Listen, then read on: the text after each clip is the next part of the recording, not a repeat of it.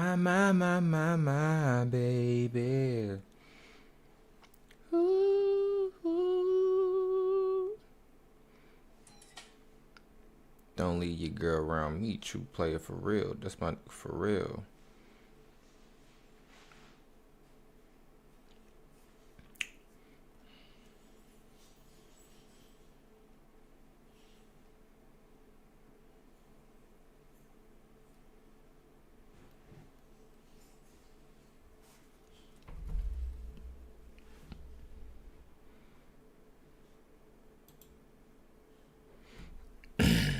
All right. Let's see what's going on with this thing.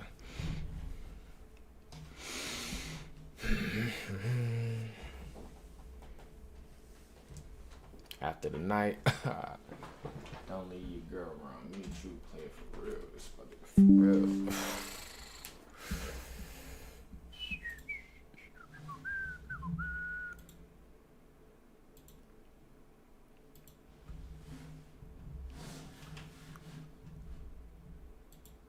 Part 26. Who the fuck did I marry? So, I asked Legion, what's the deal about San Diego State? He was like, what are you talking about? And I said, why is there no records of you there? Just came right out and said it. Without missing a beat, this man said, well, I was a private citizen. What the fuck does that mean? And what he said is that when he started at San Diego State, his father paid money so that... Okay. It's important not to say this with a straight face. His father paid money so that his name and social would not be publicized and he would be considered a private student, a private citizen. What the fuck he said for? That he had a card where all he had to do was show the card. He does not have to give his name. He does not have to give any information because he had that card. He said so San Diego State would not have any record of him, but he was in fact a student there. Do he got the diploma? I said, and you claim that you played football. He was like, I did play football. I said, so you're saying that the school did not publish your name anywhere and they were in violation of NCAA rules? And he was like, why are you asking all these questions? Oh, shit. And I said, I'm just curious. I'm just curious. You're saying that you were a private citizen, but yet how were you in compliance with NCAA? Yeah, how the fuck you do that? You were a private citizen. Yeah. And they did not publish your name on any roster. Yeah, how the fuck you do that? So that was his excuse. He was like, all I can tell you is that I was a private citizen. My dad paid for it. Okay. So now I know that San Diego State has no record of him. Now I know that his social security number, at least the one that's on my background packet, only shows that he lived in Georgia, Rhode Island, and Pennsylvania. Okay. So at this point, the pain in his knee is getting worse. It's getting to the point where when he would come home from work, he would take a shower and immediately get in bed, elevate his knee. He was not even eating the way that he used to eat. It was getting to the point where at times, if you remember when I told you all about the miscarriage, they gave me pain meds because I had taken that pill. Yeah. But the pain meds I was allergic to. You were allergic so to, I you couldn't take them. So you probably gave them to But him. I still had them. Yeah, I know. So the pain in his knee was getting to the point where he would take one of those pain meds just to get through the night. He was constantly in agony, constantly kind of tossing and turning. So much so that in May he moved into the guest bedroom because I couldn't deal with the tossing and turning thing. And he just said he was more comfortable there. So what at first was a, oh, I hit my knee at work, turned into, no, it was an old football injury, this has happened before, turned into, it's painful for me to walk on it, turned into, it's actually hard for me to work on it. But he was still going to work at 6:15 every morning and coming home between 3:30 and 4. So it is, again, I'm just giving you guys the chronological order of how all this happened. So at this point, we're not looking for a house. Fuck no. I still have not seen the 2 savings account. Hell no. I'm pretty sure there's no money in those savings accounts. But again, he was going to put in an all cash offer with Amber, the realtor. So I really didn't know what to believe, but I believed what I saw, which is I saw that background is not showing where he went to California. So at one point in May, it was close to mid-May, he calls me from work. He calls me from work, calls me while I'm at work, and tells me that he got a phone call from his stepson. The phone call from his stepson, the stepson was crying and was just absolutely distraught. And I'm at work in my office like, what's going on? And he says to me that the stepson informed him that his stepdaughter passed away. Damn. That she died from COVID. Damn. The stepson this is the story. The stepson found her in her apartment because they had not heard from her for a couple of days.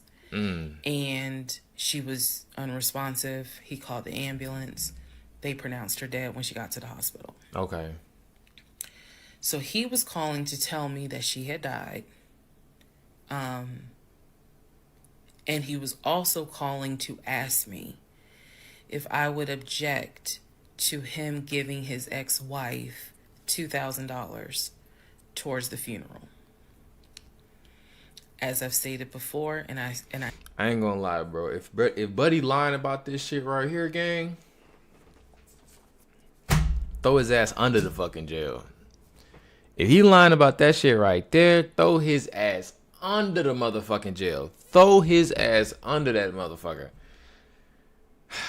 Cause if he really, bro, if he really has to like just pay somebody off for something, God, Lord, don't let this man Legion be in them streets.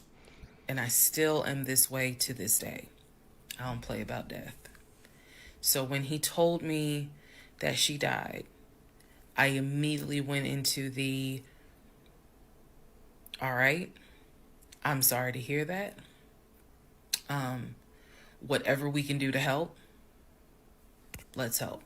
Because surely nobody would make that up. So he was like, are you okay with that? He was like, we're married, and the agreement was that anything over $500 would be a discussion. So $2,000 definitely. And I said, yeah. I said, that's totally fine. I'm fine with that. He was upset because, again, he was close with the kids. Mm-hmm. And my heart went out to his ex-wife. It did, because I can't even imagine. I cannot even imagine. So, yeah. Part 26. Damn. Part 27. Who the fuck did I marry? So, here's where we are at, and here's what we can establish. Mm-hmm. Number 1, I ran an initial background check on the Social Security number that was on our marriage license. Yeah. Nothing came back. Mm-hmm. I subsequently applied for another job. In that job, I had to fill out a background packet. In that the background packet asked for my spouse's name, mm-hmm. date of birth, and his Social Security number. And that's when you found out he ain't at all who the fuck he said he was. The Social Security number on the background packet for the new job did not match the Social Security number that he gave me for our marriage license. Mm-hmm. If you are confused, I believe it's in part 25 or part 26 that I explain that.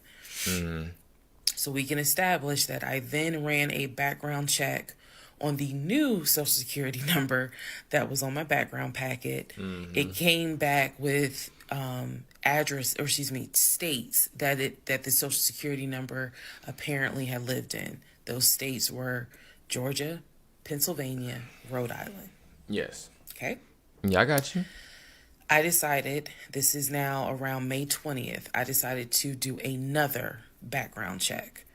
And I paid to do another background check. This time, I did it with a different company, and not only did it give me the addresses, not only did it give me the states, it gave me addresses, and it also gave me names of people who were like associated with Legion and that address. One of those names was his ex-wife. I've always known, he's always told me the name of the ex-wife, but now I see it when I ran his background. I did a search for her on social media. She was not there. So the address that it showed that she was associated with him, because remember, his story is we got married in San Diego, we lived in San Diego, we divorced in San Diego. No, California. Men lie, women lie. The U.S. federal government with your social security number does not. So he's saying he was always in California. His social security number never showed that he was in California, according to the background check. It did show that he had lived in Georgia at an address associated with the ex-wife. So tried to find the ex-wife, could not find her on social media. So I looked in the metro counties to protect her identity. This, I am going to not divulge a lot on this part. I looked in the metro counties, in the open record courts. So typically, you can look in like Superior Court or Magistrate Court or Probate Court. So I looked in open records for the different counties, metro counties, metro Atlanta counties. Let me be clear, metro Atlanta counties. And I looked under her name. And I found where they had filed for divorce. In a metro Atlanta county. So when he said that he filed for divorce in San Diego and that he was married in San Diego, I was able to find, no, according to the state of Georgia, you were married here. You were divorced here. So I looked under her name, found a record for divorce, and it did show his name. So now I clearly see on my computer that there is a metro Atlanta County Court that has a divorce record in the state of Georgia between him and his ex-wife. So I did what any rational person would do. Because this is still kind of COVID time. Well, not really. It had nothing to do with COVID. Let me take that back. Because of the parameters of the court, you can only do the open records request in person. I did what anybody would do. I told my boss I had to go.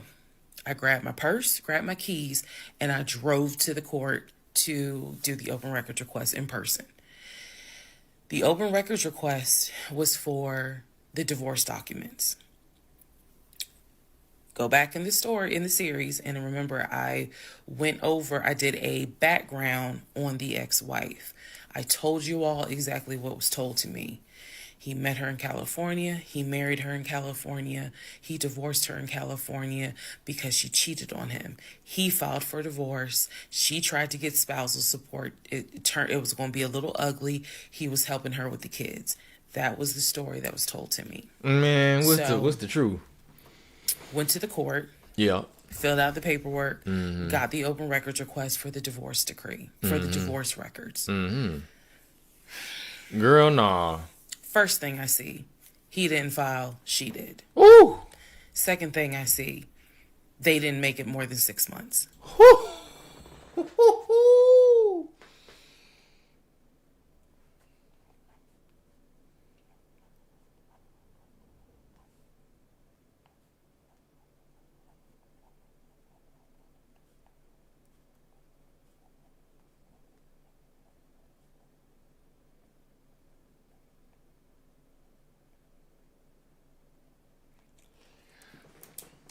God damn it. You talking about they didn't make it 6 months.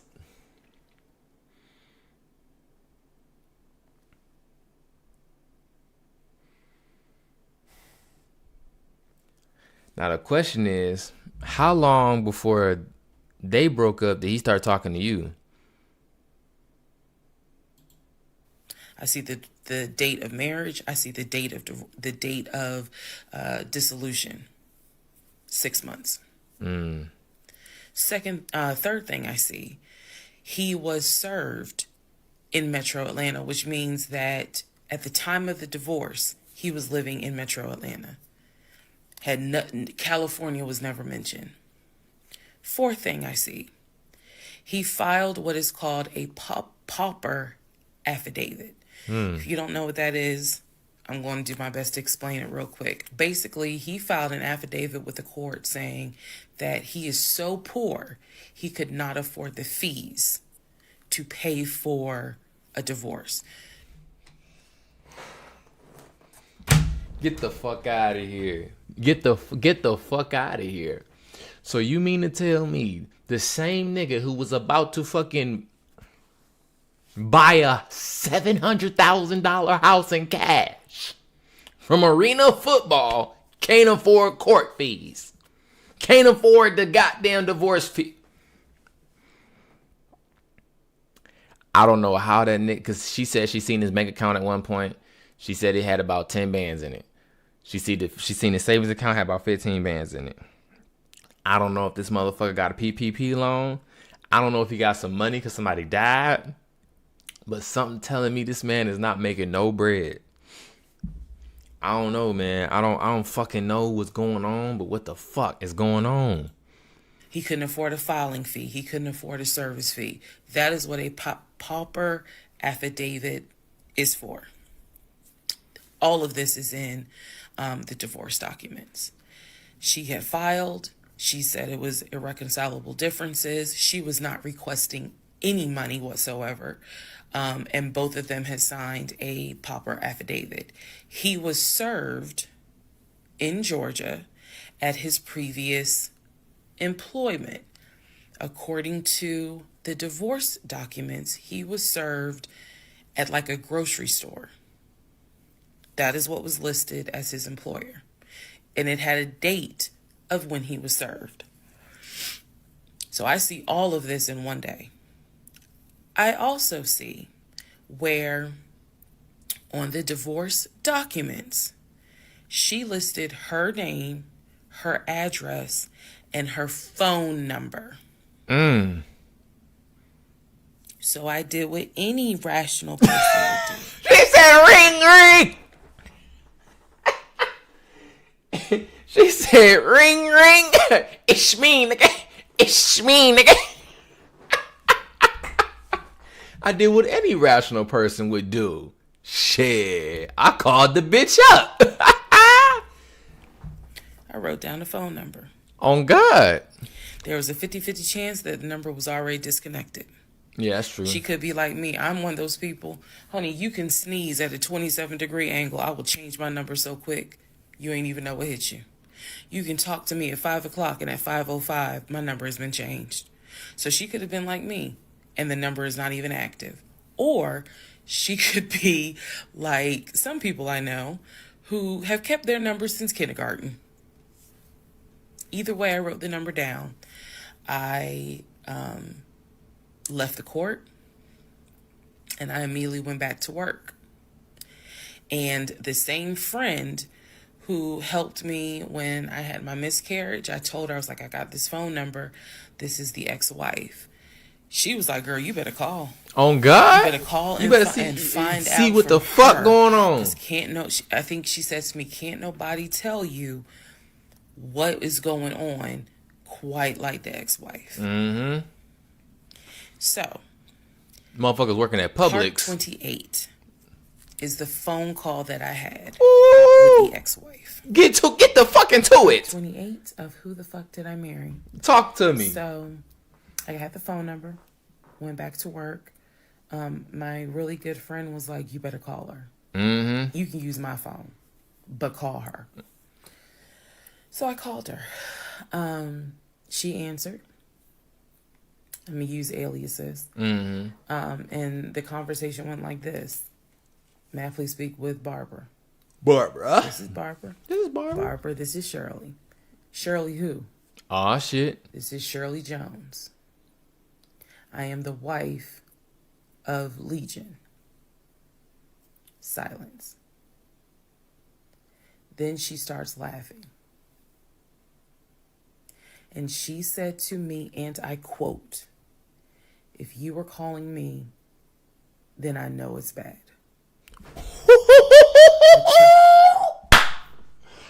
Oh, shit. She not playing no games. She said, "Bitch, how you find me?" Oh, my God. What is he doing? Chuckle. And I said to her, "I'm not trying to bother you. I'm not trying to disrupt your life. I said, I am literally coming to you on some woman to woman shit." I knew it. I'm just coming to you as a woman. Who the fuck is this? I said, because you are probably the only person who can help me figure out what the fuck I'm dealing with. She listened. She was gracious, and she said, "What is it that you need to know, or what is it that you want to know?" And I said, "I understand that you and my husband talk and communicate." Ask her. And she immediately said, "What?" Exactly. And I don't give a fuck. I don't know how you gonna get to it, but just ask her.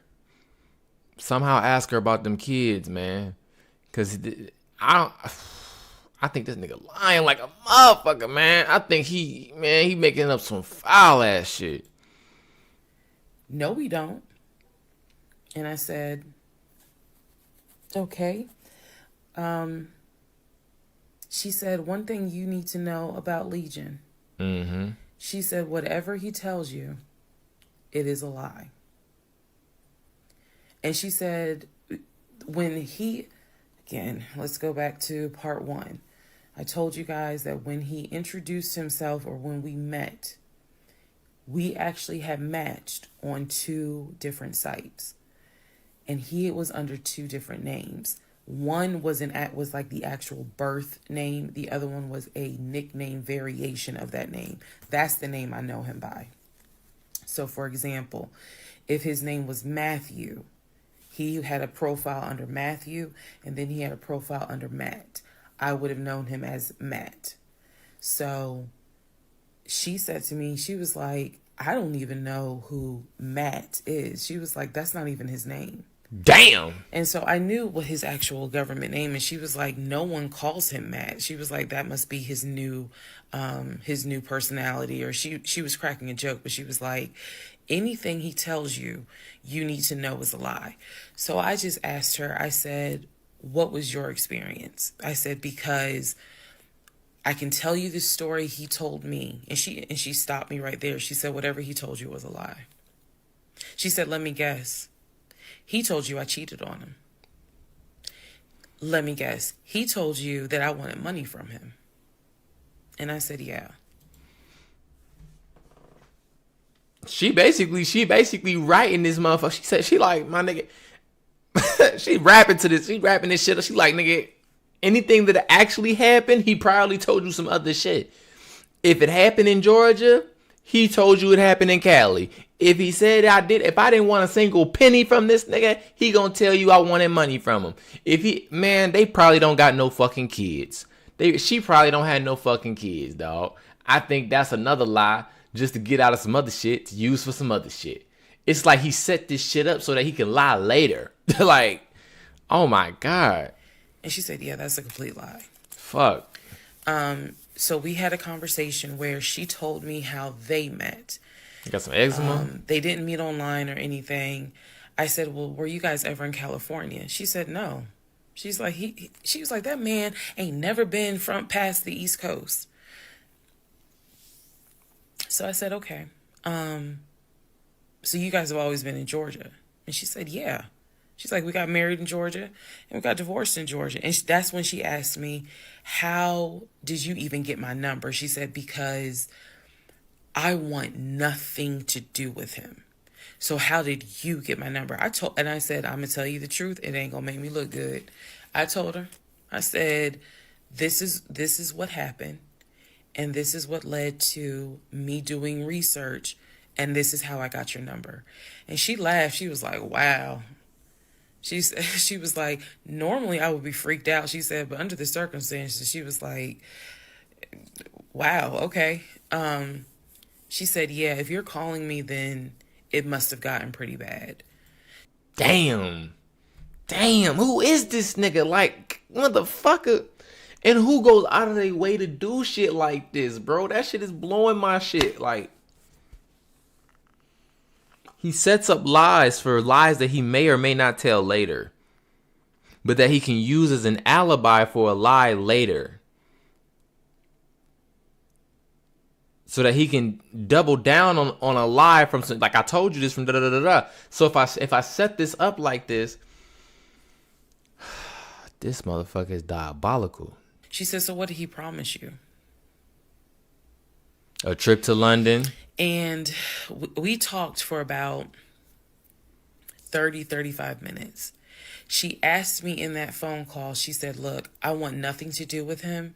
I have not spoken to him since our divorce was finalized.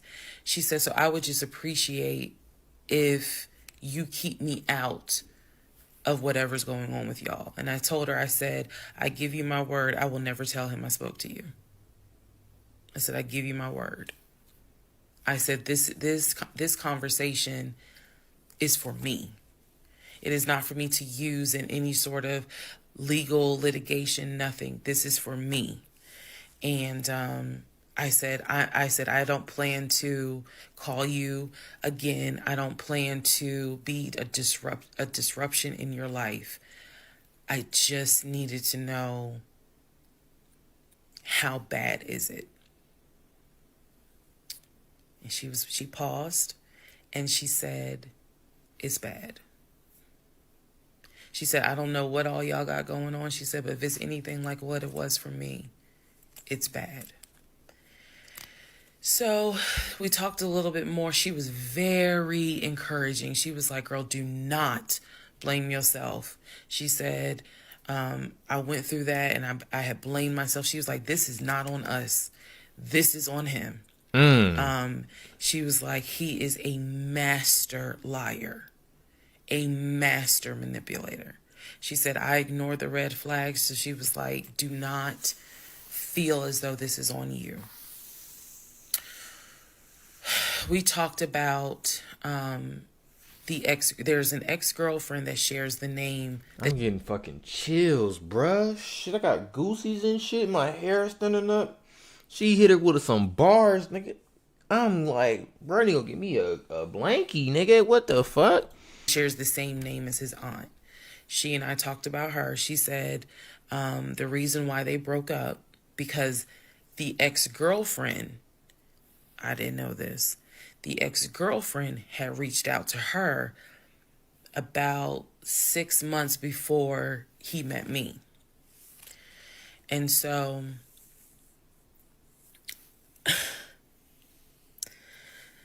the ex-girlfriend lived in Douglasville.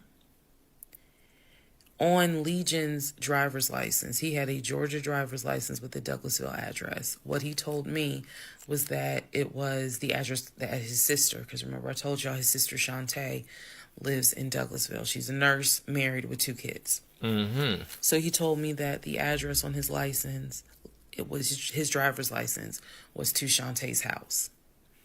That ain't true. The ex-wife is telling me, no, that's the address for the girlfriend, the ex-girlfriend.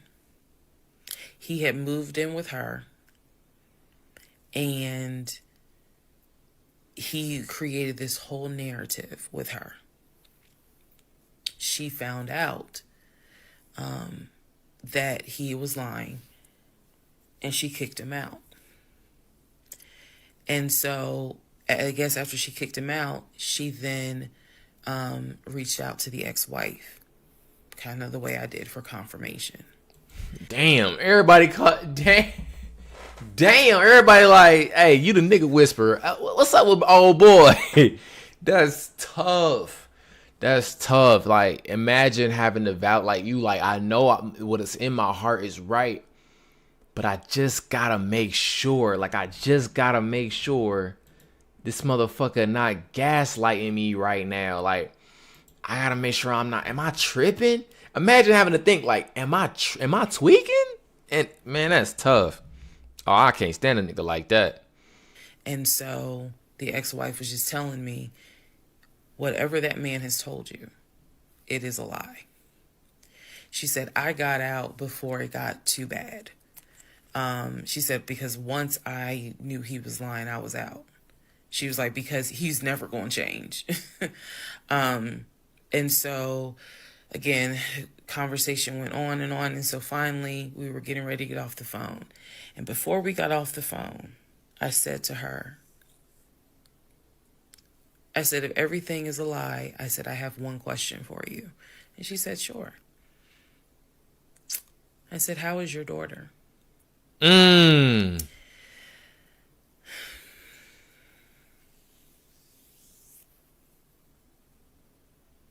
said, how is your daughter? Next part coming up.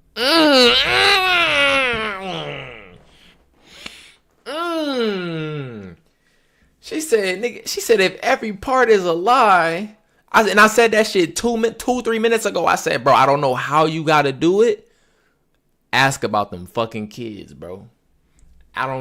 Cause that's a foul ass shit. My grandmama died. Everybody done said that. I haven't said that because my grandma's still walking around. Well, I don't know about all the grandmas, but still. You know what I'm saying? So, man, I'm not going to lie to my grandma. But I know people that say shit about their grandma, their granddaddy, or whatever, to get out of some shit. But some kids, bro, you lying about some kids? Oh, she said, hold on, gang. How's your daughter, nigga? What the? Part 29, who the fuck did I marry? This so motherfucker. I asked her, how was your daughter? She said, my daughter's fine. And I said, okay. She said, what did he say about my daughter? That she was fucking dead. I will be honest with y'all. I didn't have the heart to tell her. So what I said instead was, oh, no, it was, with everything with COVID, I think he mentioned that she might have had COVID or was exposed to it. I downplayed it bad. I wasn't going to tell that woman that he said her daughter passed away. So I said, obviously I'm glad to hear that kids are fine. She said, look, whether you stay with him or not is your choice. She said, he ain't gonna change. He ain't gonna change at all. She said, this is what he does. She said, you're not the first. You're not going to be the last. She said he did it to me. She was very, very encouraging because she was just like, you do not blame yourself. She said, we both ignored red flags, but it is not your fault. Mm-hmm. She said, this is on him. And so we, once again, I thanked her for her time, got off the phone. I took the long way home that night. I could not be around him. Because how do you get that information? It's so crazy because it's like, how do you get that information and not say nothing to him about that shit? That is so crazy. How do you get that information and not say nothing to him about this shit? I mean, you can't talk to him about the conversations that you had, but at least the fucking background check. Like, bro, you ain't never been. Oh, I had a private citizenship. For what, 3 years of your life? What the fuck are you talking about? I had to figure something out. I had to figure some things out. So I took the long way home. What does that mean? It means that I probably could have taken 75 to 285, but I probably took 20 to 75 to 285 to 675 kind of like I just took the long way. Nah, hell yeah. A couple of days later, because I really my mind was spinning. A couple of days later, at this point, I'm turning into the FBI, CIA, and On Homeland God, Security all in on one. God, on phone them. I'm trying to find everything. And he's carrying on his business as usual. Nothing changed with him. He had no idea that I had spoken to the ex-wife. He had no idea I had gone to the court and saw his divorce documents. He had no idea. So, a couple of days later, I decided to look up his mother's obituary. Oh my goodness. Let me Look up find the out. mother's obituary. And down at the bottom where it talks about, oh, she's preceded in death by, and it lists all the people, the family members that died before. And then it says, leaving behind to cherish her memory. It lists the husband, his dad, her husband, excuse me. Let me start over. It lists her husband, which is Legion's dad. It lists Legion's brother that lives in Philly and his wife, because again, this is 2000. She passed away in 2015. So it lists Legion, the brother in Philly, and his wife and daughter, her granddaughter. It lists Legion and his wife. I think it was like Latoya or Le something. It did not list the ex-wife I just spoke to. Oh, this And nigga's it clearly sick. said Legion, his wife, Latoya. Then it listed the brother in Nashville, his wife, Jane, or whatever. Okay, so at least he got some brothers. So I'm thinking to myself, there's two things I was thinking immediately. Number one, who is Latoya? Latoya, yeah. Never heard that name before. And let me check timeline. He met you in 2020. Y'all got married in 2021. Before he married you, he was married to the other ex-wife and they said for 2 years. So let's just say 2019, 2017. And then in 2015 he was married to somebody. So he getting married. This nigga getting married every 2 years? Maybe he take a year off? God damn. Never heard that name before. So I was thinking, who was Latoya? And then number two, where are the two sisters? Oh, yeah. Shantae and Kim. Shantae lives in Douglasville, married with 2 kids.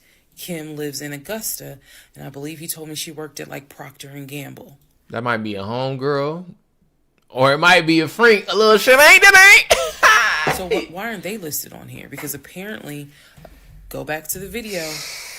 I posted it on there. I gave y'all background on the family. Oh, fuck. He apparently was one of 5. Yeah. Through both parents. Yeah. Brother in Philly, older brother, younger brother in Nashville, an older sister in Douglasville, and a baby sister in Augusta. So why is it on his mother's obituary there's only three children named? Where are the 2 sisters? So I'm even more like, what in the hell's going on? And then I started thinking to myself, why wouldn't they list Shantae? Like, they talk all the time, so I know that they're close because he talks to Shantae all the time. That's crazy. So, maybe she one of them little hood I friends. really was confused. Again, keep in mind, You know, maybe she one of them little hood friends like this my sister. You feel me? But they ain't related. You know what I'm saying? That's just somebody that you grew up with, your home girl. Y'all still cool. Y'all just ain't never hit, bump and grind. You ain't never, knock boots. So y'all still cool. You check on each other and shit like that. I guess. I'm trying to give y'all insight into how I was thinking May of 2021. Yeah, I'm hip. Because I still didn't find out a lot of stuff at that time. I found out enough to figure out, okay, it's not a question of if he's lying. That was over. It's not a question of if he's lying. I think the question is how much shit is he lying about, and how fucked up is it really? The question now is becoming, what else is he lying about? How much shit? Everything? So we had the phone call with the ex-wife. Now I see an obituary that apparently there's another wife. I know on our marriage certificate, it only states he had one previous marriage. I had 0, he had 1. So this is how I'm thinking in my head, which is, okay, what am I missing here? I know we've established that he's lying, but who the fuck is LaToya? Like, I'm really trying to understand who is LaToya. Shit, And again, call that bitch up too. Hobbling around the house, limping, and I'm in our in the bedroom, just. I mean, I could not get on Google fast enough to try to figure some stuff out. So,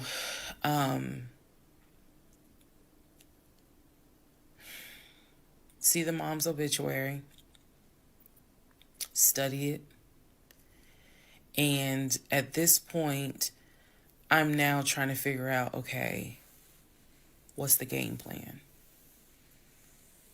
What is the game plan? What the fuck is the game? And that's where, man, what happened? We are about to get into the next part. Oh, fuck out of here. Come on.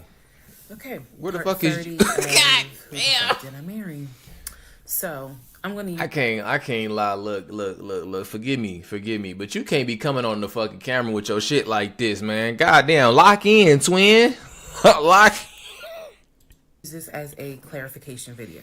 So we're gonna use part 30 as a stop.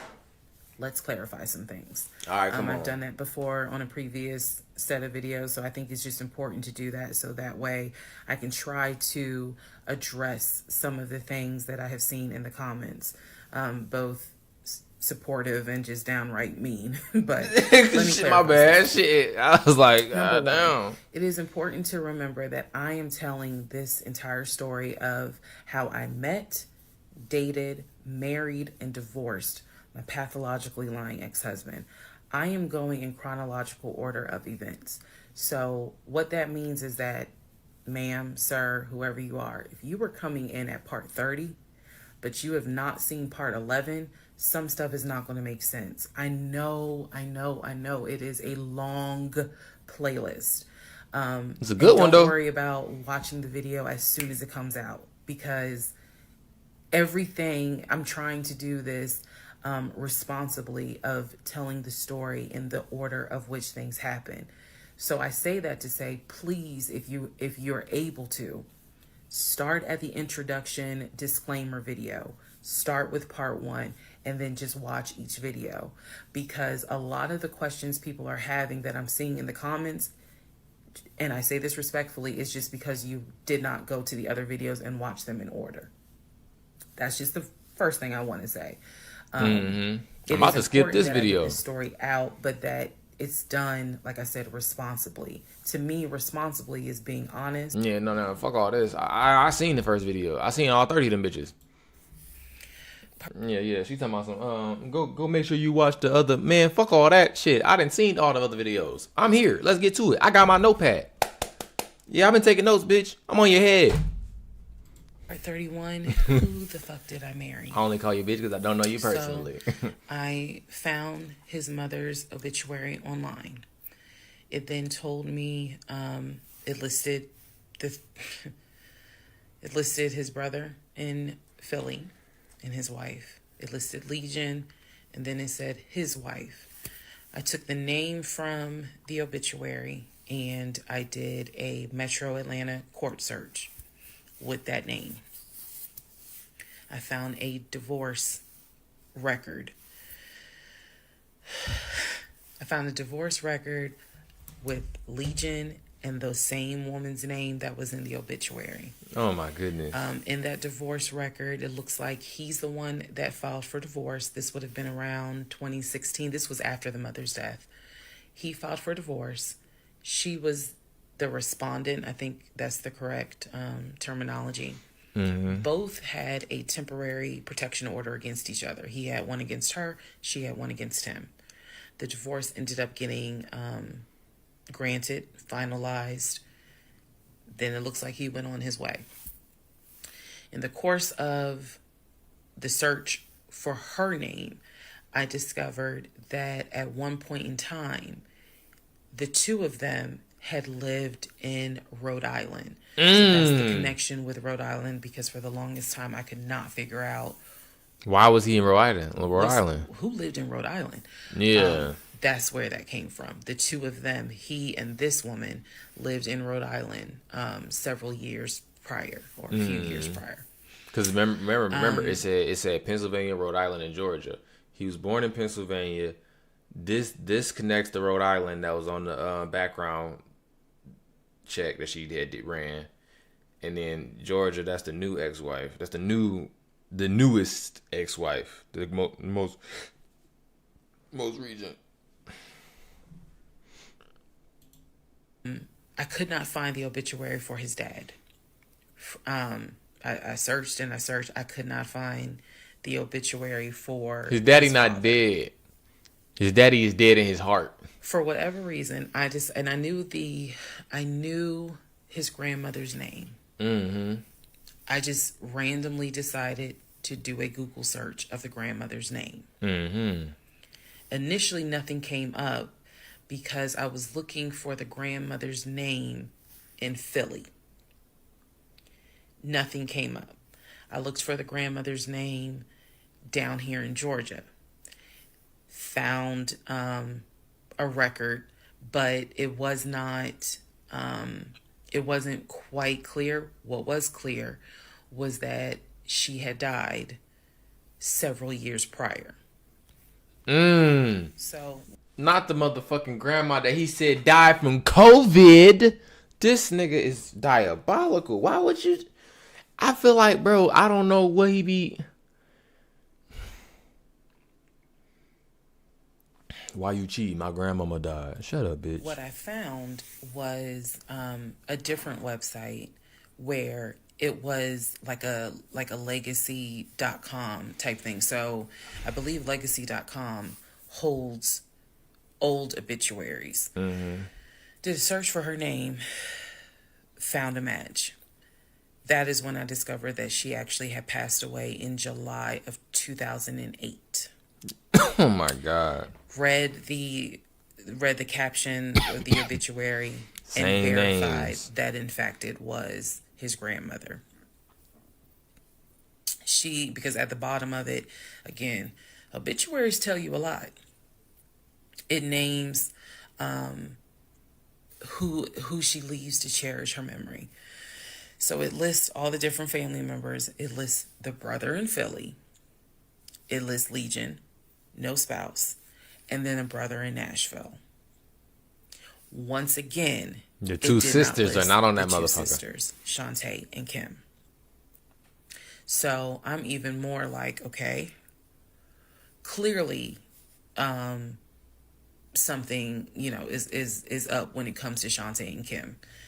But what I do know is that he has talked to them multiple times in front of me. So I'm not sure what I'm missing. Maybe some family feud happened. I don't know. So that is how I discovered that when he told me the grandmother died from COVID and he was crying, boo-hooing and all that shit, she actually had died in July of 2008. I found this out the same time that I found out about allegedly, and I say allegedly because I'll explain, allegedly the first wife, or at least what I think is the first wife. So while all this is going on, Legion is almost bedridden from what happened with his knee. And I need to take a moment to address this issue with the knee. Again, the story started, he hit his knee. Then it turned into... It was a football injury. It was an old football injury. And this has happened before. He's going to the doctor. The doctor's telling him to ice it and to elevate it. He eventually moves into the guest bedroom to be more comfortable. I'm going to make this statement. This is probably the only time I will make this statement. He was not lying about the injury that he had. I don't know where the injury came from, but what I do know was he was not lying in the fact that he was in pain. You could clearly see that he was in pain, and the pain was becoming debilitating. Please understand what I'm saying. The pain was debilitating enough to where he was taking my pain meds from when I had the miscarriage. And then also, it was hard for him to walk. He was not eating. So this is what made me... Man, people in the comments was probably like, man, that nigga lying. Ain't nothing wrong with that nigga knee. You should kick that nigga knee. You should kick that. They was probably like, you should kick that nigga in his knee and see what it do. If that motherfucker jump, he lying. Like, what the fuck? Golly, I feel that though. I feel it. Because he done lied about everything else. I'm like, ain't nothing wrong with you, nigga. Get up, nigga. Believe this, whatever was going on with the knee, there was more to it because he was not eating. When I met this man, he was a size 3X. At this point in time in May, he's down to a 2X. He is not exercising. He is not doing anything mobile. He's simply not eating. So there definitely was something going on. Oh, so she didn't give us all of this in the first couple of episodes of what this nigga looked like. This was a big motherfucker. You hear me? This was a big motherfucker. You hear me? She didn't say all that. She made it seem like he was good looking to her. Cause remember he hops out the whip when she blew her tire, and she was like, I was just hoping he looked like his pictures. So she must find him attractive. He was good looking to her. She's very pretty. She's very gorgeous to me. Like, she was, you know what I'm saying? And she said he was 6'4", 6'3", 6'3", 6'4". That's all she said about him, by far as what he looked like. I think that she did that on purpose to make sure that we didn't, somebody eventually found the nigga, but she didn't want us to go find the nigga. But yeah, she just exposed that the nigga was a big motherfucker. 6'4", 3X. Shit. Now, granted, I understand like big and tall motherfuckers be having to, wear different size clothes. I understand that. I ain't about to, you know what I'm saying? But damn, Something concerning. Honestly, I thought it might have been cancer. Ooh. But he kept saying, no, it's not that. It's from a football injury. It's from a football injury. I said to him, the next time you have a doctor's appointment, I want to go. It was that bad. And he kept making excuses like, okay, fine, I'll make the appointment. I'll let you know what it is. Cool, I will take off work. I want to be at that doctor's appointment because whatever is going on with you is serious to the point where you are losing weight rapidly within a 2-week span. Man. So now we can go. Motherfucking Legion said, fuck a diet. Give me a knee injury any day. Fuck. No. Go ahead and enter into June. When we enter into June, I have read the divorce documents for not one wife, but two wives. Two wives. I have called San Diego State, verified they have no record of him. He claims he was a private citizen. I don't believe that. And something tells me, like, because I was watching, like, what is it called? I was watching, like, what's that show? Baddies or whatever the fuck. And, Smiley was convulsing and she was throwing up, and they took her to the hospital. When she gets to the hospital, she hop up real quick and I'm fine, I'm good, let me get the fuck up out of here, you can let me go, I'm fine now. A few minutes ago, you was I need my son. Now you fine. And I feel like there's a similar reason to why Legion don't want to go to the hospital. When people don't want to go to the hospital, they're hiding something. Because the hospital gonna pull your documents. The hospital got your social security number. It needs your insurance. They need to know who your emergency contact is. So like you can find, like, you don't want to meet somebody emergency contact at the hospital and not know that this is who their emergency contact is. Because the emergency contact gonna tell you the truth. Man, you better watch them. You better watch them motherfucking doctor shows. The motherfucking Grey's Anatomy and fucking The Good Doctor, and all. You better watch ER, all that. Watch them shows, bruh. It's been so many episodes where you find a motherfucker emergency contact, and you didn't know that, man. You're saying there's no record of him. I have pulled his background. It is showing that you've lived in Pennsylvania, Rhode Island, and Georgia. When I look at the addresses, it is tied to at least 2 women, both of whom I'm showing divorce records on file that you had. I've also verified that your grandmother actually died in 2008 and not in 2020 from COVID. I know all of this as I'm going into June. His birthday is June 17th. So all I've been doing is just trying to figure out what is it I'm going to do. I spoke to the pastor and his wife. I believe it was actually the pastor I spoke to because I knew the pastor previously before he did our marriage counseling. And I told him what I found. Mind blown. Mind blown. Had no idea. He knew something was up. He knew that Legion was not really trying to make this marriage work. He had no idea all this was going on. So but he why? asked me, are you wanting to stay or do you want to end the marriage? I said, oh, absolutely, I'm ending it. Oh, hell yeah, I'm ending it. I have to. I have to end it. Fuck yeah. I have no idea who that man is in my guest bedroom. Not to mention, on top of all of this, he had lied about the death of the ex-wife's daughter. Yeah, that's wild. Part 32. Yeah, no. Get the fuck up out of there. I ain't gonna lie, bro. You gotta get your contingency plan in order and get the fuck up out of there. Cause as we've already established, he wear a 3X, he's 6'4".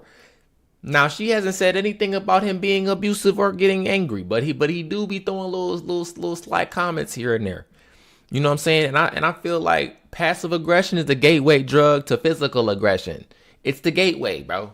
It's the gateway. Passive aggression is the gateway. Because if you just build it up enough, they grab that shit.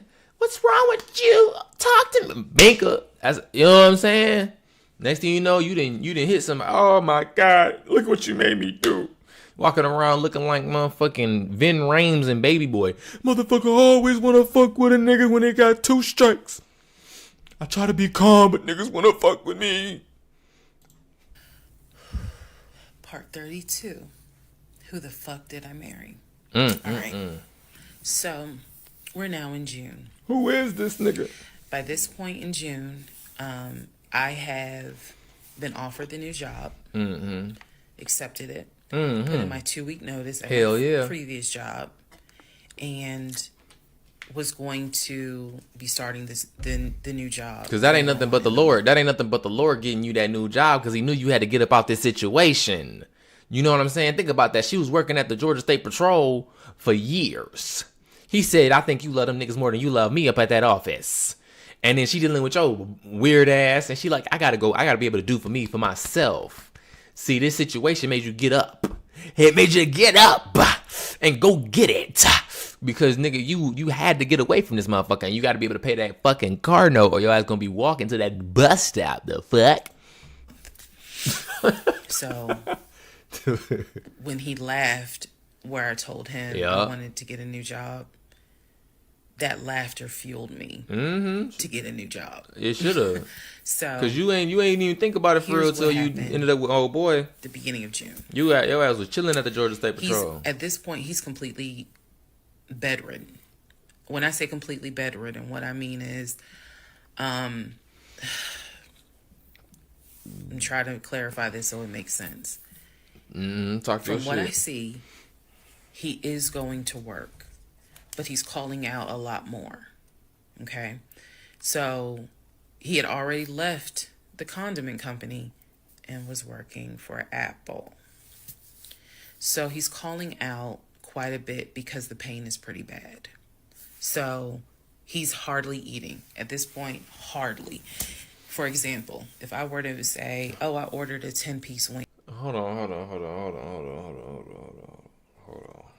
Cause when you, I know you be trying to keep up with this shit, but sometimes you can't be skipping over the details, baby girl. Hold on.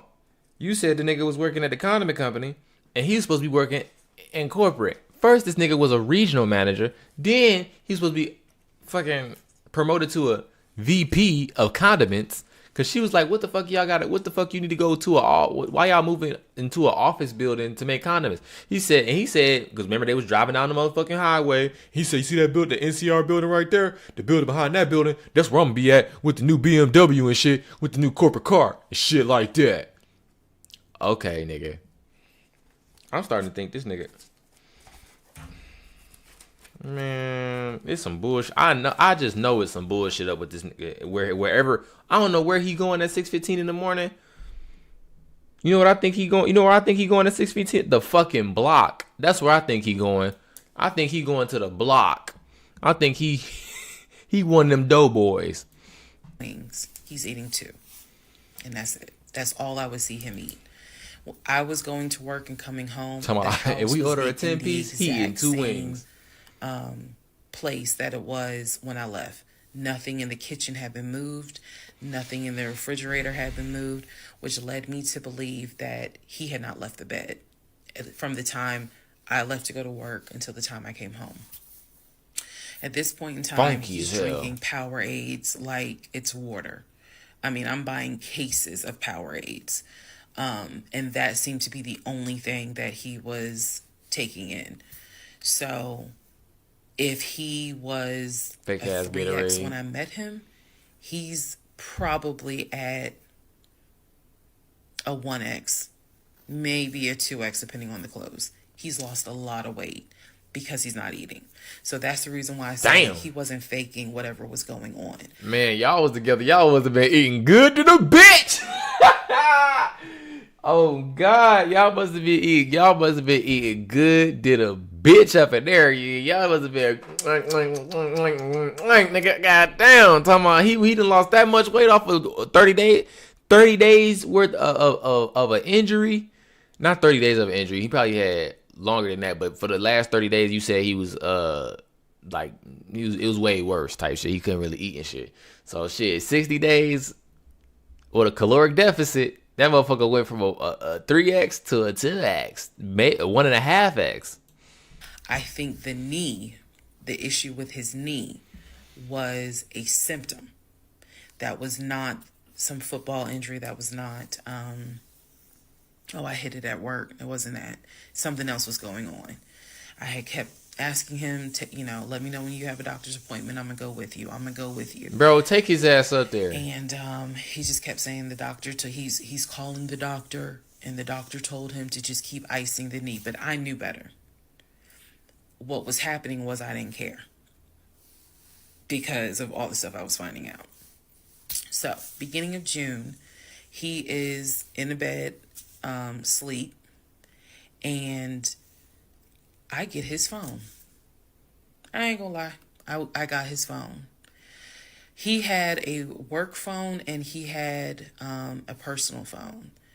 It was the work phone. I got 2 he had phones. From the condiment company. One for the plug and one for the hose. I got 2 phones. Apparently was never turned in. Follow me. It'll all come out. So he still had the work phone. It was deactivated. But he did not wipe the phone, if y'all know what I mean. Take all the data off. He did not do that. So I look through the phone and I see this would have been text messages. Text messages between him and a woman named Peaches. I go back to the beginning of the text messages. This is on the work phone. This is the beginning of June of 2021. I go back to the text messages the beginning of the text messages between him and Peaches. Yes, that was her name, Peaches. I'm reading the thread because he's knocked out sleep. So I'm in the bathroom with the door locked, reading the thread. And what I can tell is that he met Peaches on POF. If you don't know what POF is, it is plenty of fish. He nasty. This nigga nasty. I swear to God, it's like the online apps, bro. Look, bro. Get off the dating apps. Get off them bitches. Ain't nobody good on there, bro. If you like, I'm a good person, I deserve. Get off of that shit, bro. Go outside, touch you some grass, smell you some ass, bro. Women and men, I don't give a fuck. Get off the sites, bro. It's nothing but weirdos. It's nothing but legions on them motherfucking apps, bro. Get off them fucking dating apps. Cause he looking for booty. He looking for straight booty meat. Don't and a lick. A dating website. He met Peaches. This would have, I saw the messages in June, so he met Peaches around February. Met Peaches from POF. So hold on. Let's keep up with this shit, cause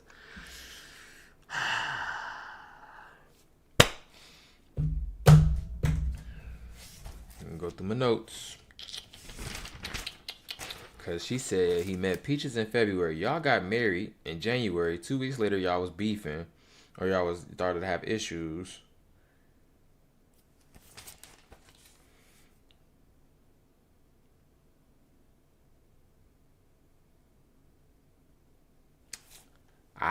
He met Peaches in February. I was looking for a date. Hold on. He started to come home later looking at houses.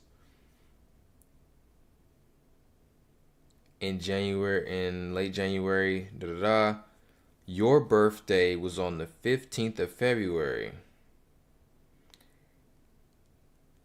I think a few days after that, he said he made up some issue about he made up an issue about somebody pulling up to the fucking, because her birthday was on the 15th.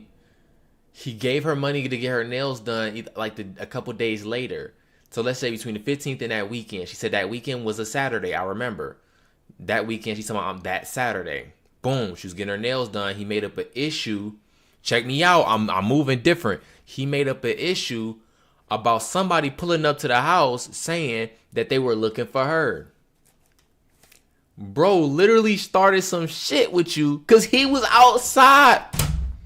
Nigga, stop. And apparently Peaches was, there's no nice way to say it. Apparently Peaches was a prostitute. So paying for that. And the reason why I say that is because in the text messages, she's listing the prices. So he asked for a hand job. This is in the text messages. She told him it would be like $40. He asked how much would it be for oral. She said it would be $60. Because it was $60 and $80. One was the price with the condom, one was the price without one. So no messages after that. She sent a picture, he sent a picture. No messages after that. So in other words, these messages were not back to back every single day. There's breaks in between the messages. So like a message was in March, the next message is in April. Message in April. Yeah, so whenever he get a little lonely, whenever he feeling a little lonely, or he ain't fucking with you, because he roll over, he look at you, he said, he go text Peaches. He go take, he's stupid, but he ain't that stupid. Like he you not home for a few hours, he get home a little early, ain't nothing in the fridge to eat. He gonna get him a little peach, yeah. Next message is like 2 weeks later. So he's asking her the prices. Next message I see would have been from a few weeks prior to the date of this. So this was the beginning of June. The message is from sometime beginning of May, where he is thanking her and says to her, thank you so much. That was really great. I hope I can see you again. Then there's messages where she said, hey, basically she was at a new spot. She must have moved. So he said, okay, I'm going to come through. I'm going to come see you. He's asking her to confirm the address. He was like, is it the house with the brown trash can with a white car in the front? She says, yes. So I'm thinking he was actually in front of the house when he's texting these messages. Then again, he does whatever he does, and he sends her a message a few hours later saying, "Thank you. That was great." Damn. I'm reading all this. Damn. Damn. He get his pickle wickled. You hear me type shit. He get his pickle tickled. That's just fucking nasty, bitch. Oh my God. And he probably, his broke ass was probably getting the $60 special. He started cheating on you with a prostitute on your birthday month, bruh.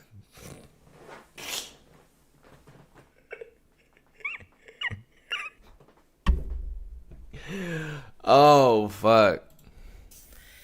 And I will tell you guys something that you may or may not understand. Some women may or may not understand it. The cheating didn't even faze me.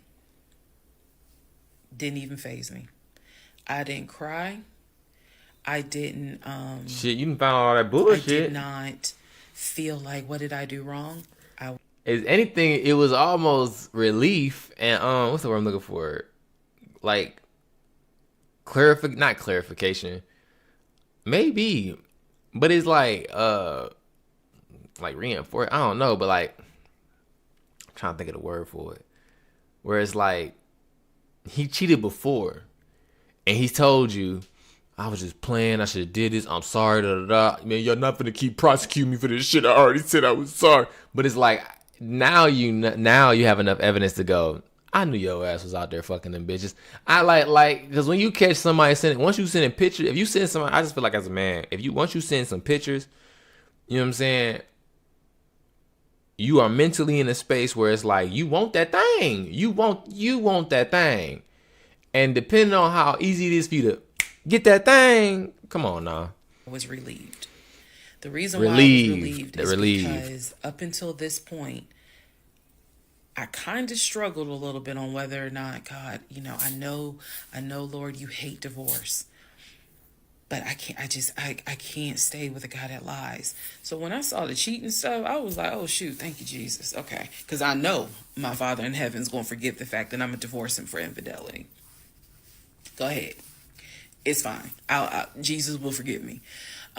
So I was relieved, to be honest with you. Like, oof. I would have took screenshots of that shit and sent it to myself. I got grounds now, bitch. That's how I felt. So saw the messages, forwarded the messages to my phone. That's what the fuck I'm talking about. I had to take my phone because the phone was deactivated. So I kind of had to do a little ghetto. Hold the phone up, take my phone, and take pictures of what I see on the phone so that I would have proof on my phone. Then I put the phone back and continued on. Now in the next part is the day that he gets kicked out. And I will tell y'all what happened. Part 33, who the fuck did I marry? June 17th. On his birthday? 2021. So, you guys have been on this ride. You now know. His birthday was a June 6th or something like that. The morning of June 17th, which was his birthday. Yeah, I'm alright. Yeah, I'm here. He was in the bed as usual. Powerade bottles all over the place because I wasn't in the mood to clean. Yeah, fuck that dude. I went in his room. He was awake. He was watching YouTube on his cell phone. Lame ass nigga. He watched a lot of YouTube, watching these two guys that always were fixing Jeeps on YouTube. And if I saw them, I would know exactly who they are, but I can't remember their name. It's a popular show on YouTube. Anyway, so I go in there and I just calmly sit on the edge of the bed. And I was like, can we talk? Oh, shit. And he was like, yeah, what's up? I got you, nigga. I said to him, Legion. Obviously, I called him his name. Legion. I said, I'm going to ask you something. I just want you to be honest with me. So he starts, I can already see in his eyes, he's about to get defensive. And I was like, calm. Because this is the tone I had. Calm. I said, you never went to San Diego State, did you? He rolls his eyes and he's like, I said, calm down. I already told you, man. I said, you never went to San Diego State. said, you never lived in California, did you? And he said, of course I lived in California. He was like, I fucking showed you the house I had in California. He said, and I told you about San Diego State. I was a private citizen. My dad paid for me to be a private citizen. And I said, okay. What about these San Diego State bitches? Oh, she said, I called it. She said, nigga, I called the motherfucking San Diego State, nigga. And he looked at me. His eyes were like empty. Like, he wasn't shocked. He wasn't like, oh my God. He was just more like, okay. I said, they have no record of you. I said, they have no record because you never went. You never been to California. So at this point, I'm very calm. And I'm just stating, I said, you never been to California. I said, I bet you've only lived in Georgia, Pennsylvania, and Rhode Island. At this point, now there's a little emotion behind the eyes. And I said, I don't think that this is going to work. And he said, what, the marriage? He was like, so what you saying? You don't want to be married to me anymore? And I said, I don't want to be married to you anymore. I said, real nigga shit. We need to go our separate ways. We tried, but we need to go our separate ways. The way that I am talking to you all, man, COVID was a different monster, nigga. COVID must have been, I don't know what the fuck. I was at the crib making TikToks. You know what I'm saying? Doing social media and shit like that. Starting my streaming career. You feel me? No viewers, 0 viewers for 80 days, nigga. You know what I'm This bitch put a stranger in her house. Cause she didn't want to be COVID alone.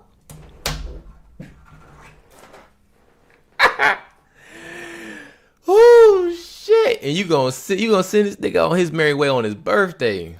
That's exactly how I was talking to him. And so he was like, that's not what marriage is. Marriage is, you have to fight for what you want. I said, I don't want this. And I don't want to fight for it. I said, I don't want you, and I don't want this. And so he was like, I'm not giving up on the two of us. I said, you don't have a choice. Nigga. I said, I think that you should call your brother or your sister now. And I think that you need to pack a bag. And I think you need to get the fuck out my house. Yes, sir. Nigga.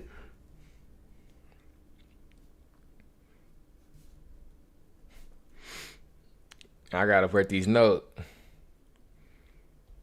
Hold on. She said, pack a bag. Pack a bag and get the fuck out my house. On your birthday, nigga. That's how you do it. Hey, that's how you do them. You feel me? On your birthday, nigga. Because if you remember, which is unfortunate, extremely unfortunate, excuse me. If you remember, a year ago to date, on his birthday, they went out to eat to try to still celebrate his birthday. And then that night, she took a pill to pass the rest of the situationship that she had when she had the miscarriage. And I said, what the fuck are we talking about? I'm sorry, bro. Birthdays are cool. I understand it's your birthday and you want to celebrate life, but sometimes things are just bigger than you, right? And that was one of those times. That was one of those times where you go, I know it was my birthday, but this is more important. What the fuck are we outside eating big dinner, big rib chop? Like, what the fuck? And then she go home and she deal with that shit. And she still ends up having to go to the hospital, which your bitch ass left her at for 4 hours. So yeah, nigga, pack a bag and get the fuck out. I don't really have time for this. I don't feel well. I said, I don't care. That's what I'm talking about. You need to get out of my house. Talk your shit. Again, the way I know y'all are going to be like, she's so dramatic. And in real, I am actually a very dramatic person. But the way that I'm talking to you guys on this video is exactly how I was talking to him in the beginning of how this started. So I said, you need to call your brother, or call your sister, because she's in Douglasville, and you need to go stay there. You need to get out this house today. Basically what happened was, at first, he refused. He wasn't moving fast enough for me. And so he called his aunt. And his aunt was on speakerphone. Let me preface that. She was on speakerphone. And so she was like, what's going on? And he was like, my wife don't want me no more. She claimed that I be lying to her. I ain't never lied to her.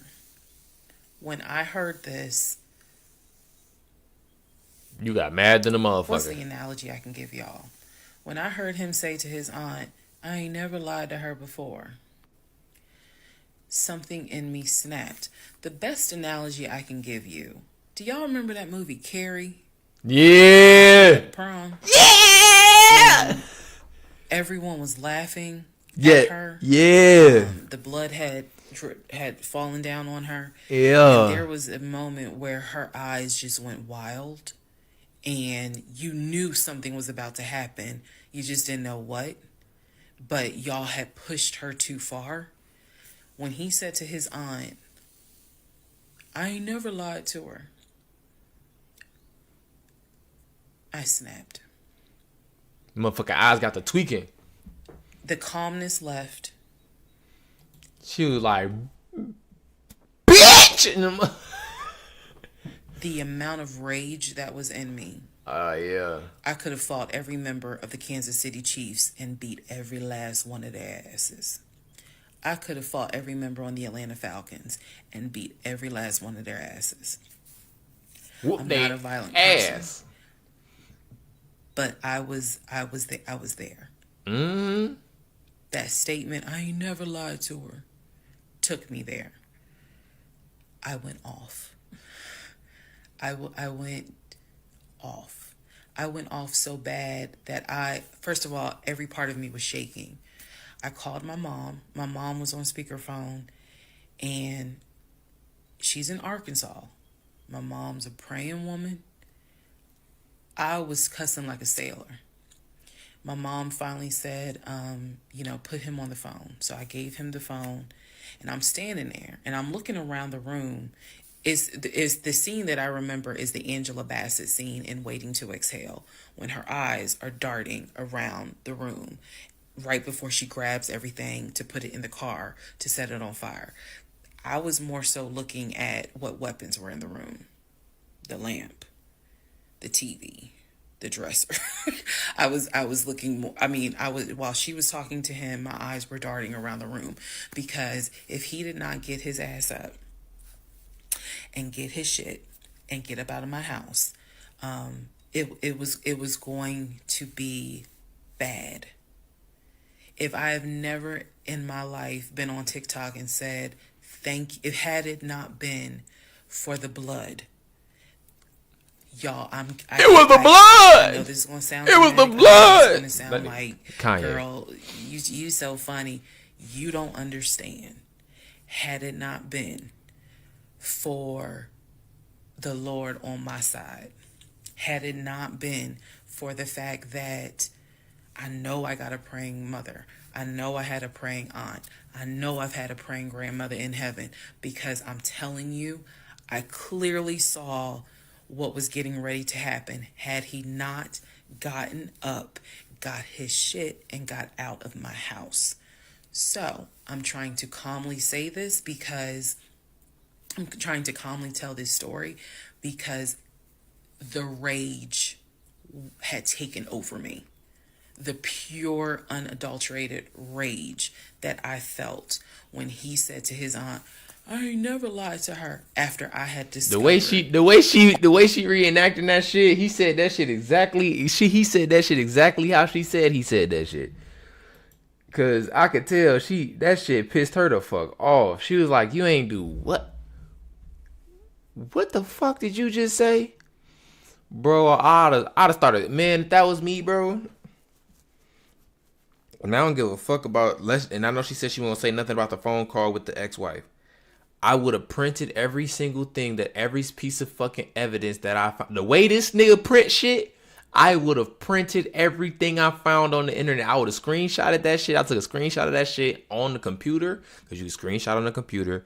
Screenshot shit on your. I would have screenshotted all that shit I found, PDF that motherfucker, and I would have printed that shit. And I would have waited for his ex, because motherfuckers like that love to try to gaslight you, try to flip it on you. He been flipping it every time you try to present some shit to him. Flip it, flip it, flip it. Fuck all that. I would have started slamming that shit on the fucking table. Bow. Sheet after sheet. There go the obituary. Bow. There go the marriage license. Bow. There go another obituary. Bow. There go another motherfucking marriage license. Bow. There go your social security number. Bow. There go the other social security number. Bow. Here go our marriage license. Bow. I'd have started slap. Here go the pictures of you and Peaches, bitch. Bow. I'd have started slapping that shit on the fucking table. Bow, bow, bow. I done started every fucking thing that I found. I took a screenshot of that shit. I took a picture of that shit. Put that motherfucker in a PDF, printed it, and every time, and when he was sitting there trying to talk that bullshit, I'd have slapped that shit on the table, page after page after page, and he gonna go, "What is this? Read it, bitch. Fucking read it, bitch." And as he's reading and looking at it, he gonna fucking realize that I'm fucking crazy, nigga. He would, in her shoes, he would have realized bitch, I'm crazy, nigga. Only 2% of the lies at that point. Just 2%. So it was enough for me to be like, you need to get your stuff and go. So my mother gets on the phone and she says to him, Legion, she called him by name. She said, I am not there to control my daughter. She said, in the name of Jesus, get your stuff and get out that house, because I think she might kill you. Get out of the house. She's on my phone. His aunt is on his phone. His aunt said, nephew, come home. Home for her was Philly. She said, I'll send you money. Come home. Leave that house right now, she said, because I think that woman is about to kill you. Let's go. Let's just go to part 34. Let's just go to part 34. On God. On God, I'm going to it. Part 34. Who the fuck did I marry? Who was it? The aunt told him, I'll send you money. Come home. I'm yelling in the background, by the way. I'm not standing there calmly. I'm yelling. I said, oh, he got money. Yeah, you got money. You got money in that offshore account, right? You got money in that Chase account. You got money to drive. So do what you got to do. I told him, and I'm not going to repeat some of the stuff I said because my mom might see this TikTok. But I did tell him, I was like, if you don't get out of this house, actually what I said was, you have two options. You either going to leave this house voluntarily, or you're going to leave this house involuntarily. And he tried to get a little nuck if you buck. He tried.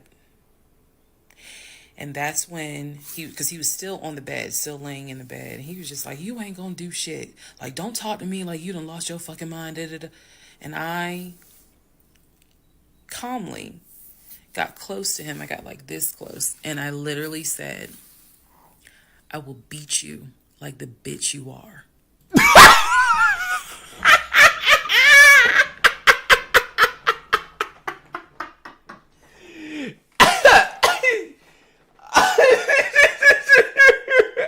This POV is insane.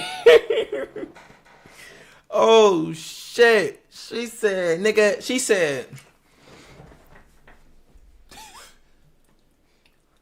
look here, pussy.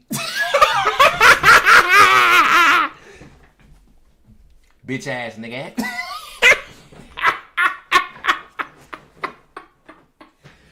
Oh, shit. Oh my God. She said, I leaned into the camera, broke the fourth wall, looked at that man in his spirit and said, I will beat you like the bitch that you are. Whoo. He had to get buck after that shit. I dare you to try me. I said, I will literally beat you like the male bitch you are. And so when I said that, his eyes were like, I said, I'm not even playing. Because at this point, I'm rocking like back and forth. Y'all, again, I'm not some hardened type chick. I'm not. I love the soft life. You was down there with the Paw Patrol though, so I know you might have a little 1-2 on you. You look like you a little heavy with that motherfucker. You put your hip in that bitch, like you might be able to get you. Even if he might get a couple off, but you might be able to weed that motherfucker. You might be able to get his ass one time. I feel like you know what I'm saying. But I had been pushed. Ring size by the 8. Yeah, you would knock So up. That motherfucker. I'm walking back. I'm pacing. So finally, his aunt was able to get through to him. I had called my aunt, my mother, my aunt. I had called the pastor. I had called all these people because I did know that I was in a very dangerous place. Not because I'm scared of him. At this point, I was scared of me. I don't know if this has ever happened to someone where you know yourself. You know that you got a line. I was over that line. So I had enough wherewithal to be like, okay, you're probably going to go to jail today. You're probably going to go to jail. You probably ain't going to have that job in the morning. Like, I was there. And again, this is not to sound bragging at all. This was a woman who... Girl, you've been through the ringer with this motherfucker. That even with the attempt of me trying to give him one last opportunity to tell me the truth, he still lied in my face. Mm-hmm. I was at my edge. So I yanked the covers back and... Get your bitch ass up. I told him, I was like, get up, get the fuck out of my house. Again, I'm saying it calmly on here. It was nothing calm in the house when this happened. Hell no, you get your bitch ass up. So, yeah, I know how that shit went. Throwing stuff up against the wall. I remember I looked at the lamp. He looked at me looking at the lamp, and I think something in him realized, okay, I'm in pain, but if I don't get up, she's going to do something with that lamp. So he does get up. He is still on the phone with the aunt because the aunt was pretty much like, keep me on the phone. She did not want him to hang up. He throws some stuff together. Again, keep in mind, he has all his stuff in the house. So he basically packed like 2 bags worth of clothes. And he's limping around, and I'm standing in the hallway watching him like a probation officer. So he's limping around, and I'm looking at the condition of the bedroom. This is when I noticed Legion had been semi-bedridden. Remember, I told y'all that because the knee and other stuff. I look at these bottles of Powerade because he had been drinking Powerade so much at this point. He was not getting up to go to the bathroom. He was drinking the Powerade and then using the empty bottles to pee in. Oh my God. So there was about 6 bottles of around the bed. Piss. And I was like, what is this? Because again, I hadn't really been going in that room. I was busy being CIA, FBI, and Homeland Security for the past 2 weeks. So I was like, what is this? He was like, I'm going to throw it out. He grabbed a trash bag, put the bottles in there. And I said, what are in those bottles? I said, tell me. And I think I started like twitching. Like, tell me. That is not piss in those bottles. He was like, I couldn't make it to the bathroom. I was in too much pain. So at this point, I'm even more like, yeah, get the fuck out. Get out. Get out of my house. So, man, you better than me, nigga. I'd have cracked one of them bitches open, and I went on his way out. I'd have been like, is that piss? I'd have picked one of them bitches up on his way out the front door. I'd have cracked one of them bitches and knocked that shit on that nigga head. You pissing motherfucker, you nasty bitch. That nigga would have gotten the car smelling like straight piss. I don't give a fuck. Whoever he would have pulled up on, he would have smelled like piss. Fuck that. This motherfucker foul. I helped him while he was packing his bags. I went downstairs. I took the house key off of his keys. I went back upstairs. He had his 2 bags. I grabbed the 2 bags. Yes, I did. I grabbed the 2 bags. I had opened up the garage. I had already popped the trunk for his car and threw the bags in the car. I did that because I was like, you getting out of this house. You getting out of this house today. You can't come back. You can't come back ever. So it took him about 2 hours from the time of I will beat you like the bitch you are for him to actually leave the house. Again, I'm calm telling y'all this story. It was not calm in the house. So he eventually puts on some sweatpants. Now I can really see how much weight he has lost. But he puts on some sweatpants. He puts on a shirt. He's limping down. He's like, you really gonna kick me out on my birthday? Nigga, fuck you. I just looked at him.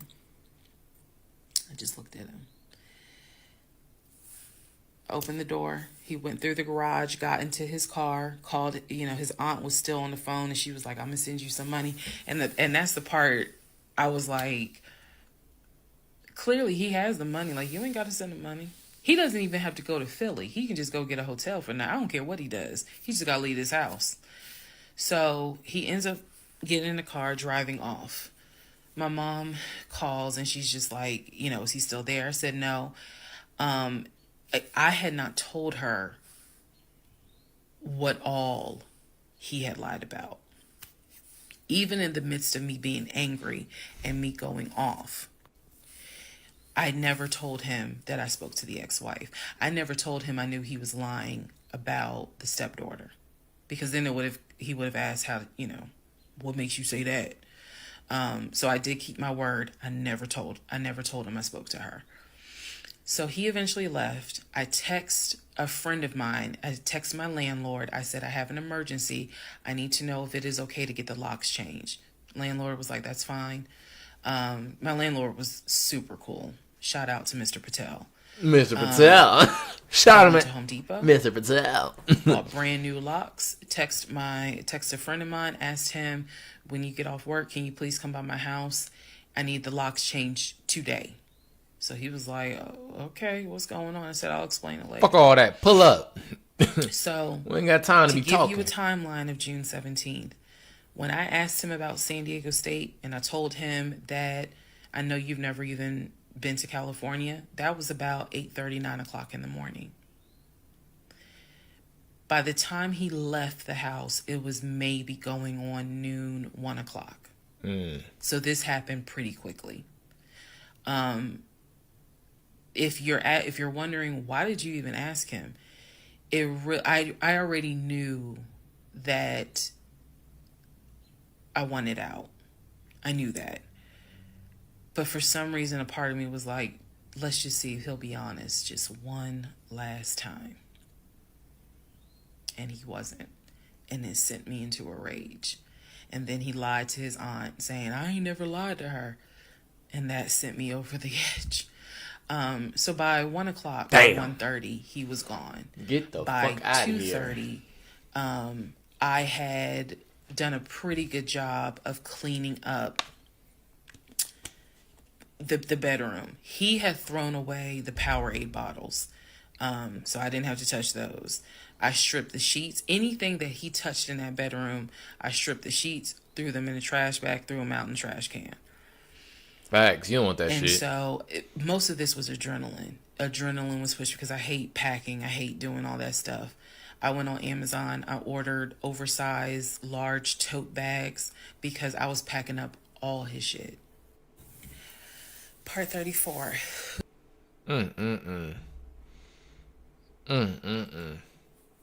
Part 35. Who the fuck did I marry? I don't fucking know. So I packed up all his stuff. Okay.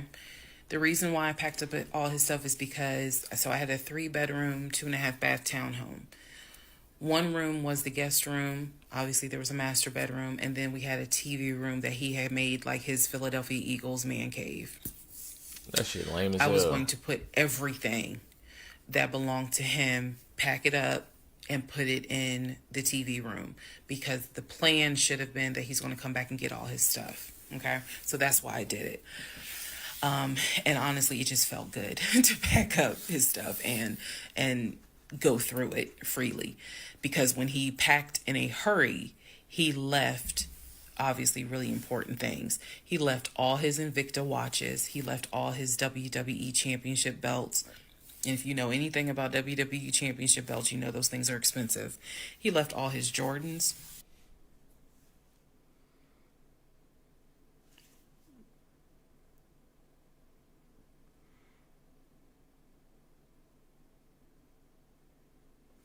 You talking about the toys you get at fucking Walmart? What the fuck is she talking about? Huh? Like,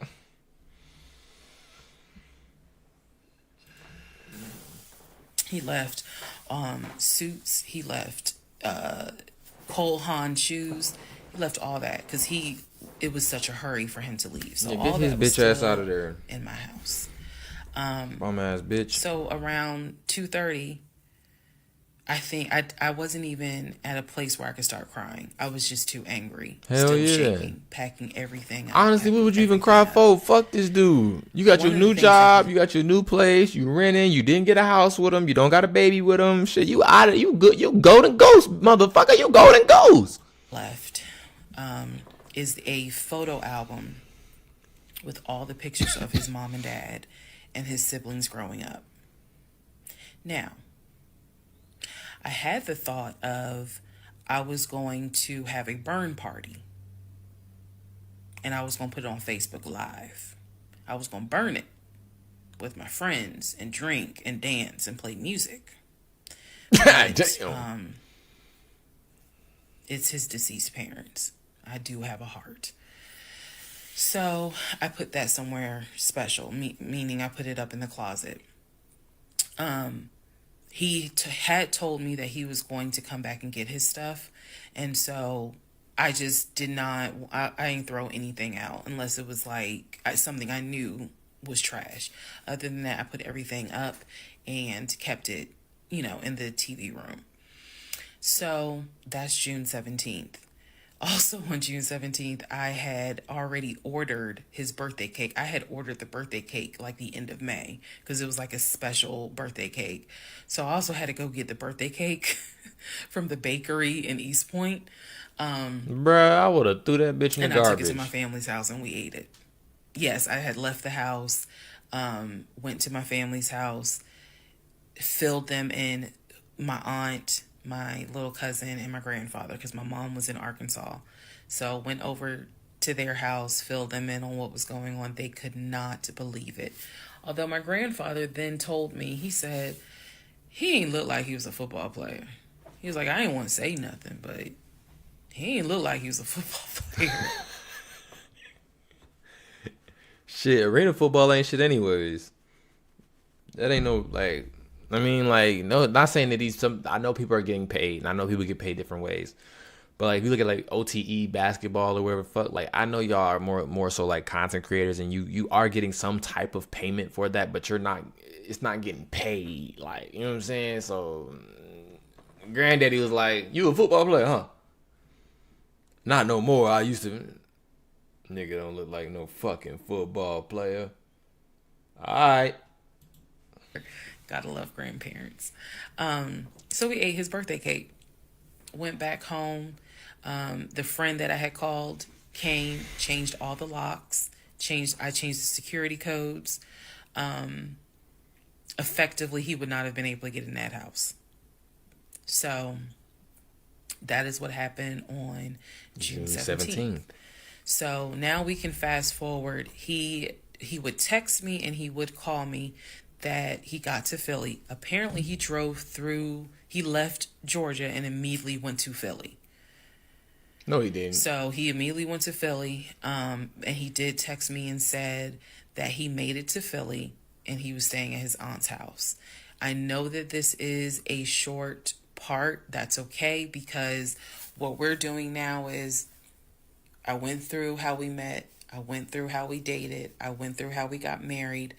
Now I'm taking you all to June 17th. The week after June 17th, he's in Philly. He still would call me. He still would text me.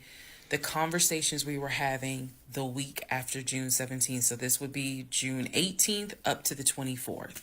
The conversations we are having had to do with divorce. So who's going to file? And he was like, well, I don't want a divorce, so I'm going to fight you on it. Are you? Really?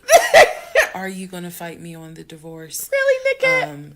I didn't know anything about filing for a divorce. Shit, last time he couldn't. I think the last two times, or no, the last time he couldn't even afford the fees or some shit like that. I'm thinking, I swear, shit, I showed you the money. I showed you, bro. I'm telling you, I don't know how he got the money. I don't know where he getting the money from. But that nigga ain't making no money. I said that shit 20-some parts ago. That nigga wasn't making no bread. Auntie talking about something, I'm gonna send him the cheese. She talking about something, I'll send you the cows, he don't need no cheese. Yes, the fuck he do. This man just drove all the way to fucking Philly. Something's up with that shit, bro. I can't wait till she tell me what the fuck going on with Buddy and that cheese. But I refuse to stay in a place of ignorance. Oh God. So I went online. There's a website that you can go to where you pay like a $200, $239 fee, and you fill out basic information, and you choose your state. You choose your state, and they will but they will make all your documents. All you gotta do is print it out and take it to the court. And it is step-by-step directions. We didn't have any property with each other. We didn't have any kids with each other. So by Georgia's standards, this should be an uncontested divorce. So the conversation that last week, the week of June 18th to the 24th, was about divorce. What stuff do you want to keep? Well, I'm going to come and get all my stuff. I just don't understand why you couldn't talk to me about it. I said, there's no room for talking because you've been lying to me since day one. But even still, keep in mind, as of June 17th, June 18th, June 19th, I did not know what I know now. So the lies were really only like 5% of the whole story. So damn. June 24th or 25th is when I had printed my documents. And I'm laughing because at this point in time, I've read y'all's comments about how that man will print out stuff. I know. But I used the website, typed all my stuff in, got my documents. Man, because that's how I'm like, bro, how the fuck is you getting bamboozled by a motherfucking printer? A Xerox machine? Girl, if you... And then what's crazy is now, post-marriage... Once they married and shit, she found out all this stuff, and now you miss Google. Now you miss Google search. What the fuck? I didn't know anything about houses and that. But then when a nigga cheating, now you know about some Google. God damn. And then I went. I took a day off from the job because I was getting ready to transition into the new job. So I left work early, went to the courthouse, and filed for divorce. I filed. I paid. And then I already had the documents where he would have needed to sign so that it could then be entered into for a divorce settlement agreement. Mm-hmm. So going into part 36 or 35, I know there's so many parts. Going into the next part is where I can tell you guys what happened with him, because he drove to Philly and he was in Philly for about a week, maybe 3 to 4 days. Then I get a message on Facebook Messenger from a woman claiming to be his cousin. Lord Jesus. So the cousin tells me, well, actually I can tell y'all. So the cousin tells me that he's there.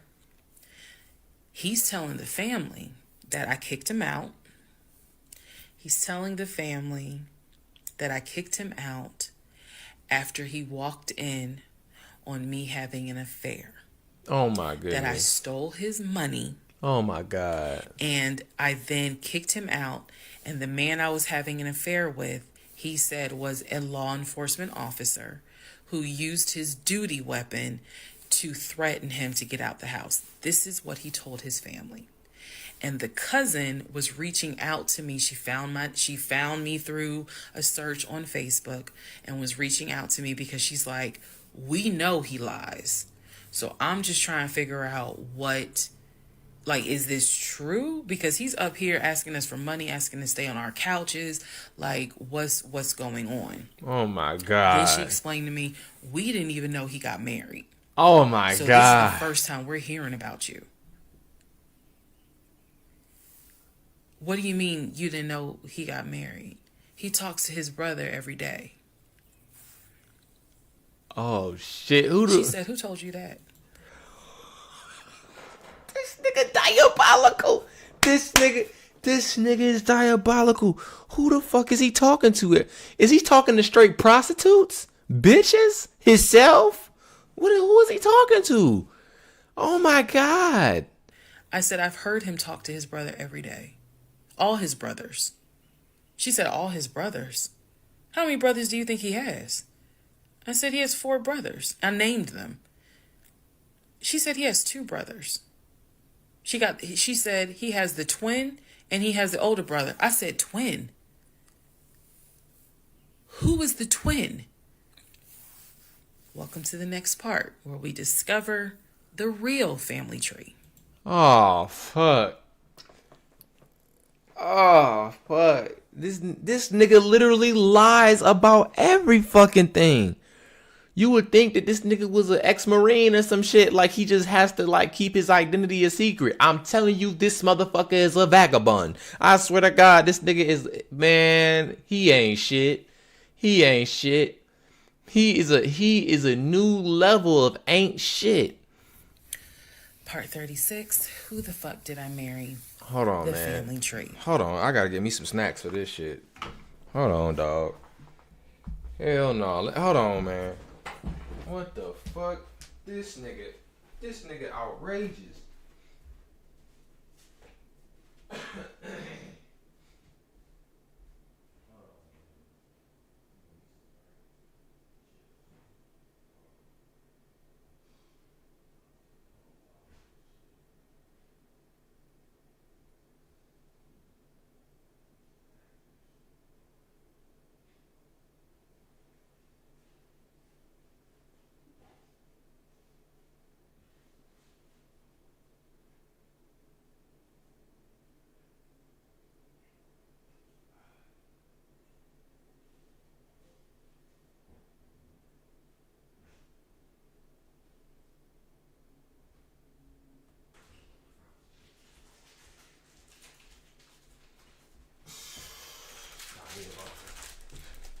Shit, got me a motherfucking. Oh my goodness. Y'all fucking snack. Damn, I should got me another water. Alright, girl. What the fuck? Please fasten your seatbelts and put the tray tables in the upright position.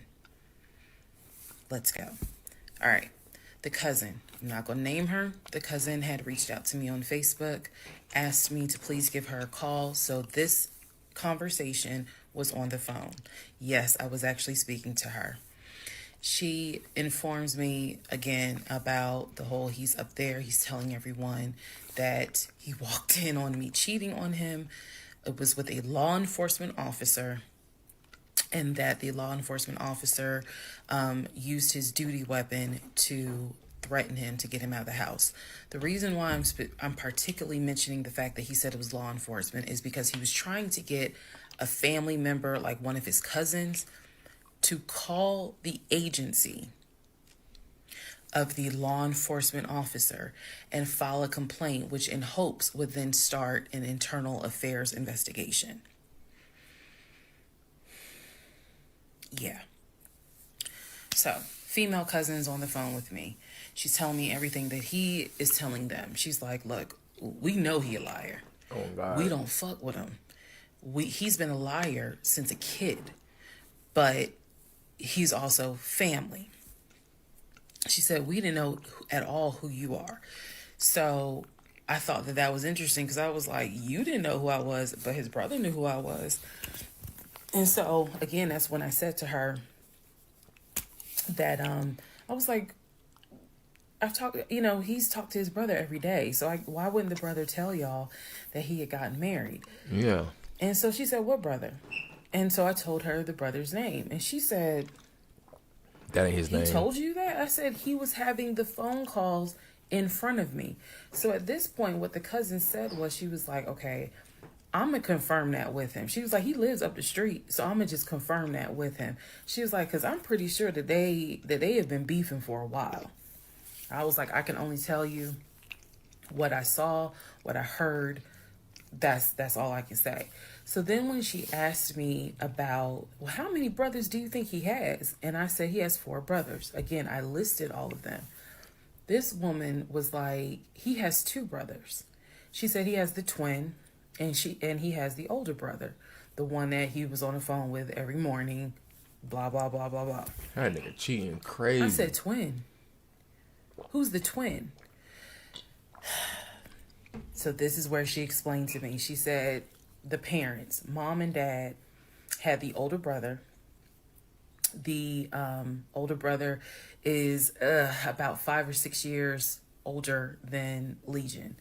Legion and the younger brother, who lives in Nashville, they are twins. So when he kept saying the younger brother, my younger brother by 2 years, it's his older brother by 20 minutes. They are twins. This nigga lie about everything. I have a picture of this brother. Yes, they do very much look alike, but I didn't know they were twins. It doesn't even matter. I didn't know they were twins. But definitely they had the same mom and dad. So she was like, no, that he's older than Legion by 20 minutes. They're twins. She said, so the parents had 3 boys. Mm-hmm. Brother in Philly, the older brother, and the twins. She was like, who the hell are these sisters that you're talking about? Yeah, so I tell her, I was like, Shantae and Kim. She said, I don't know who Shantae is. She said, Kim is my daughter. Kim is not his sister. Kim is my daughter. And she said, that's his cousin. She was like, and they haven't spoken in about 20 years. What the fuck? So, no, that's not his sister. He does not have any sisters. And I said, well, then what about the other 2 brothers? She was like, what other 2 brothers? What the fuck is going on? I said, the brothers from his dad. She was like, you mean to tell me this man is going around telling people, I know somebody's going to quote Nicki Minaj, lying on your dead mama, but try not to. She says, you mean to tell me this man is walking around lying on his dad, saying that his dad had kids outside of his mom? And I kind of stuttered like, yeah. She was like, he does not. She said, I have no idea who those 2 men are. She said, those are not his brothers. But if y'all remember, I've met those 2. And he introduced them as, man, this is my brother John. This is my brother Matt, type thing. And so they both were like, oh, my sister, it's good to meet you. It's good to meet you. Remember that, because obviously I do eventually talk to those 2 men again. So she says to me, the family tree. Man, I told y'all that was some sandbox shit. I knew that was some sandbox shit. I don't know why she didn't think that was some sandbox shit, but it was just some, you grew up with him or you knew him or that's your man's and you call him your brother. You know what I'm saying? But he probably created he probably made it an implication that was his blood relative brother, and that's where the issue lies. He never cleared it up. I'm not fucking lying at that nigga. Is mom and dad, the 3 sons. She was like, there are no sisters. She said, I don't have a clue who Shantae is. She said, Kim is my daughter, so that's just their cousin. But again, they ain't spoken 20 years. I said, okay, and then there was the grandmother. She said, yeah, she named the grandmother. She was like, yeah, she died in like 2008. I said, yeah, he told me that she died in 2020. And that, all of you were coming down for the memorial service. And she's just like, She died in 2008. I said, then there was the uncle who also died from COVID. She was like, which uncle is that? I told her the name. She said, he's been dead since like shit 2010. So the question is, why is he telling you that these people are dead recently when they're not really dead, and he's just using them as an excuse? Like, we need to go get this nigga some help. Cause what? There's too much digital data.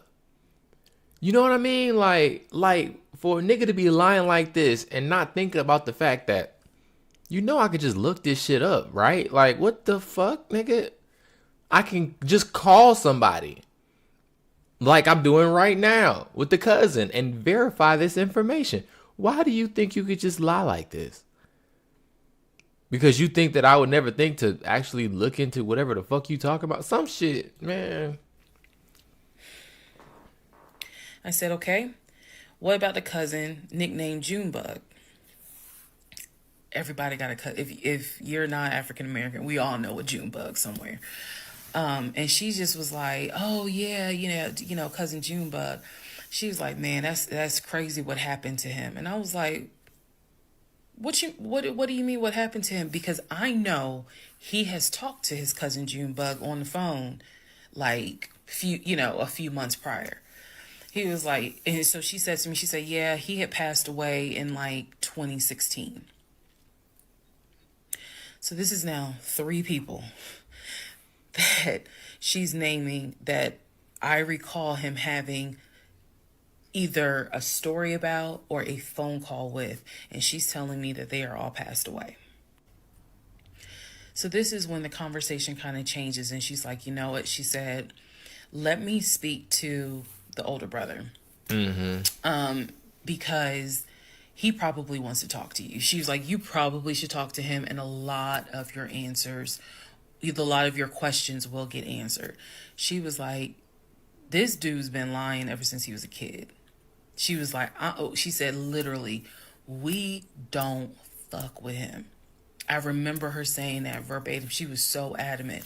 She was like, and when he showed up here out the blue, talking about how his wife cheated on him with a law enforcement officer, and how the guy took his gun out and threatened him to leave the house. She was like, we knew something was up. She was like, that's why I had to find out who you were and reach out to you and find out the truth. I said, there was no other guy.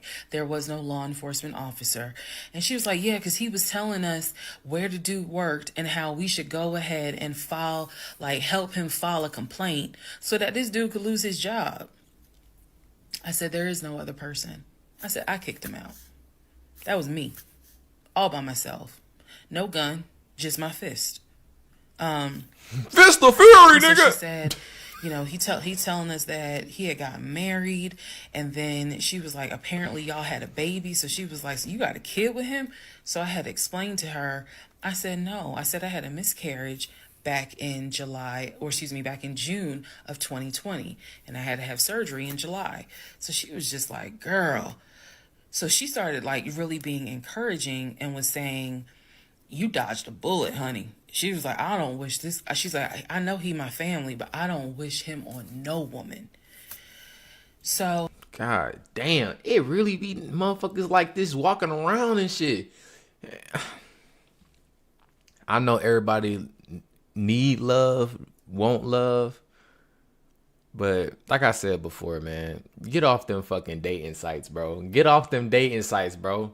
It's nothing but bums on there, bro. It's it's bums and bitches looking to sell coochie. That's it. That's it. That's it. That's it. And motherfuckers looking for a lick. I had to throw that in there because sometimes people be just looking for a motherfucker desperate enough to just do shit for them. You either a lick, and even a bum still looking for a lick, looking for a motherfucker they can leech off of, mooch off of. They some fucking bums. They terrible. The women too. Don't got shit to offer. Ugly to the motherfucker. We've had each other's numbers. She was like, if you need anything, please feel free to call me. She was like, I've had my own issues with him. I've had my own issues in life.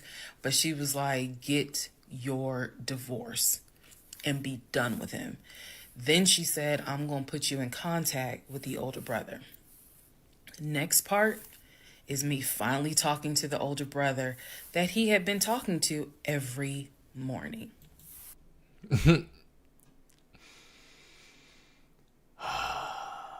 And she said this is only 5% of the lies, bro. We on part 37, and she's saying this is only 5%. Part 37, who the fuck did I marry? So at this point in time, I have filed for divorce. I paid for the filing fee.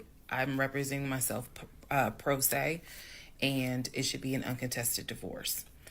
During this time, Legion had driven to Philly, lied to his family, and said I had cheated on him, that he caught me, and that the guy I cheated on him with was a law enforcement officer who used his gun to threaten him to get out the house. None of that was true. At some point while he was in Philly, he ran out of options in terms of where he could stay. Family members did not want him to stay with them. Apparently, a lot of bridges were burned, according to the female cousin I had talked to on the phone. So he left Philly and went to Augusta. Yes, what you were hearing is correct. He drove from Georgia to Philly, stayed in Philly for about 3-4 days, left Philly, drove back to Georgia, went to Augusta. Keep in mind, if you have lost your notes at this point. No, I got mine. He was raised in Philly and did high school in Augusta before he went to California. So he has family in Augusta. So at this point, he's on his way to Augusta to stay with a new set of people. The reason why this is important is because what I have is a divorce settlement agreement.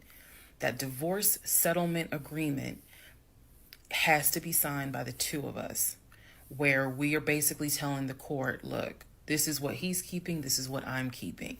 I need his signature. Let me repeat that. I need his signature because I wanted a very quick and painless divorce, as much as it could be. So by this time, this is now around June 25th. So around June 25th, he's now in Augusta. He had left the house June 17th. So between June 17th and June 24th is the trip to Philly, then leaving Philly, coming to Augusta. My aunt and my little cousin get in the car with me, and I drive to Augusta with a rag on my head, some sweatpants, and a tank top because it's July, so it's hot. But we ride to Augusta. I had spoken to him. I had said, I just need you to sign this piece of paper. And he was like, I'll get to it when I get to it. No. We're going to get to it as quickly as possible. So if that means I got to drive to Augusta tomorrow morning at 7 o'clock, I'm going to do that because I need that signature. I ain't telling this. This was my attitude. Sure enough, went ahead, drove down there. I met him at the UPS store in Augusta. It's in the same Kroger shopping center. They had a notary there because I needed the papers to be notarized. So he pulls up. It's only been a week since I last saw him. It has been months since my aunt saw him. Okay? She had no idea of the condition that he was in. Again, I'm telling y'all, when I met him, when he met my family, he was like a size 3X. In just a short span of time for a week, he easily could have been in an extra large. Damn. Even a large. Damn. But was wearing 3X clothes. So he has told me this whole time, he didn't know I had spoken to his family. Okay? Probably need to put that in there. He did not know I had spoken to his cousin. So he was telling me that he had a place to stay. He was staying with some family members, and everything was cool. He told me he was going back to Augusta because he had a job. That's what he told me. The family member, the cousin, told me, oh no, it's not that he had a job. We kicked his ass out because he's still lying. And we don't want anything to do with him.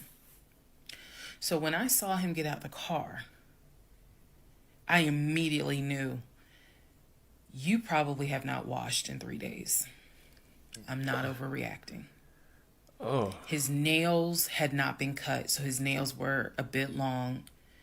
He smelled like piss. Like the Chattahoochee dump on a hot summer Georgia day. He stunk so bad. Funky bitch. And for a moment, I did not recognize the man that I was legally married to. I did not recognize him. Fuck all that. What's the word? Emaciated? I don't give a fuck. Hey, don't feel no remorse for that bitch boy. Hey, man, I don't give a fuck if you gotta sign this shit with your dookie finger, nigga. Put this signature on this paperwork and take your bum ass on. I don't see. You better not buckle, bitch. You better not buckle. You better stay strong. You see that man? You like, damn. Look how he looking. That should give you more fucking more fucking motivation to fucking get the fuck. Look at this motherfucker. You been gone for a week and you stink. You musty. Your clothes dirty, bitch. Pulled up with shit under your nails, nigga. I may be mispronouncing it, but the way someone looks when they've lost so much weight and it's almost like your skin and bones. He looked homeless. He smelled homeless. And my heart just kind of broke. It kind of did. I'll be honest, it kind of broke. It did not break enough for me to not get that signature though. Yes, store. You clearly could see that some of the people were like, let me get away from him.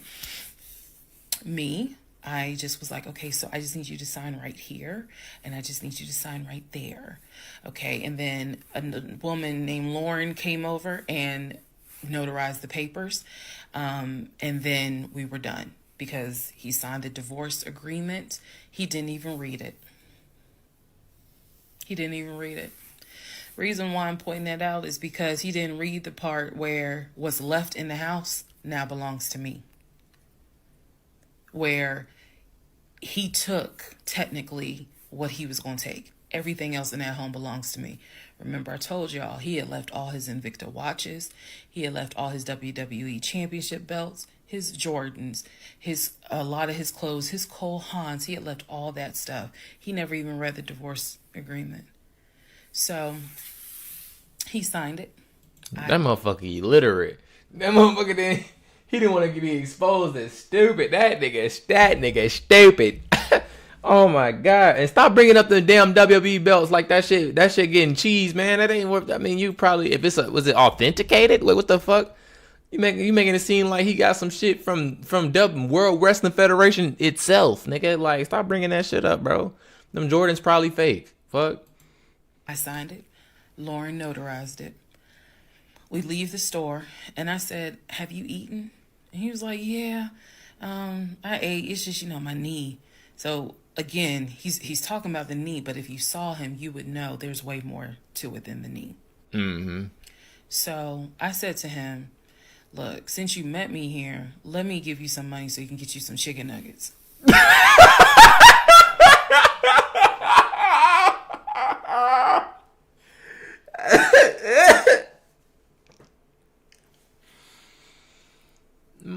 Shit. She said, since you pulled up, bro, let me get you something to eat, bro, for your troubles, nigga. Let me get you some nuggies for your troubles, nigga. Oh my god. Let me put this in the notes.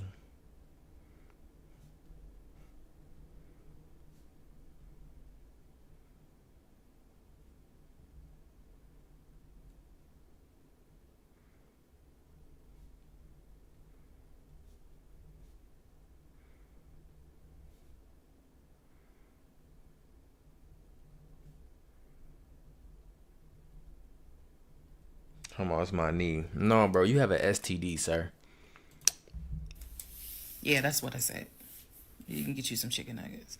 So I believe I gave him like $5 or $6. Go get you some chicken. I think I Zelled it to him actually. Just go get you some food. Then because where he parked was not far. It was like, okay, I'm parked here. He's parked in front of me in the other row. So there's that aisle that you can drive down. So I walked him to the car, and I saw the condition of the inside of the car. And that's when I knew he's been living in his car. He's been living in his car. So clearly, I no longer had a question of, so where's his offshore account? Where's the U.S. bank savings account? Where's the checking account? Didn't have that question anymore. Because if you had money, you wouldn't be living in your car. You would not be in the same clothes that you were in when you left my house on June 17th. And this is now June 25th. So that's why I said he had all these Invicta watches and bliggity blockers. Nigga, that shit fake. He was like, I'm gonna be all right. I'm about to start a new job. I'm gonna be cool. I got a family member I can stay with. Everything's gonna be okay. All right. Cool. Hey, thank you for lying, my nigga. Thank you for continuing to lie. So now I can go out about my day and not give a fuck. Thank you. This nigga gonna lie regardless. This nigga gonna keep on lying, nigga. Oh my God. I said, I will let you know when the divorce is granted. I said, I will send you a copy of the divorce decree. And he was like, okay. He said, well, how long you think that's going to take? I said, I'm not sure. I thought I had to wait 30 days before I could file the divorce agreement settlement form. And then the judge would grant it in 30 days. So basically, this is like June 25th. I'm looking at the end of August that it would take for the divorce to be granted, assuming there were no hiccups, assuming he didn't decide he was going to pull a fast one. So I told him, I was like, I'm going to file this, and then once we get the divorce decree, I'll send you a copy. He said, okay. He got in his car. I got in my car. I drove all the way back home, and he went to wherever he went. Next part is the next series of lies that I was faced with. Shit. God damn. Y'all divorced and you still got 12 more parts of this shit? What the fuck? Okay, hold on. Outfit, hair done, tight shit. Okay, I see you. Where you going? Of who the fuck did I marry? I'm going to call this housekeeping and missing pieces. So, housekeeping. First and foremost, as much as I know you all have enjoyed this series, and some of you have told me how entertaining you have found it, the story will be done this weekend. So, in other words, I don't care how many parts I gotta film, it will be done this weekend. We're not going to drag it into the new week.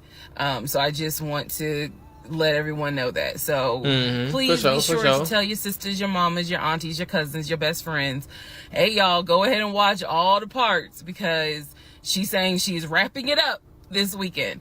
Type shit. But I'll leave the playlist up, so don't worry. Also, let's see.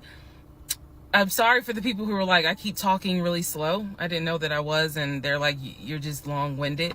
I'm very detailed. So that's probably what you're feeling, is that I'm detailed and I'm trying to get everything out, again, in a responsible manner. No. I appreciate the details and shit, because, see, I've been taking notes. You know what I'm saying?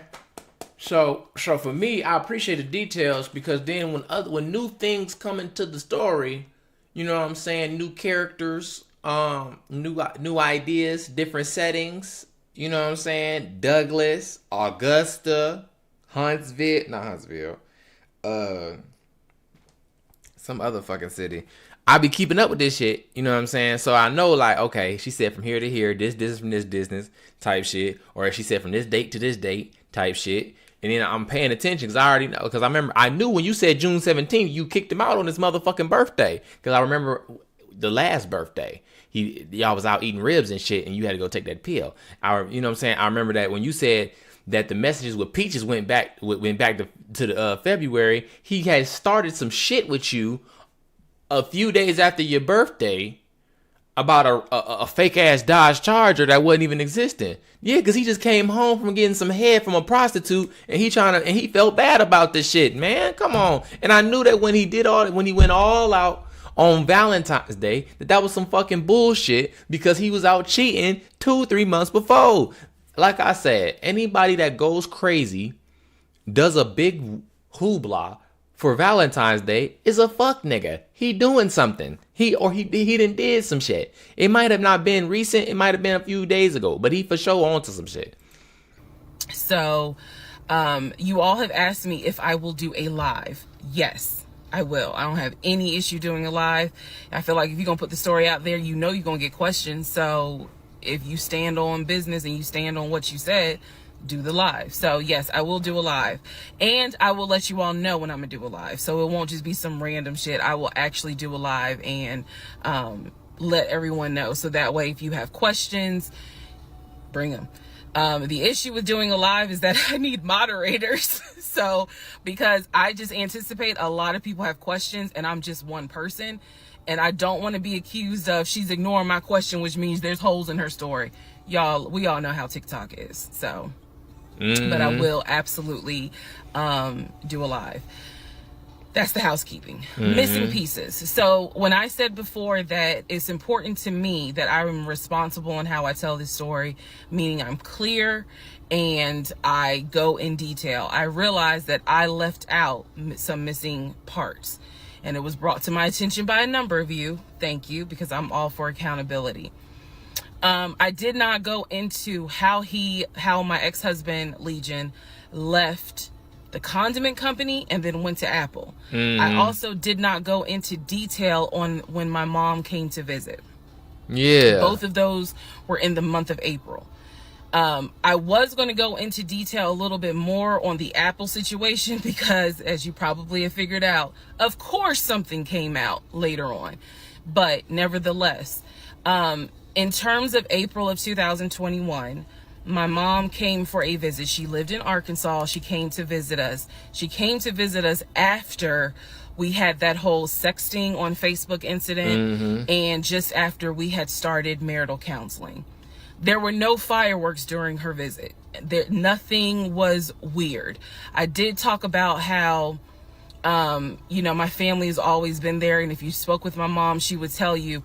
And I appreciate that, because, like, not saying that, like, I enjoy my buffer here or there, but as y'all could tell, like, when she do those, all right, let's catch up, let's clear things. I don't give a fuck about the clarity. I don't give a fuck about the clarity. You feel me? Diamonds are just marketing. Get back to the meat and potatoes. The fuck is you talking about? Even this shit. I wrote down some shit just to make sure I keep up with what's going on, but she didn't see anything out of the ordinary. But there was something in her spirit that just didn't sit right. She didn't talk to me about it at the time. She did not raise her concerns. She simply, when she came to visit, we welcomed her with open arms. Legion was excited to meet her. She was excited to meet him. We took my mom out to eat. It was a typical, very quiet, non-active visit. I didn't know what my mother thought until later on. So she didn't share with me during the visit, something don't seem right. She and I sat in the guest room talking. I never told her anything that was going on. Number one, because again, it goes back to that mindset of what happens in my marriage needs to stay in my marriage. And I talk about how I didn't think looking back, it was not a good idea that I told my aunt what had happened. My aunt is not the type that's going to tell my mother. That, in other words, if you confide in her, she keeps it between you and her. So my mom never knew that there were any issues. And so there was nothing for her to be on mama bear mode. Had she known, this would have been a very different trip, but she didn't know. So she did come to visit. Everything went fine. He and I put on a united front. Oh, we're so happy. We're so, in love. That shit tiring like a motherfucker. And yes, behind the scenes was a whole different story. He talked to her about how he was looking to buy a house, and how he told her how work was going, how his job, how his job was going. Because he's supposed to be a VP. Bragging, as usual. Yeah, like he's supposed to be about to be a VP. Wasn't he a regional? About to be a VP. When they moved behind the NCR motherfucking building and shit. This motherfucker, man, this shit don't quit. Which I did tell my mom, look, he's going to talk about himself and money a lot. So, just change the subject. If he brings up a house, change the subject. That was my instructions to her, because I was like, I don't even want to get into the whole house situation. So, other than that, uneventful. Now, once my mom left, this is still in April, everything was fine with him at the condiment company, as far as I knew. Everything was fine. What ended up happening is he randomly came home one day and starts complaining about changes that are going on at the company. When he started complaining about those changes, it was things like, keep in mind, he is not VP of the company. He was VP of, I keep getting it wrong, but I think it was VP of production is what the memo says. So he was not the second in command for the company. He was upset that he was being blamed for production stats. That the production VP of production.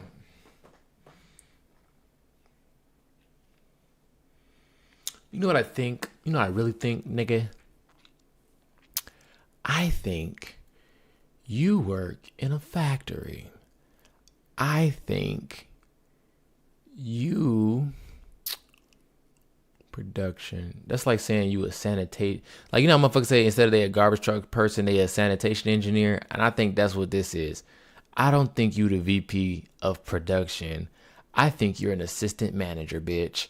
I think you're an assistant manager and you tried to fucking sanitation engineer your fucking wife, nigga. I think you tried to make it sound like you had a more important job than you did by changing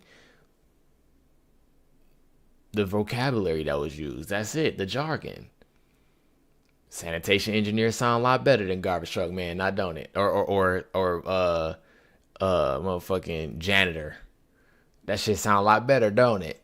Then so I think VP of production, nigga, are you an assistant manager? Like, I think you're an assistant manager. And I think you work hourly. I think you're an hourly worker. And I think you are an assistant manager. I think you pay by the hour. And I think you paid a lot of money. Not a lot of money, but a higher wage at the hour. Maybe $20, $25. Maybe 25. Maybe 25.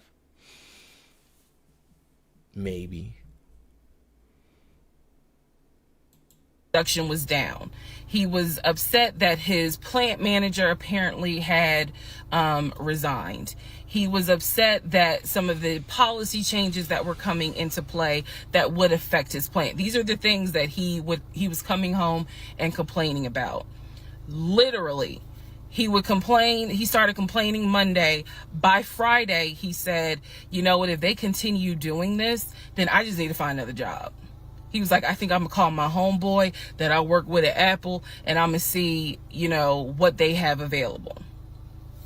Yes, there were red flags going up. Of course there were.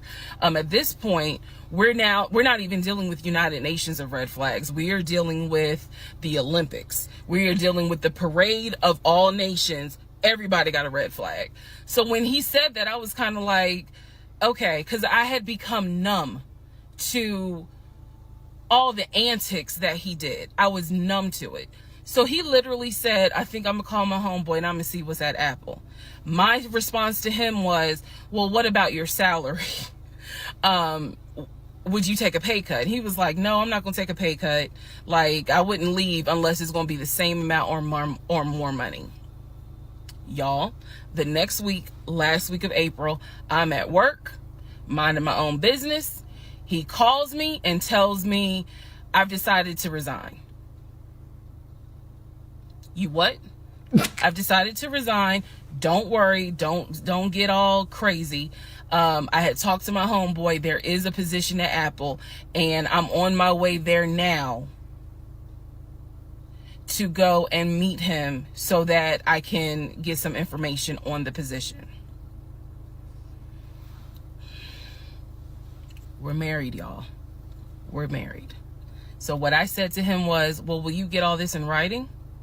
His words to me were, of course I'm going to get it in writing. I'm not stupid. You know what? I don't even want to talk to you no more. Click. That's the end of April. So that is how I was introduced to this Apple job. Again, if you stick with this series, you will find out exactly what happened. But that's how I was introduced to the Apple job. It literally was in a span of within 2 weeks. And he resigned from the condiment company and immediately said, I'm going to move over to Apple. Just wanted to clarify that. Shit, at the condiment company, he swear he was a VP, but he always went to work in a motherfucking t-shirt. So I'm always walking on the floor. I can't be going up in there looking all nice and spiffy and shit. Because you're a fucking shift lead, bitch. Could you quit fucking lying? What the fuck are you talking about?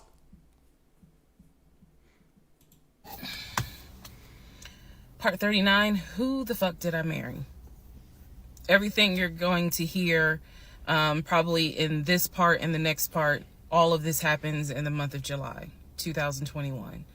Divorce has been filed. It was filed the end of June. I got his signature on the divorce settlement agreement.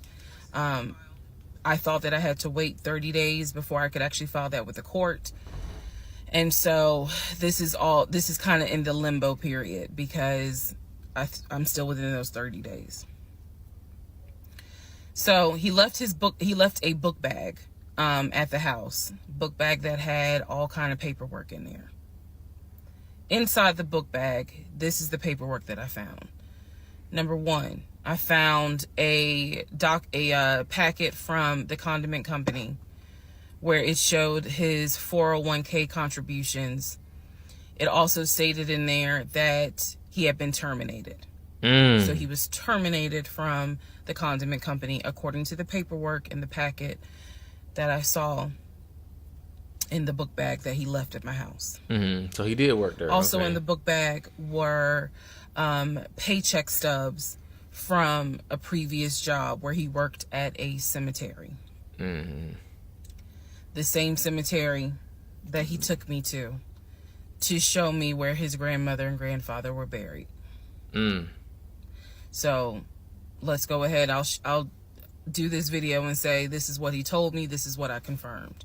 He told me his grandmother and grandfather were buried there. He showed me a headstone with a family name on it. If you go back in previous parts, I talk about it. The truth is they are not buried there. He is of no relation to the people who are buried at that particular gravesite. Only reason why he knew about it is because he had worked there. Damn. Also in the book bag, it was a copy of a driver's license that he had. The address on the driver's license, now this I still don't have an answer to, but the address on the driver's license was the same address as the cemetery. Oh my God. Was he living at the cemetery? What the fuck?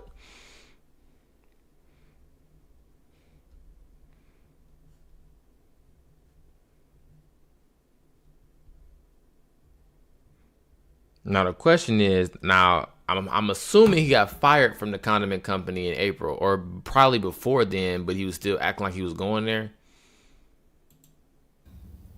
Because I looked it up on Google. Also in the book bag was paperwork from another construction company job, meaning it was paycheck stubs from another construction company here in Atlanta that he had worked for. It did not have dates on it, so I don't know when he worked for the construction company. Also in the book bag paperwork was unemployment paperwork. So it looked like he had been receiving unemployment just before I met him. I met him in March. It looked like he had been receiving unemployment January and February.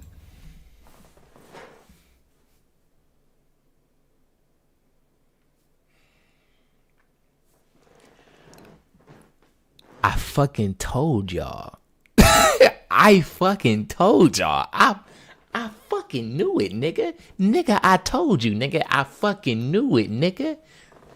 Oh, I could when you talking about he was living in a studio apartment and he saw that you was living in a three. I've seen this. I've seen not even this art type of nigga because he's a habitual liar. He's a fucking pathological liar. But a fucking vagabond, a bum ass nigga. Oh, they come. Ooh. It's like if Christianity is the umbrella and there's all these other things under it, bum ass nigga is the umbrella. And then there's a bunch of different types of bum ass niggas. You have a pathological lying ass bumming ass nigga. That's what you got. But a bum ass nigga is a bum ass nigga. And I knew that nigga was a fucking bum. You know how I knew that nigga was a bum? And he was ready to mooch off of you because he was ready to come live and stay in your apartment. 2 months. Not even, was it 2 months? I think it was 2 months after knowing you. That, my friend, is a fucking bum. So once again, let's confirm. He did not work for the condiment company for 6 to 7 years. Also in there were scraps of paper from a temp agency where it was information on the job that he had been placed at. Where was that job? The condiment company. He would be a forklift / loader is what it said. So I interpret that to mean he can drive a forklift, but he would have been loading up the 18-wheelers for them to go out to their deliveries. Yeah. Also in this book bag was paperwork from Clayton County courts, I believe, for a weekend. What is it called? A weekender jail. It was like a weekender jail receipt. So I had to do some research. So apparently what that means is that there is an option where if you have a job, let's say you were sentenced to 60 days in jail, but you have a full-time job. Apparently, the court can say, okay, you'll go to jail on the weekends. So in other words, you have to report to the jail on Friday at 5 o'clock, and you'll be there Friday, Saturday, Sunday. You will get out Sunday at 6 o'clock. Apparently, that's actually a real thing. So what was in the book bag were multiple yellow receipts for different weekends that he had to report and get out of jail. Last but not least, let me write this shit down, gang. You mean to tell me you telling all these motherfucking lies and you're walking around, not even walking around. Let me not exaggerate this because I want to make sure I get this fucking straight, nigga. You mean to tell me you're telling all these fucking lies and you literally have a book bag with receipts, nigga?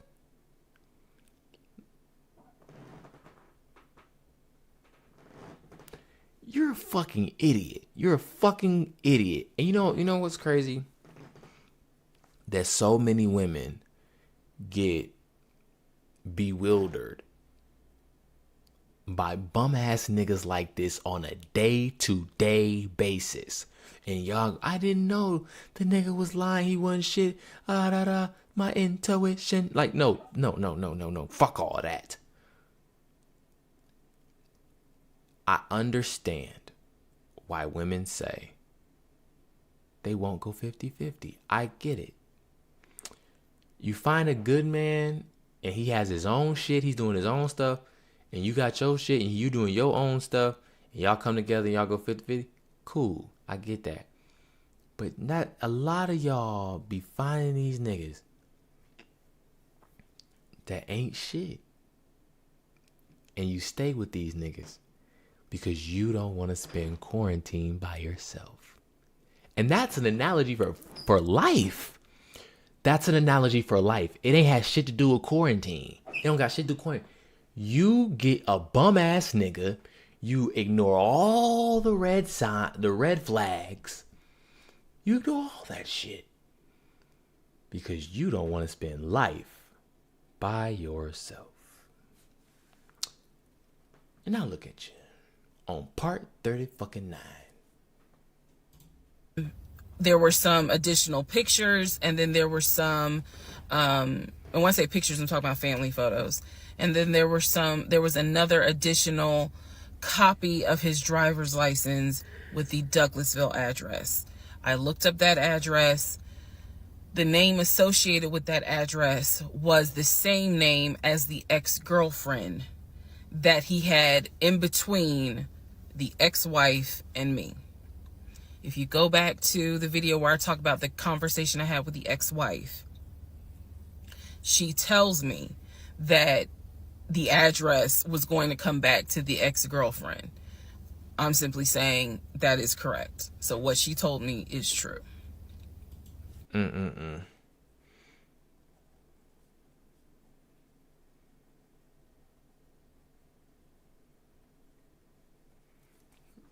So he had to be lying about that arena football shit. He probably played flag football outside with his homeboys on the weekend or some shit.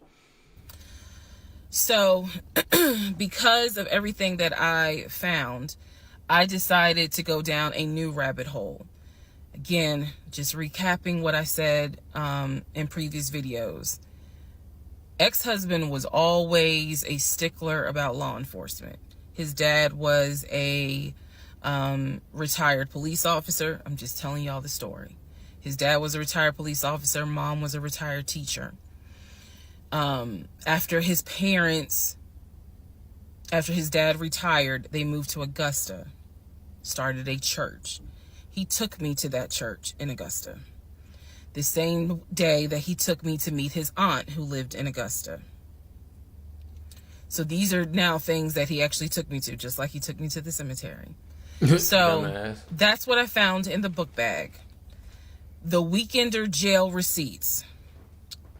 I went ahead and went online to find out exactly why did he have to go to jail for the weekend. Yeah, that shit weird. And I'm going to end this part here. The next part has to do with his criminal history. What's scary about this is that he kept trying to push this I'm gonna find a house bullshit.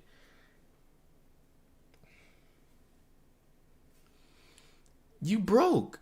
You don't have money. Whatever money you were showing her probably ain't your money. Or if it was your money, that's probably all of the money that you have. I don't or can earn. I don't fucking know. But part 40, who the fuck did I marry? So we're now at the point of July 2021. We're at the point where I've spoken to the female cousin, and she gave me the phone number for the older brother. For the purposes of this video, we're going to call him Chris. Chris was very nice. I called him. He was gracious. He was willing to answer whatever questions I had. And what he said to me was, he said, my brother has always been a liar. He's always been a liar. He said, but ask me what questions you have and I'll confirm what's real and what's not. First question I had was, when was the last time you spoke to him? Without missing a beat, Chris says, 2015, just after our mother's funeral. Damn. I explained to him about the phone calls. The fact that Legion would be on the phone for 35 minutes, laughing, talking to Chris, relaying messages from Chris to me, and relaying messages from me to Chris. Without missing a beat, Chris says he was never talking to me. And he said, now I am going to say this. Maybe he was on the phone, but he was not on the phone with me. He said, because he knows that if I ever see him, I'm going to whoop his ass. And I'm laughing because obviously Legion loves to say I'm going to whoop somebody's ass. So for the people who are confused, like, wait, what does this mean about the phone calls? What this means is every single time that my ex-husband was on the phone, holding his phone like this, talking, laughing, cracking jokes. Hey, my wife said that, we can go later on this evening and all this other stuff. Every time they were doing things like that, every time he was having a phone call or conversation that he claims to be with Chris, no one is on the phone. What the fuck is he getting up talking to Chris? No one's on the phone. What the fuck is this? That is what that means. So I'm on the phone with Chris. My mind is spinning. It is blowing up like a volcano. He might be insane. Y'all need to get that brother some help.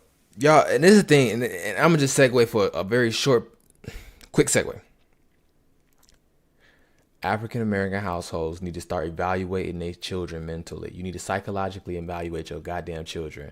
Stop whooping their ass. Stop putting them in the corner. Stop trying to act like they a badass kid because they don't want to listen and sit down, or they always lying, or and whooping them ain't gonna change that. Get your children psychologically evaluated. Why the fuck is this nigga holding a phone to his ear talking to his brother who he's not spoken to since 2015? A few episodes ago, like 20 episodes ago, I was like, I know that people talk in code with their side pieces, but there's no fucking way. And it's been proven that this motherfucker is not only a liar, but he's fucking stupid. You're fucking stupid.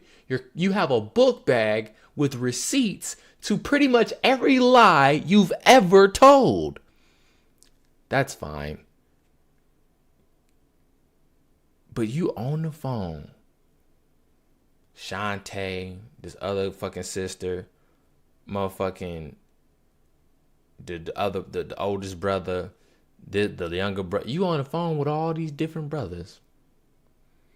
You only got 2. Said you had 4.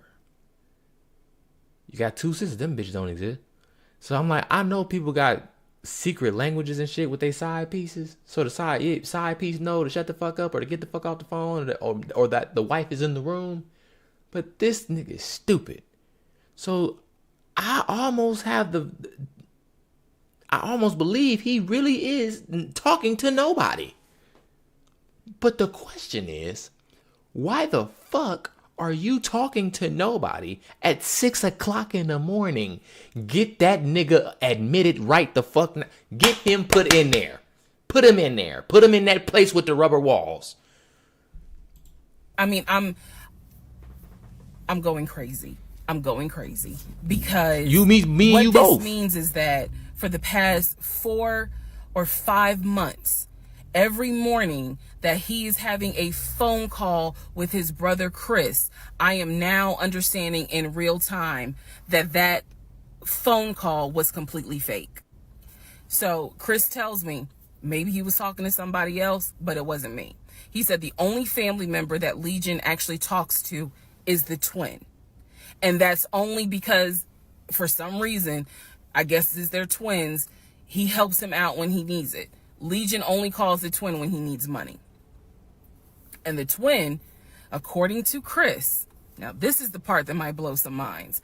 The twin brother, the one that is older by 20 minutes, is VP of his company, is married, drives a luxury car, and lives in like a 4 or 5 bedroom house in Nashville.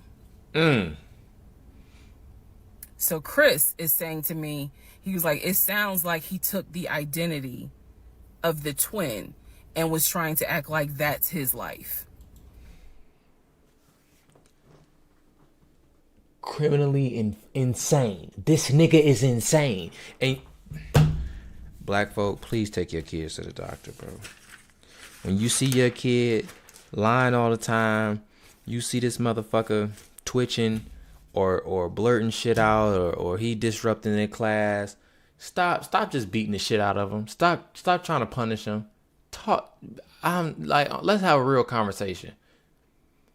This motherfucker then mentally just displaced everything that exists in his real life and is pretending to have the life of his twin brother. Pretending to have phone calls with his older brother. Telling people that have been dead for 10 years or almost a decade just died 2 weeks ago. And crying over them. Now, granted, let's say that's a lie to cover up some cheating shit he been on. Right? You are still insane to lie about a child being dead so you can get a fucking blowjob from a prostitute named fucking Peaches. Nigga, what's wrong with you, nigga? And it's not, he was like, that nigga ain't never had no money. Ain't never kept a job a long period of time. And he was like, and you're telling me that he claims he was VP of a company? And so he was like, did you ever see anything? Did you ever meet people like Chris? I respect the fact that he was asking me the same questions y'all are asking me. Did you ever meet any family members? And I told him, I said, I met your aunt. Well, what aunt is that? I told him her name. He said, that ain't our damn aunt. I don't know if y'all have ever dealt with people from Philly. So he was just loud. He was like, that ain't our aunt. He said, that is our mother's best friend. And I don't trust that hoe. I'm sorry. This Oh my God. Black people, man. Oh my Lord Jesus. That ain't our aunt. And I don't trust that hoe. It's so funny because black people, and black people understand this. We'll call a person family because of, like, I used to go to a lady house. I used to call her Madre, but that wasn't my goddamn mama, nor was it my goddamn grandmama. It was my mama's best friend's mama, nigga. So, you know what I'm saying? I don't know what the fuck. When I got older, I understood that half the people that I thought that I was calling family wasn't even fucking related to me. This was just some black shit.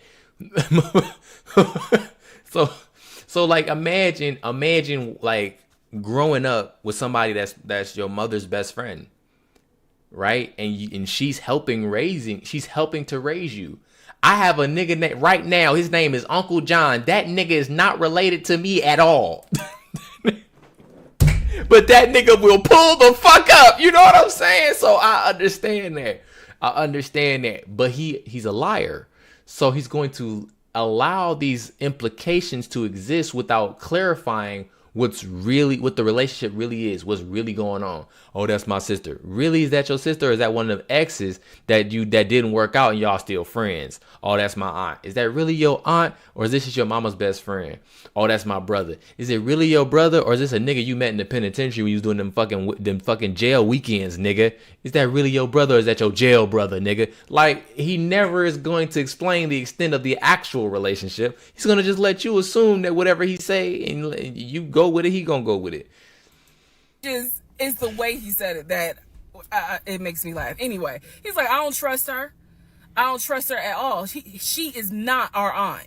She was our mother's best friend when our mother was living in Augusta. She's not our aunt. So then I explained to him about the other brothers. The brothers, remember, there were 2 half brothers from his dad. One lived in Baltimore, one lived in Augusta. Chris is on the phone saying, I don't know who them niggas are. They ain't related to us. He said, our dad never had other kids. He was like, so you mean to tell me this nigga going around telling people that our dad had kids on our mom? And I said to him, well, the way he actually put it is that the 2 brothers came before y'all. He was like, hell no. No. So then I explained to him about the sisters. He was like, who the hell is Shantae? And I was like, Shantae, again, I'm just telling you what I was told. Shantae is a sister that lives in Douglasville, married with 2 kids. He was like, no, we don't have a sister. Told him about Kim. He was like, Kim's not our sister. She's a cousin. And he said to me, and I know she ain't talked to him in forever in 2 days. He said, so the only people who are his family members is Chris and the twin. He's like, we got some cousins up here. I told him about Junebug. I told him about the uncle. I told him about the grandmother. And he's just sitting back like, oh my God. He was like, I realized that every relationship my brother gets in, he gets worse. And it sounds like he is actually worse than what he was in the last relationship. And I thought he was talking about the ex-wife that I had spoken to. No, he had no idea there was another wife. What the fuck? Because again, he hasn't spoken to him since 2015. Damn. So he was like, the best thing I can say to you is this. He said, thank God you ain't have kids with him. He said, get your divorce and forget you ever met this man. And he was like, and I know how that sounds because he's my brother. He said, but if I didn't have to claim him, I wouldn't. And I said to him something that I should have probably said in this whole TikTok series. This is not someone that you forget. This is not a situation that, you know, man, I don't even remember him. No. He said, forget you ever met this nigga. Nigga, what? Nigga, are you serious? You don't understand. You don't understand how deep this shit go, nigga. Forget this nigga?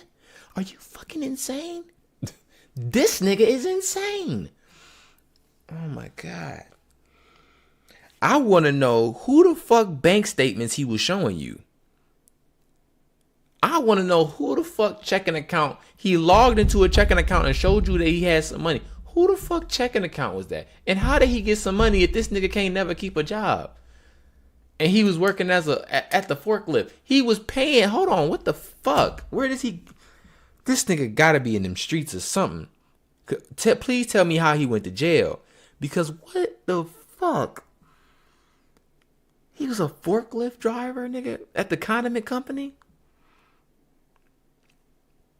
And I promise y'all, when I said Apple, I remember it was hella episodes ago.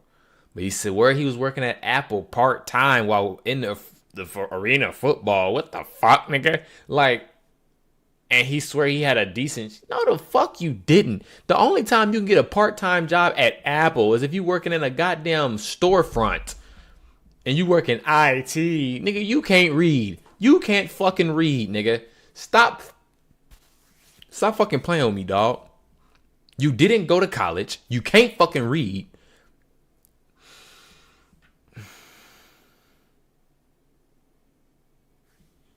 Women, please. I hope her story gets I hope this story. Oh, women, please take heed to this shit. Because y'all listening to this shit like, this is so No. There's so many things in this shit, in this fucking story, bro, that you need to fucking learn from. Y'all need to pay attention to. Get off them dating sites, bro. Just fuck them. What shits. I don't remember is the version of myself before I met him. Because nothing so far has turned out to be true. The only thing that Chris was able to tell me is true is that, number one, yes, there is a brother in Philly, him. Yes, there is a brother in Nashville, the twin. Yes, both parents are deceased. That is what I was told from the beginning. Those pieces of information are true. The grandmother did die in 2008. He was like, no, she definitely didn't die in 2020. I told him how I found the obituary. And so he was like, and the uncle, he said, which uncle is he talking about? Because if you guys remember, back in one of the parts, I talk about where he said his uncle was giving him advice on why he should not open up his savings account to let me see it. Because women act different. He said, keep the money. You got to keep something for yourself. Because when you try to open it up, people change. And she said, who the fuck is people, nigga? I'm your wife. Open that shit up before I smack the fuck out you. What are you talking about? Not let me see it. And so I'm telling Chris about the uncle. And he was like, that uncle been dead for years. I told him about Junebug. He said, Junebug been dead for years. And I said, Chris, he was having conversations with Junebug. on the phone in front of me. He was like, it wasn't Junebug. He said, it sounds like my brother was making up the conversations. He said he definitely was making up the conversations with me. He said, hell no, I ain't gonna be on the phone at no 6 o'clock in the morning. So the conversation with Chris solidified that this is the actual family tree. And no, there were never any conversations with his brother every morning when I was getting ready to go to work. They had never talked. On to the next. Yeah, that nigga's criminally insane. Yeah. This shit should be like one of them spooky Sunday freaky dooky motherfucking them people that do them like them horror stories and shit. This is a fucking horror story, my nigga. You was 2 nights away from being, man, from that nigga taking your identity, nigga. What is you talking about, nigga? Oh my goodness. Part 41. Who the fuck did I marry? We back on the street, baby. Yes, sir. She back in the whip. She back in the whip. Talk your shit, twin. So this is a continuation of my conversation with Chris, which will then lead into some other stuff. So Chris has confirmed that he has not spoken to Legion since 2015. God, so now we know that the phone calls that Legion was having every morning on the phone with Chris when we were, getting ready to go to work, the phone calls were fake. I demonstrated in the last video how I think how he was doing those phone calls.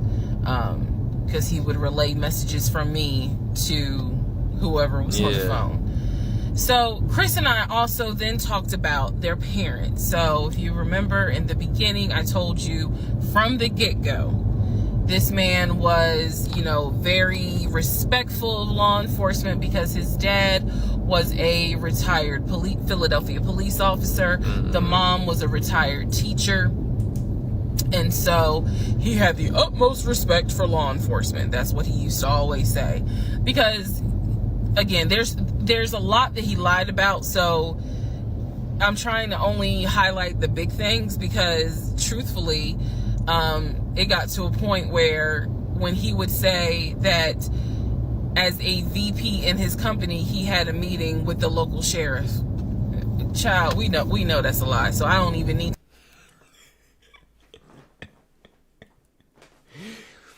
like at a certain point, nigga, you gotta start doing some research, nigga. You gotta listen, bro. If we gonna do some acting, if we gonna do some improv, you gotta go look up the role, nigga. Damn, you just making up shit, like. And then on top of that, he tried to say like, no. I'm not the VP of the company. I'm the VP of a department in the company. Now, granted, is that possible? Probably. But nigga, you think you really about to tell me you the fucking VP of ketchup and mustard, bitch? If you don't get the fuck out of here and forklift that shit in the back of that fucking truck, what the fuck is you talking about? Need to go into detail about that because, again, why? So I told Chris what Legion said about their dad being a retired police officer, and I was explaining how he said the mom was a retired teacher. So Chris listened. Again, very gracious, very nice guy. He listened and he was like, so are you ready for me to tell you what's true and what's not? And at this point, I was already convinced I was going to be drinking heavily that night after this phone call. So I was like, go ahead. All right. So here's what Legion said. Legion said, my dad was a retired police officer with Philadelphia PD. When he retired, he and my mom moved to Augusta. I was there for high school. And they started a church. He took me to that church in Augusta and showed me where the church that they started. The truth. Dad, according to Chris, their dad was nowhere near the church. That man ain't go to church on Easter. He ain't go to church on Christmas.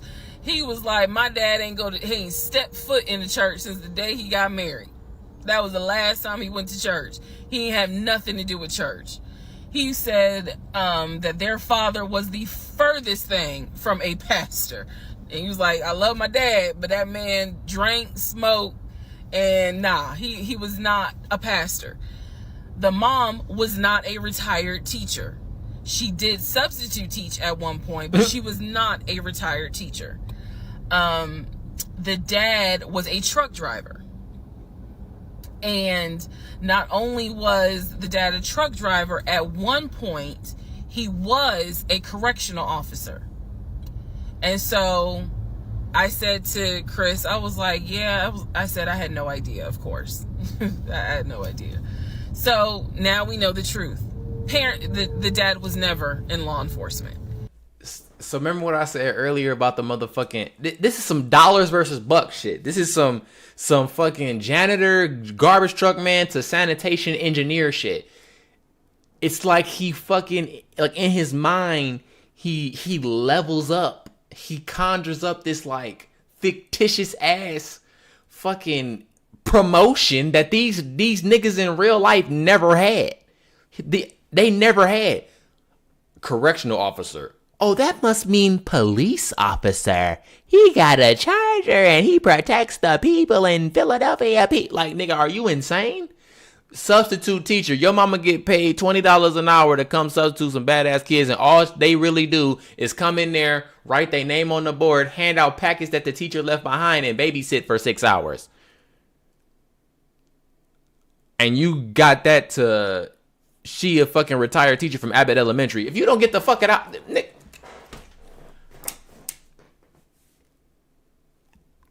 I know some of y'all went and looked him up and found him. Leave that man alone. Get him some help.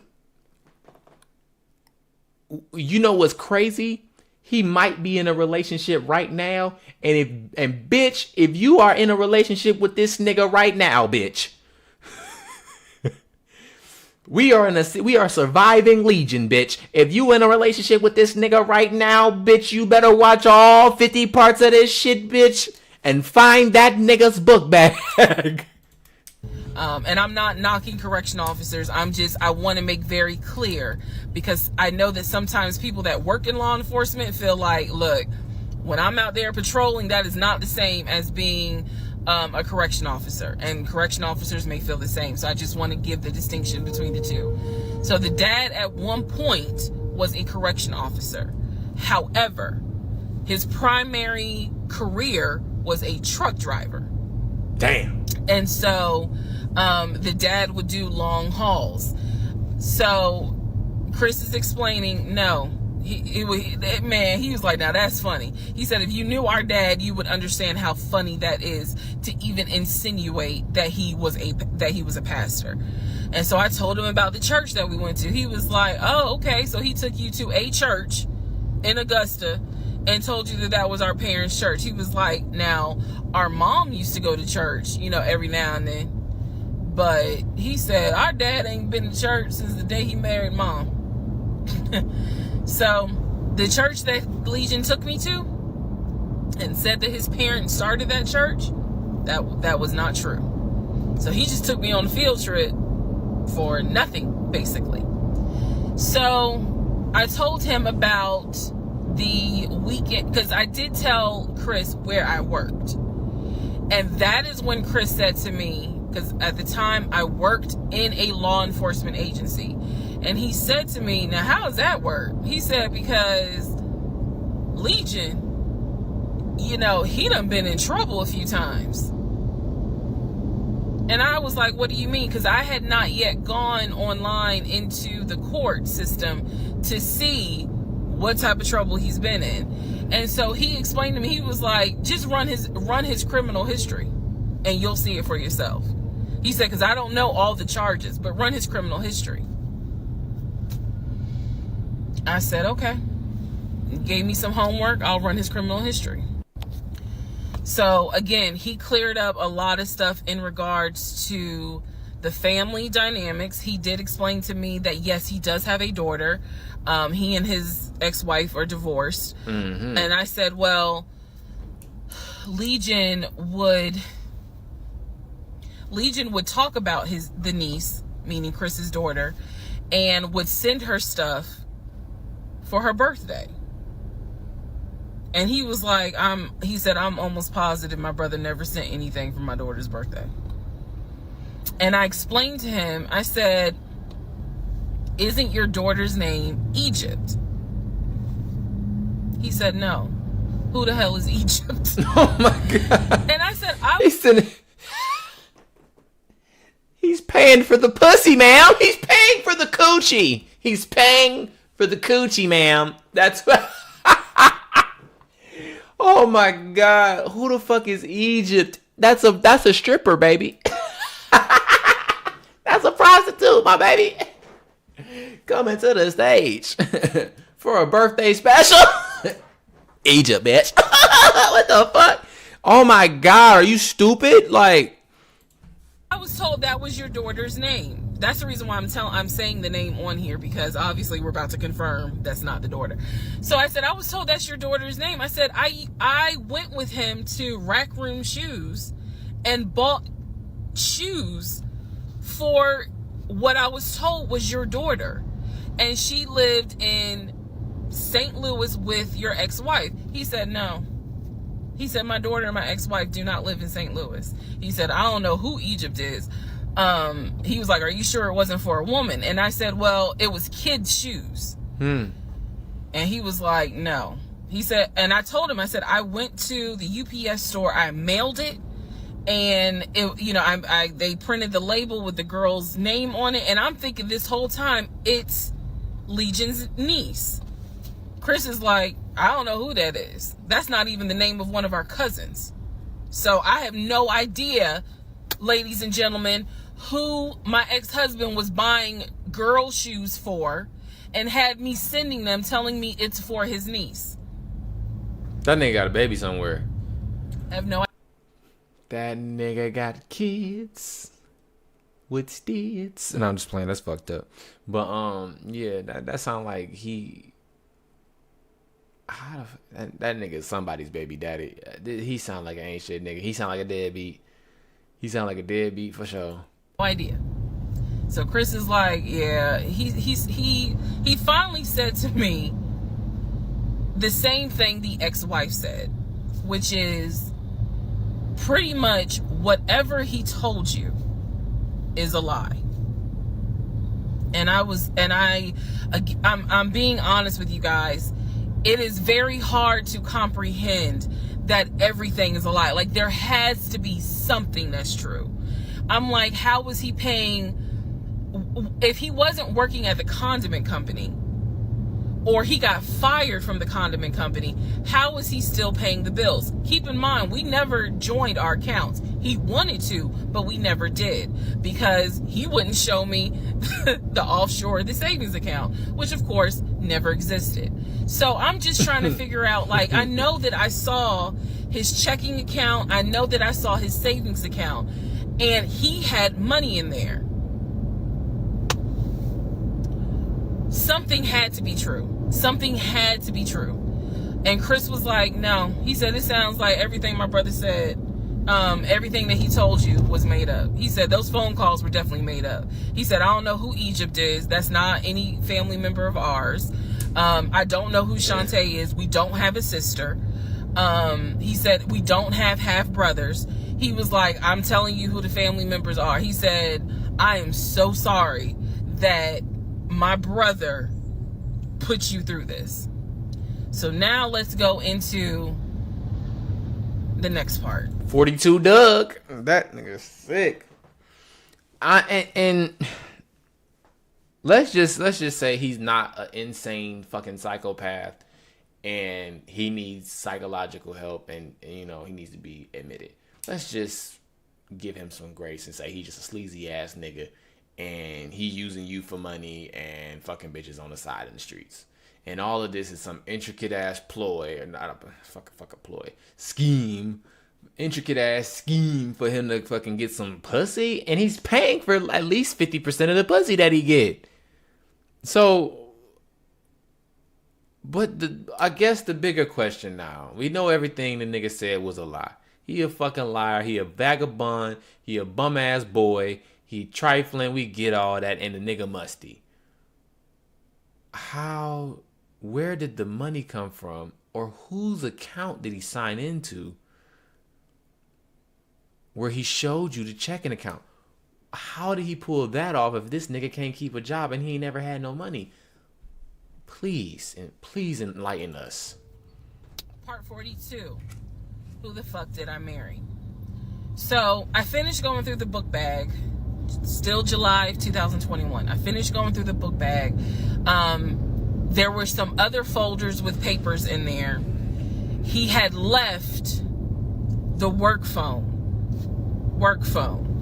What I actually found out was that it was not a work phone. It was simply a secondary personal phone. He told me it was a work phone. I thought that the company was paying for the work phone. That's what I thought. No, because I found receipts where basically, and I didn't know this, ladies and gentlemen, I had no idea, but I found receipts where it was a prepaid phone and he's paying to add minutes to it. So it's just receipts of, you added minutes to the phone on this date, you added minutes on that date.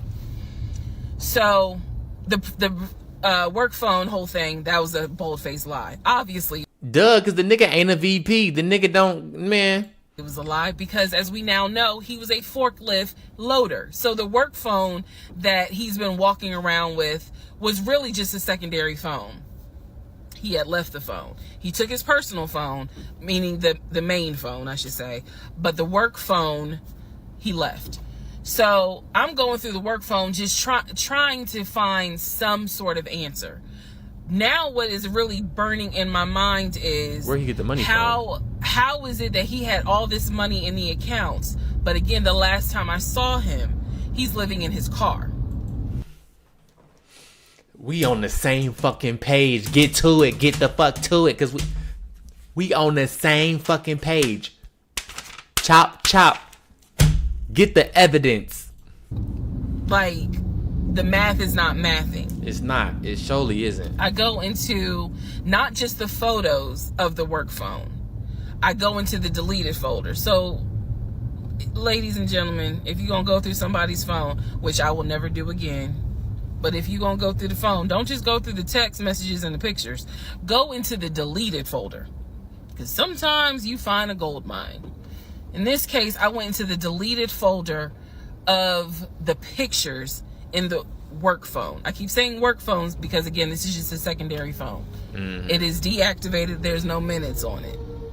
So I go into the deleted pictures, and what I see is what looks like a screenshot of his checking account, the one that I saw with the available balance. Then there's another photo of the screenshot of the savings that he showed me. Now, one of two things it could be. Either one, it's not real and it was pulled offline, or two, he took a screenshot of his own account and saved the photos. Mm-hmm. So this is when I got introduced to reverse Google image search. I did a reverse Google image search. Stop fucking Sure playing. Enough, as you probably have figured out, some of you, because I read it in the comments, what he showed me when he turned his phone around, showing me his available checking account balance, was a fucking screenshot? Was nothing more than a screenshot that he had found on Google.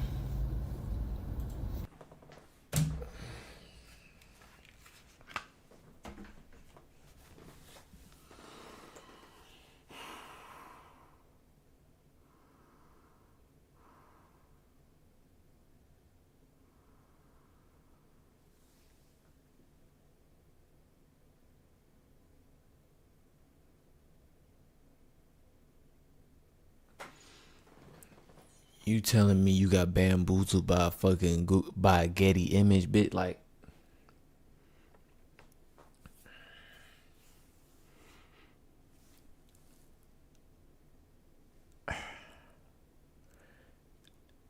I gave the nigga way too much credit. I thought he was out there dealing.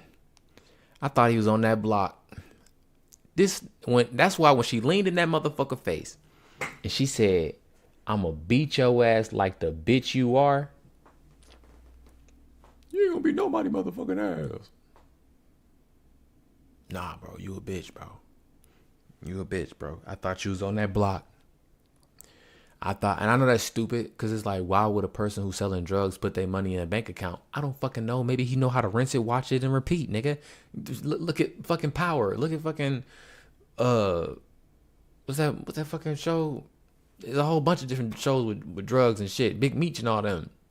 They got money. They got bank accounts. They don't just walk. They got cash, yeah, but they got bank accounts. You know how to, niggas know how to rinse the money and wash it. Like Jay-Z said, buy the block. He said, get the money off the block, buy the block. That's how you rinse the money. Anyways, I thought the nigga was on the block. He not on the block. He just taking screenshots off the fucking internet.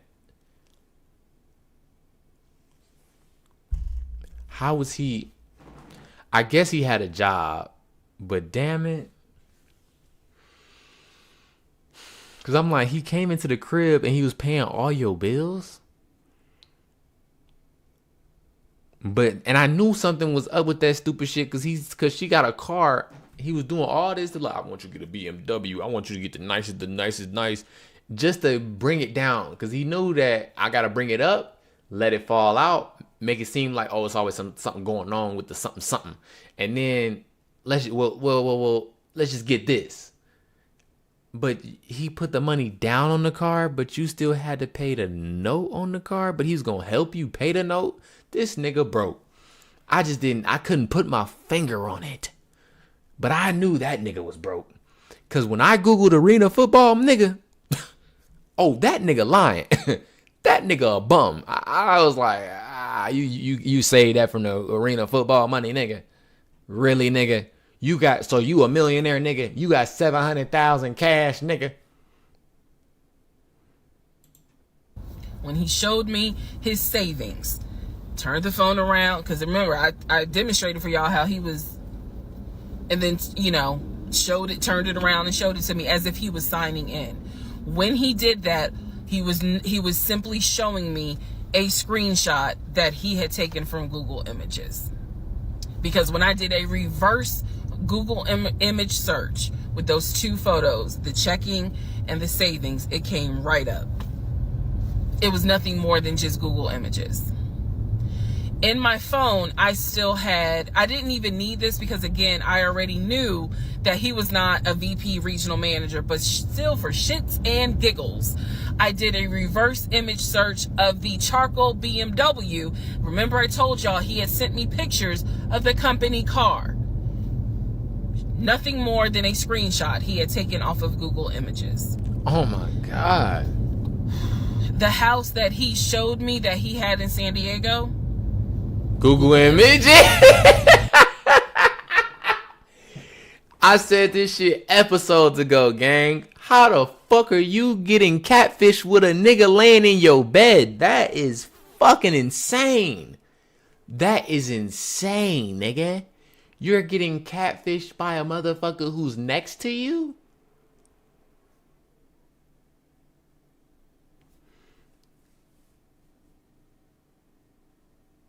I appreciate you being this transparent. I was gonna say humble, but this transparent and vulnerable with us to communicate your story.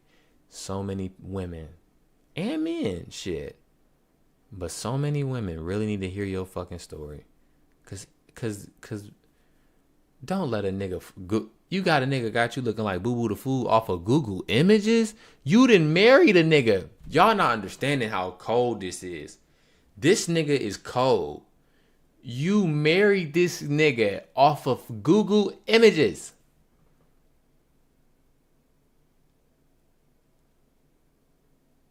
What the fuck?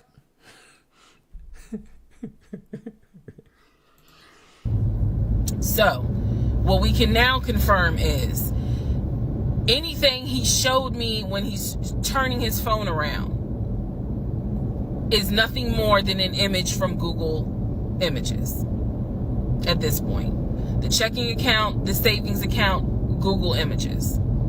The house, Google Images.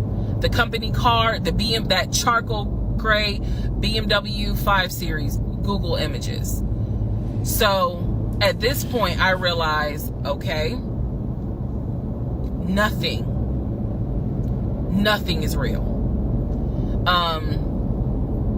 And I wasn't so much in a rage, to be honest with you. I wasn't in a rage then and there, as much as it was, I really truly had a moment where I said to myself, oh my God, what the fuck have I let in my life?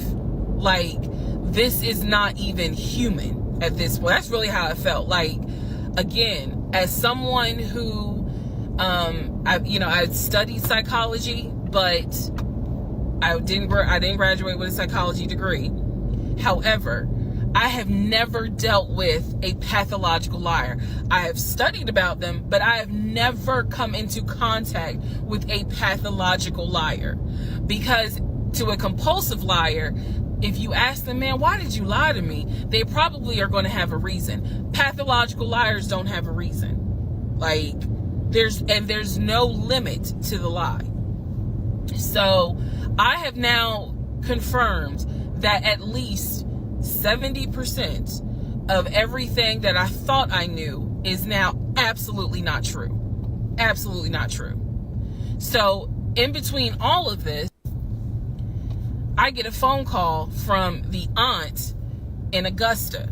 The aunt in Augusta, who Chris has confirmed is the mother's best friend. She is not their mother's sister or dad's sister. She's the best friend of the deceased mom. She calls me, and this is the one I have met. This is the one that Chris was like, I don't trust that hoe, anyway. So she called because she wanted to know what happened. She wasn't trying to be nosy or messy or anything like that. She's just trying to find out what happened because apparently Legion is trying to come stay with her. So damn, that nigga she asked me, sweet lady, but she said, what happened with you guys? And I told her we're getting a divorce. I said because he lied to me a lot. He lied to me a lot. Every day. So what breaks my heart about the conversation with her is that she said, so whatever happened to the baby? Mind you, we went to Augusta, told her I was pregnant. I thought he told her that I had a miscarriage. He didn't. He never told this woman I had a miscarriage. So she informs me. This is what she tells me. So now we're confirming something else. Oh my goodness. She tells me that on at least 5 times while I'm at work, Legion was driving to Augusta and telling her that he was going to visit the church of where the parents allegedly the church that the parents started. And I was like, what do you mean he went to Augusta? She said, I've seen him like 4 or 5 times. He's come down here, and each time I've asked him to bring the baby.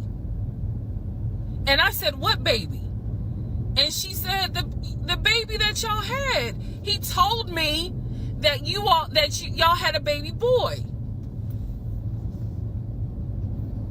And I said, no, ma'am. I said I had a miscarriage in June of 2020. Oh my God. And she said, oh my God. Oh, she was doing that whole thing. She said this whole time he told me that y'all had a son in January. And I have been asking him for pictures. I have been asking him to bring both of you down here so I could meet him. And he always had an excuse as to why he wouldn't bring the baby. And the last time he was in Augusta, he said that he was leaving you and he was taking the baby with him and that you were at work.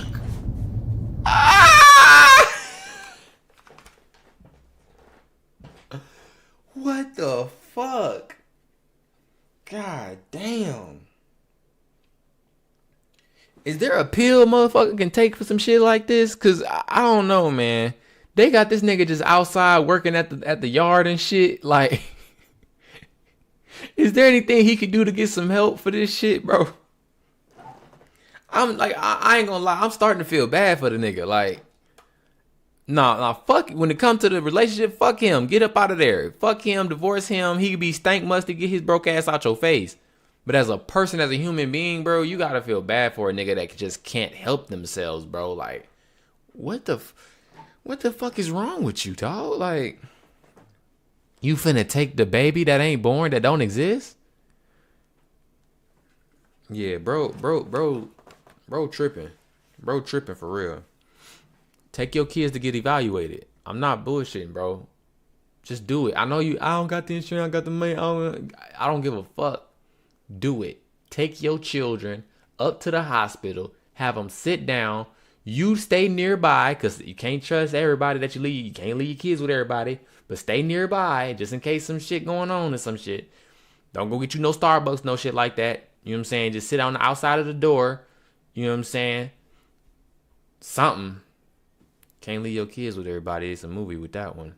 But you have somebody see if they alright. I know you sick and tired. I am not making this up. I believe that is what that woman told me. And I just was like, no, ma'am. None of that is true. There is no baby. I said I had no idea he was going to Augusta. No. Goddamn. Ooh, my goodness.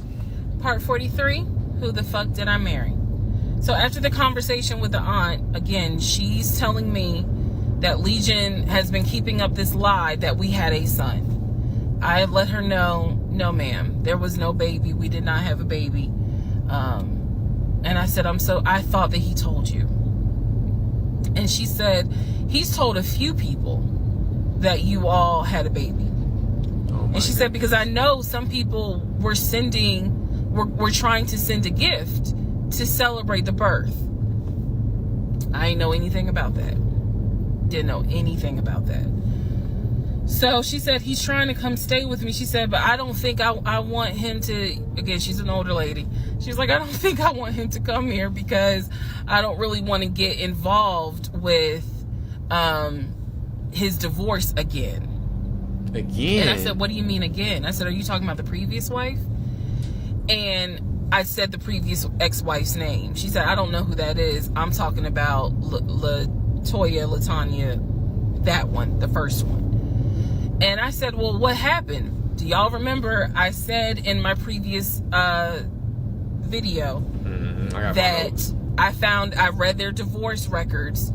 He had filed for divorce and they had a temporary protection order against each other. Yeah. I said that. So now the aunt is on the phone saying that she had to go to court and testify on Legion's behalf in regards to the temporary protective order. And I was like, well, what happened? She said they got into a fight with each other. Oh my goodness. And she slapped him. And I said, well, do you know why they got into a fight? And she said, yeah, apparently he had lied to the wife and it was something major and they got into a physical fight. And she said that woman almost beat his behind. And so he asked the court for a temporary protective order. So now I'm just getting the backstory on how that TPO was even came into play. So I told her, I said, you know, Miss Christy, we'll call her. I said, you don't have to worry about that. I said, we're not, he's already signed the paperwork. We're not fighting. I don't have it in me. I don't. So I said, I'm not going to tell you not to have certain people in your home, but I am going to tell you that I'm just barely kind of discovering exactly what the lies are in regards to Legion. So if you feel comfortable having him in your home, then do it. These lies I said, but I am going forward with this divorce, and once the divorce is final, I will have nothing to do with him. And I said, and I'm so sorry, you know, that he lied to you. Man, got you thinking a baby walking around. Pulled at your heartstrings in regards to a baby. Which is fucked up. I said, there is no baby. So she said, so y'all are really getting a divorce? I said, and I didn't want to cuss to the older ladies, but I said, yes, ma'am, we are. She said, hell yeah. And so you goddamn right. We get off the phone. Also during this time, Legion would call me every now and then. Legion had no idea. I've spoken to his ex-wife. I've spoken to his brother. I've spoken to his female cousin. He had no idea. I have now, if we want to go through real quick and don't miss your turn, girl. What we can confirm. we Shit, can get over it. confirm that there is no sister. God damn. We already knew there was no baby. Mm-hmm. There was no VP job. Again, he was a temp, and apparently he was making decent money. So what I believe, and this is just what I think off of putting pieces together, I think that he made enough money to pay the household bills, because it wasn't as if the household bills were so expensive. He made enough money to live on his own. But instead of him living on his own, he's living with me. Mm-hmm. So we can also confirm that when he told me that he was paying his car off and he called the dealership and paid his car off, we can confirm that that's a lie. That story will come up later on. So pretty much at this point, the only thing I know to be true, his name, his date of birth, the secondary social security number that was on my background check, and that he has 2 brothers, and the parents are deceased. Damn, we playing Guess Who in this bitch. At this point in time of July 2021, that is all I can. That's all that I was able to confirm that to be true. Mm-hmm. So later on, Legion calls me. He calls me because he wants some money. Oh my God. He just needs a little bit of money to hold him over till payday. Oh man. And so we're on the phone. The call, again, I was recording all my calls at the time. We're on the phone, and I finally kind of confronted him, number one, about having a twin. That's when he tells me, you know, I don't know why I lied, but I don't really talk about him. Number two, I asked him why did he get fired from the condiment company. Yeah. His story is that he got fired because he had helped a truck driver and he was not supposed to. I know it's a lie. Y'all don't even have to tell me. I know it's a lie. Number three, I asked him, why did you tell your aunt that we had a baby? He claims he never told her that, and that she's old and she didn't know what she was talking about. Oh my God. So then I asked him if he was ever in trouble where he's been arrested. And he said, yeah, I've been arrested as a juvenile, but my father had my record expunged. I said, were you ever arrested as an adult? He said, nah, I ain't never been arrested as an adult. I said, so you never went to weekend jail?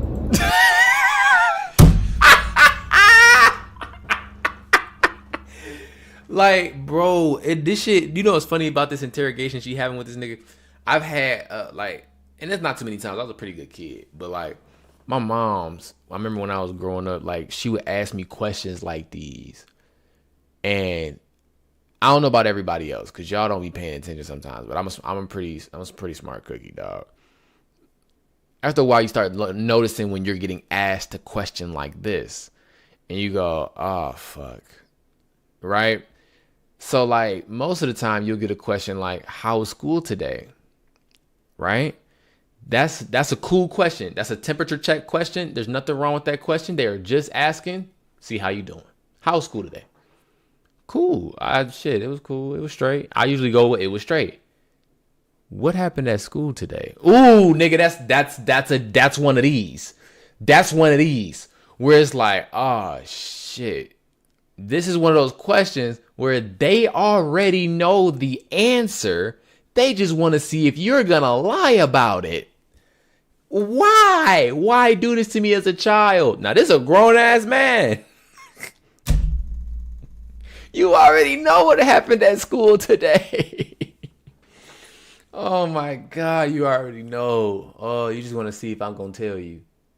So then, as I get older, as I grow up, I notice this. I know when the difference between I'm just asking to ask, but I'm asking because I already know the answer and I'm going to see if you're going to lie about it. What did you eat today? Did you eat today?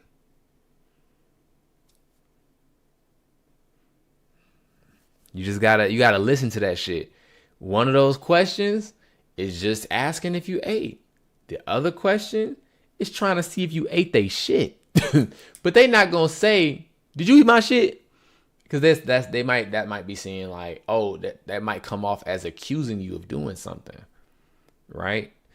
And some people, when they feel accused, they may they may lie in defense. Like she said, if you compulsive, like you just lied because you was under pressure, right?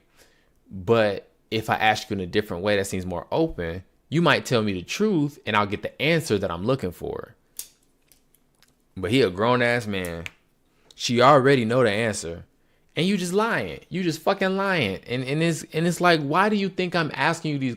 So she changed the question to, you never did weekend jail, nigga? He said, no, I don't even know what that is.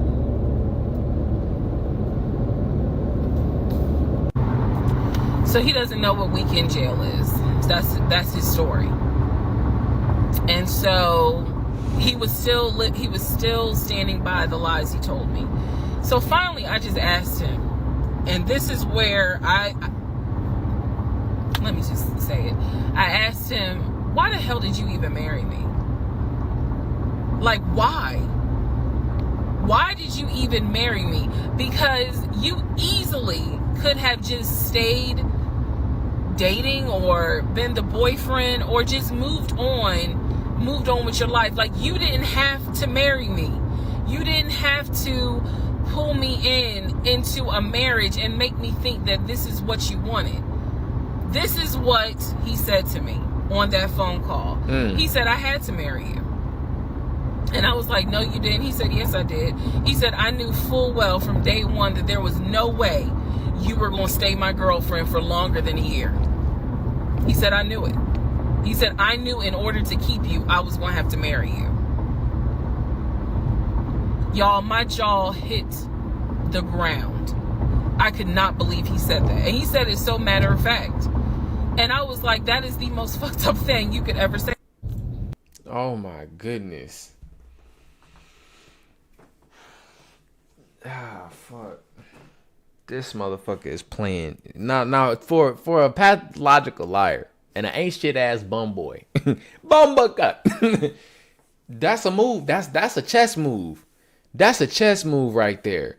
Like she said in the beginning of the story, on part like 2 or 3, when the nigga, she was like, we were trying to figure out where we were going to quarantine. He was living in a studio apartment, a studio apartment.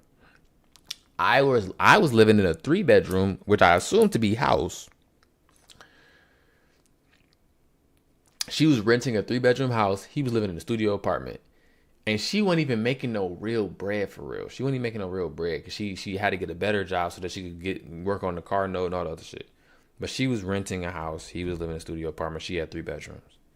Townhome, I think. I think it was a townhouse. But anyways, she had a 3-bedroom. He had a studio apartment. He came to the 3-bedroom. Damn, she living nice. In his mind, it clicked. I'm a ain't shit nigga. You're a decent enough lady. I even argue, I don't even know this lady. I'll say she's a good woman. This is a good woman, right? She probably she cooking. She got somewhere warm for you to stay. She care about your health. She probably put lotion on your hands and your feet. You know what I'm saying? He said, I'm not shit. In order for me to keep you, I had to marry you. You would have saw that I didn't have much to offer and you would have left me. You wouldn't have stayed my girlfriend longer than a year. Plus, y'all got to remember, in their first couple conversations, she says that she wants marriage. He agrees. So he knows that, one, she's on a time clock. I don't know how old she is, but she look like she's pushing 40. I think he is 40. He was 40 something. So he understands that to keep this woman around in his life, he gonna have to marry her because y'all too old to play that boyfriend-girlfriend game and you don't have nothing to offer. She was looking for houses and shit. She was looking for marriage, house, children.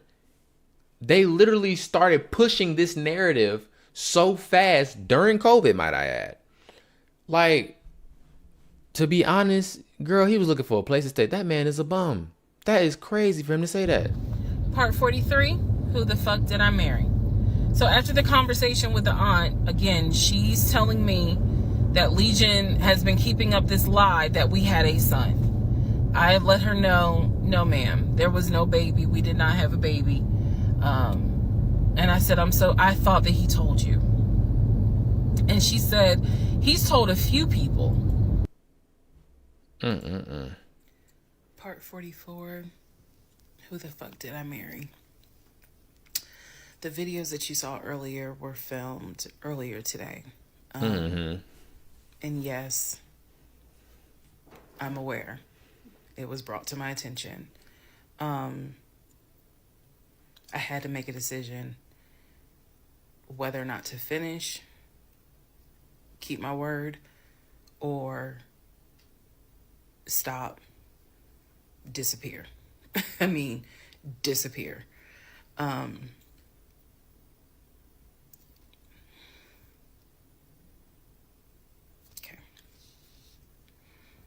Let's finish. So, first of all, let me say this. It is not easy telling this story. It's entertaining. I know it's gone viral. But it is not easy telling this story. I made a decision to tell this story. I made a decision to share my story, what I went through, in hopes that it helps just one person. But I would be remiss if I didn't tell you all, it is not easy telling this story, to relive it, to face certain things out loud that I had to face internally. Just want to say that. So I will push forward to finish, but today got to me. The toll of this got to me today. Damn. So I know that you all are like, we're waiting on the next part. We're waiting on the next part. I appreciate that, and I get it, because if I was in those shoes, I would be waiting too and be like, where is it? Nah, so I understand that. Hell yeah, but I understand, girl. Shit, this is fucked but the up. toll was real today. Damn. All right. So with that being said, we are still in July of 2021. I had talked to the brother Chris. I had talked to the aunt. I talked to all these people, and now was the time where I had saw the receipts for the weekend jail type thing. So I went ahead and did a search for his criminal history. I ran his criminal history. I did that on my own at home with my money. So this was not, I think someone had asked if I did anything with my job. No, I did not. I know better. So I ran a criminal history, or I paid for a criminal background report. For him to say that he appreciates law enforcement so much, it was obviously a lie, because the criminal history showed that he had been arrested for criminal trespassing. He had been arrested for suspended license, suspended registration. But the big thing was impersonating an officer. Oh my God. If you don't know anything about impersonating an officer, it is a felony. Period, point blank. As sure as Peachtree runs from Bankhead to Buckhead, it is a felony. So seeing what court it was in, I did another open records request for the incident report. I wanted to know what the fuck did he do, what the circumstances were, especially given the fact that I worked in law enforcement at the time. What were the circumstances as to how he was arrested for impersonating an officer? So I did an open records request. I got the incident report, and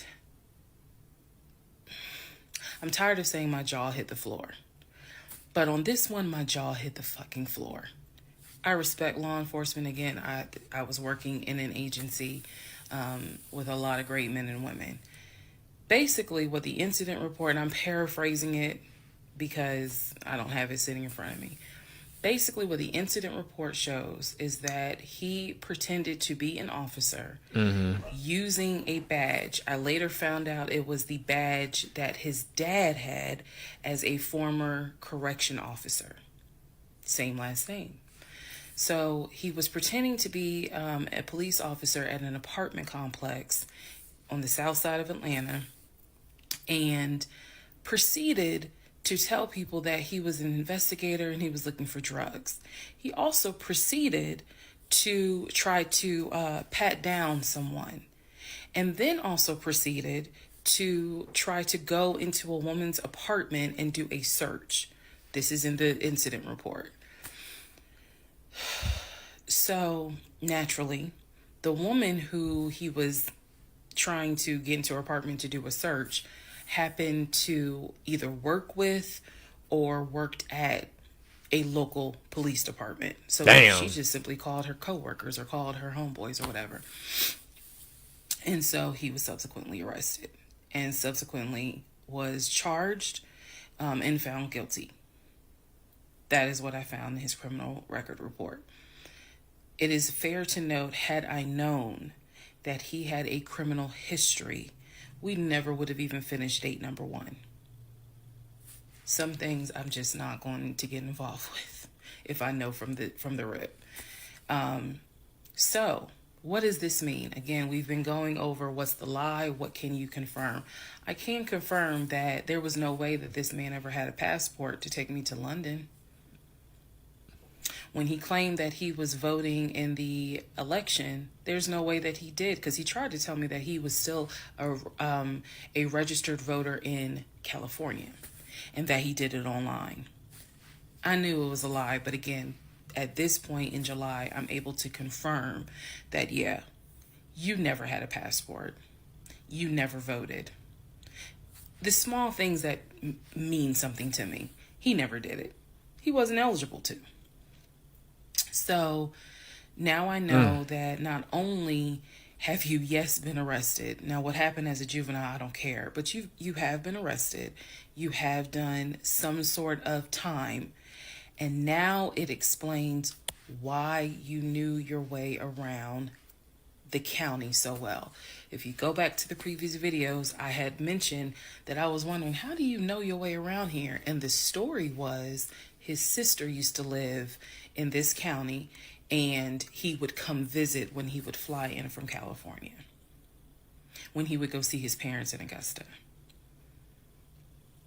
That was the story. So that explains the criminal history.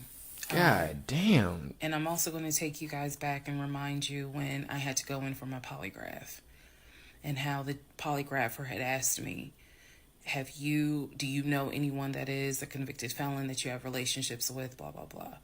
And remember, I said to him, my husband and I are estranged. I honestly don't know. Fast forward to July, where I find out that, yes, in fact, on top of everything, I was married to a convicted felon. Had no idea. No idea whatsoever. And it's nothing but the grace of God that I was honest with the polygrapher and telling him, look, I don't know what's in this man's background. To say that I have no idea who I married is an understatement. It is a complete understatement. It's fair to say, well, you only knew him for like 2.5 weeks before you quarantined with him. That's fair. And I can understand that, and I take responsibility for that. But in the big scheme of things, I had no idea the creature that I was sleeping next to every night. No idea.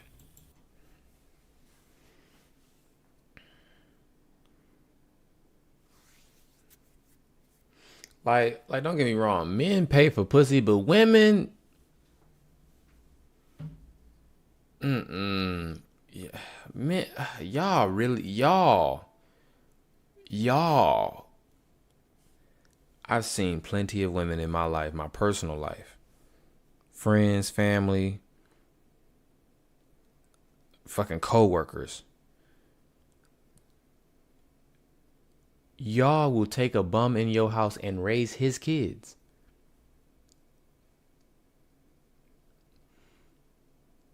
for companionship? Because that's what all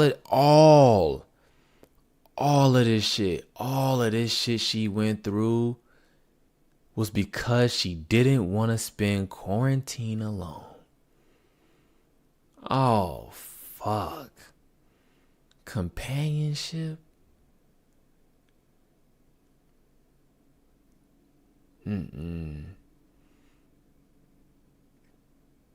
A part of me is waiting on her to say, gotcha, nigga. This was all just a story. I made it all up. It's not real. He's not a real person. Like, a part of me is hoping that this is a story, man. Damn, that's fucked up. Damn. All right, part 45, who the fuck did I marry? So we are now end of July, August time frame. During this time, Legion basically disappeared. Remember, I'm still waiting on the final divorce decree to come up. I'm actually waiting for the 30 days to be up so I can file the divorce settlement form. So I'm waiting on those 30 days to be up. I'm playing nice with him. I'm being cordial. I have uncovered all kinds of stuff. But just in case he was going to act a fool, I was trying to be cordial. So I had spoken to him on like a Monday, and I was trying to get a hold of him for something. But I'm the one that initiated a phone call in the coming days. Never heard from him. Never heard from him at all. His phone was dead. It was going straight to voicemail. And I genuinely was worried. A few days turned into a week. By the time I hadn't heard from him in a week, because I knew he was not living anywhere but his car. I knew that. So this is what happened, y'all. Goddamn. Hold up. I first reached out on Facebook. Remember, even though he has told me that he had all these siblings. We know he didn't have all these siblings. But remember, I told y'all I had met the brother in Augusta. And I had met the brother in Baltimore. These are people I've met. The brother in Baltimore I talked to on FaceTime. The brother in Augusta I've actually physically met, hugged, shake hands, all that. So I reached out on Facebook to people that I remember him talking about all the time. The friend Omar, the brother in Augusta, the brother in Baltimore, another cousin in Augusta. I was doing a search for these people's names, just like, hey, have you heard from Legion? The brother in Augusta told me, no, I haven't heard from him. I've been trying to reach him, but the phone's going straight to voicemail. I knew he was living in his car. So my brain was doing everything it could not to go on the deep end. I reached out on Facebook to the brother in Baltimore. And I said, hey, gave him my name. And I said, have you heard from Legion? Now, mind you, the brother in Baltimore and him have talked on speakerphone. I guess it's important that I make that distinction. They have talked on speakerphone. So I know that they have talked at least in 2020. So I said to him, again, according to Legion, they talk all the time. But I have heard them on the phone in 2020. So I said, have you talked to him? The brother from Baltimore informs me, no, I ain't talked to him. He owes me money. Damn. So I ain't got nothing to say to him. And I said, wait a second, like, he was telling me that y'all are brothers. He was like, man, he's like a brother. But I don't fuck with it. I don't fuck with him because he owes me money. So they had not spoken. This is now July 2021. They had not spoken in well over 6 months. Damn. So all the phone calls, this is what it means, guys. All the phone calls that he had with the brother in Baltimore in 2021 were not real. Then I reached out to the Omar guy. And I remember the story was that he and him known each other's years since California, worked together at the condiment company. I reached out to Omar and said, have you heard from Legion by any chance? Explained who I was. He responds with, and I'll never forget it, He responds with, no, I have not heard from him. I have absolutely no contact with him whatsoever. We are not friends, and I would appreciate if you do not reach out to me again about him. The stories I was told was that this dude is supposedly his best friend. Shocking moment. So they had not spoken in years. Oh my goodness. They're not cool. He does not fool with him. Oh my goodness. Okay. So this can't be an intricate ploy for some coochie. So every person that you ever heard him talking to on the phone, he was trying to get some coochie. Nah, bro, that nigga's insane. That shit. Putting the phone up to, yeah, brother. Yeah, this her right here. What's up, baby? Yeah, this Joe. Yeah, Joe. You know, that's my lady. That's my lady. What? Yeah, baby. Joe said hi, baby. Hey, Joe. Yeah, Joe. Yeah, you heard her? Yeah, she said hi. She had. But no one's on the fucking phone? Yeah. Lock that nigga up. Went on to the next person, a female cousin I had met. She said, no, I have not heard from him. Why would I hear from him? We don't really talk. Like, I think she was genuinely weirded out by the fact that I'm reaching out to her out of the blue, asking, hey, by any chance, have you talked to my soon-to-be ex-husband? So what I discovered because he ended up being gone for 2 weeks. What I discovered in those 2 weeks, let me be very clear with the statement I'm getting ready to make. I reached out to every person I know who apparently has had some form of relationship with him. Either he said that they were friends, they talked on the phone, he said they hung out. The brother in Baltimore, I was told, they not his friends. He just borrowed money from these niggas. I promise you, he just be like, hey, look, it was going on, man. Let me get a couple of dollars, nigga. Let me get a drink, nigga. They not friends. If you read the Richest Man in Babylon, my creditors are my friends. That's what that is. And I'm not giving him that much fucking credit. I know he ain't read that goddamn book. All I'm saying is my creditors are my friends. He's gonna look at people that he can get a couple of dollars off of as his friends. That's why that one nigga was like, bro, fuck that nigga. He owe me money. Had been to the house while I was at work. Brother in Baltimore said, no, that never happened. I've never been to your house. All these people knew that Legion was a liar. And I think that they all felt bad, with the exception of the Omar guy, felt bad that I was kind of just discovering what they've known for years. In those 2 weeks, I found out every single person I reached out to, not a single one of them gave a shit if that man was dead or alive. All of them had the attitude, some even said it, no, I haven't heard from him. I don't care to hear from him. It was as if, for me, it was such a sad moment because I discovered this man has no friends. Fuck whatever he has said. I am now able to prove it. He has no friends. There is nobody who is concerned that they have not heard or seen him in over 2 weeks. Some people months. One guy years. None of them were concerned. They said, fuck that nigga. So basically what I'm saying is that I discovered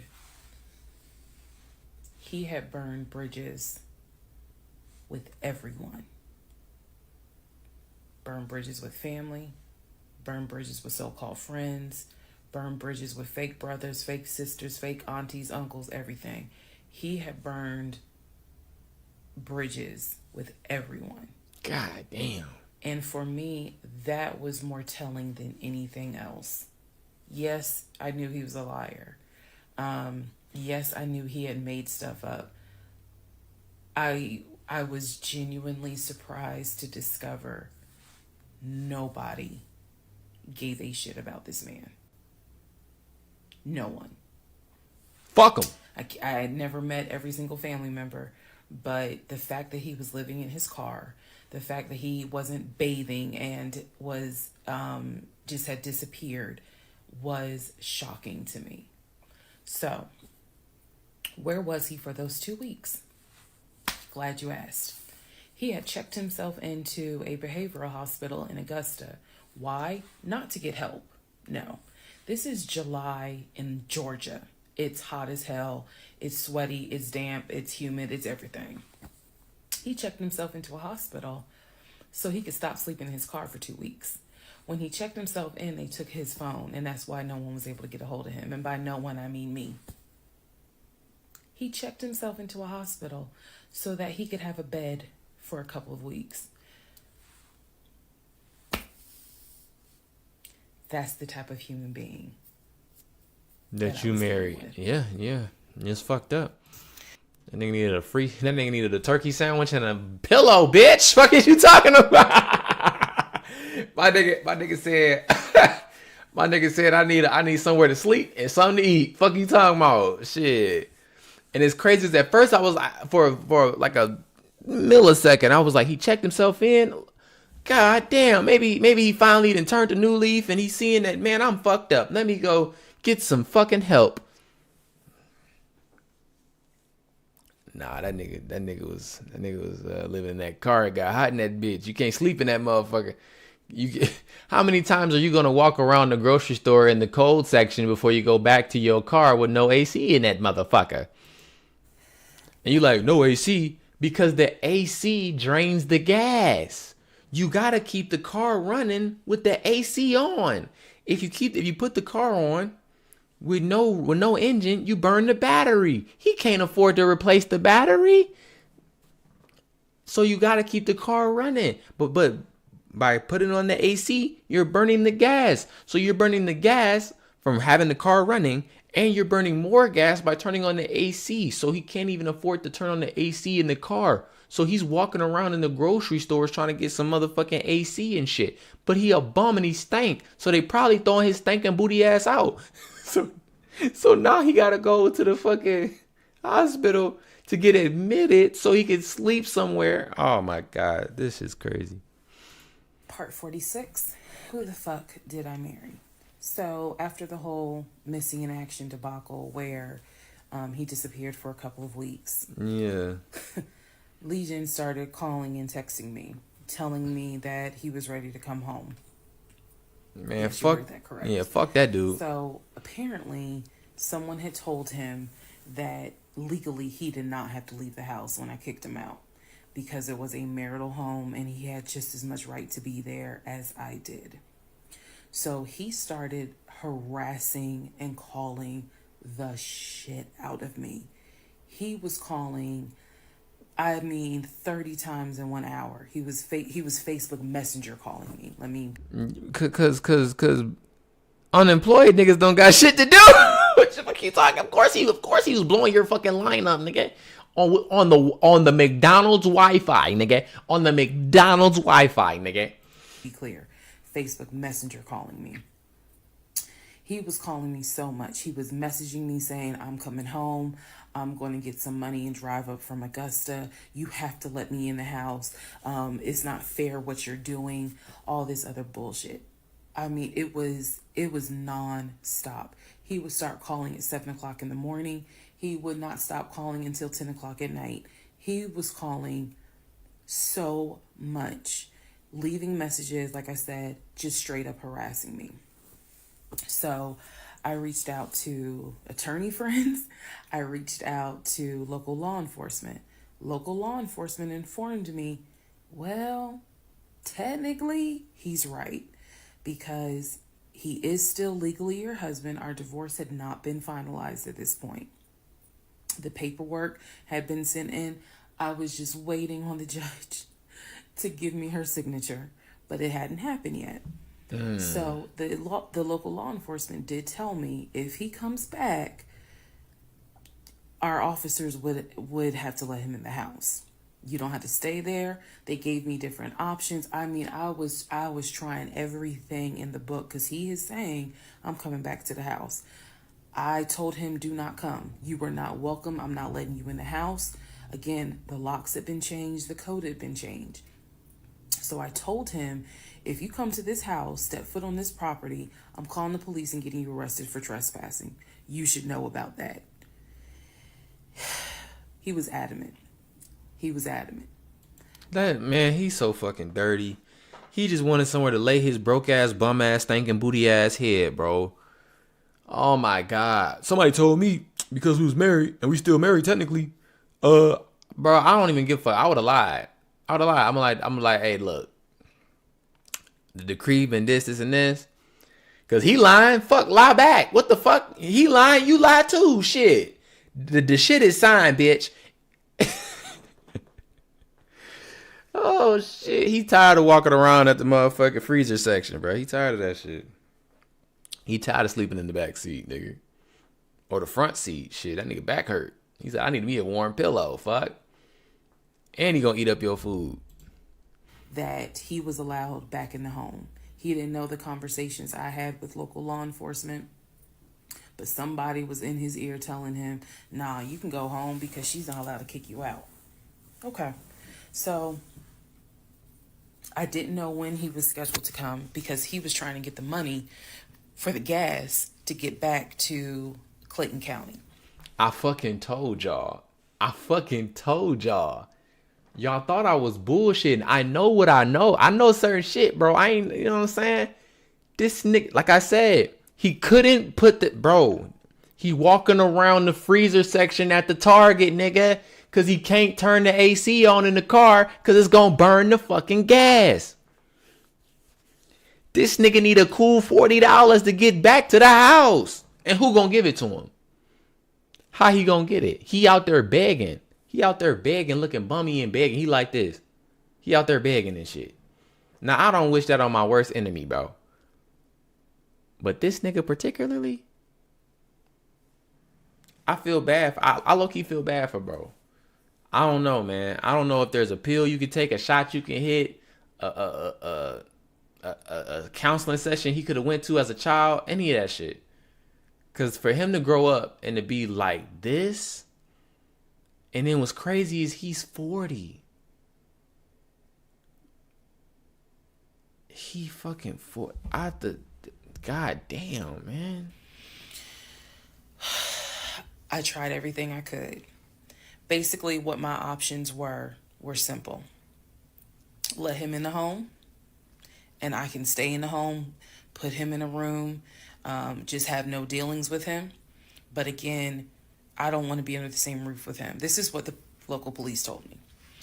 I could have an officer go room to room and let his body cam film the room to see the condition of the house. And if Legion showed up, I would leave the house. I can go to a family member's home and stay there. This is literally in August, right before my lease is up. So I was already moving. I had already secured another home.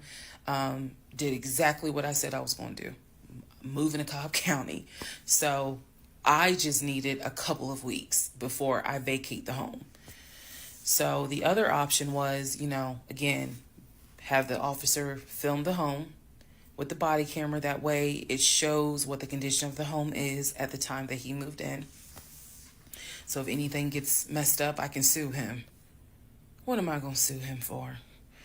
But nevertheless, or the third option is I can stay there with him, make life miserable.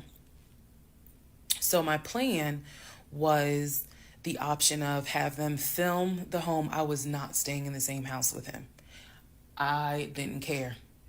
Also, there was no guarantee, and I told the officer this, look, if y'all allow him to stay in this house, I am telling you by tomorrow morning, every utility in his house will be off. He will have no running water. He will have no air condition. This place will feel like a sauna. Officer kind of chuckled and was like, again, ma'am, I mean, this is one of those domestic situations. He is allowed in the home. Okay. So again, I had no idea when he was coming. I was on pins and needles. every day. I'm seeing the phone ring, like I said, about 30 times every hour. I'm seeing the messages. I'm seeing this. I had reached out to a police captain. I had reached out to the chief of police. I was trying to get all kinds of help. Like, it ain't what you know, it's who you know. Mm-hmm. So he eventually tells me, I'm going to be there on Wednesday. This is just an example. I'm going to be there on Wednesday. I had been calling a police captain who was really gracious, really kind, and was trying to help me, because I was like, bro, I just need 2 weeks and I'm out of this house. And we already knew he legally could not go to the new house. I was trying to see if I could move in early to the new place. The landlord was like, I really can't let you. So I felt like I was running out of options. He's saying he's coming. He's saying he's coming. He's adamant he's coming. I guess somebody felt sorry and gave him some gas money so he could drive from Augusta up to Clayton County. Mm-hmm. So the day before all this goes down, the police captain called me, and he informs me that they ran his name through GCIC, which is a database that law enforcement agencies use. Let me guess, he got tickets. Turns out he has a warrant for his arrest. Oh my So God. the police captain says this changes everything. If he shows up to the house, don't do anything, call us. I will have officers to your home, and they will simply arrest him. So, I know that this is a short part, but I'm going to dedicate the next part to what happened when he showed up to my house. Oh my God. Oh shit. I said tickets, but a warrant. A warrant. Cause bro was like, he got a warrant for his arrest. You didn't show up to that weekend jail, buddy. You missed that weekend jail, buddy. Girl.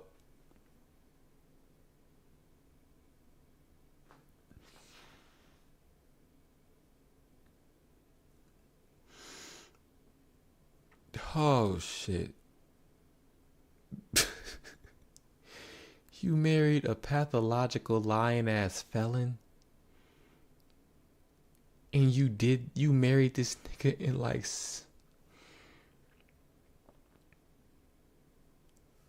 she met this man in March.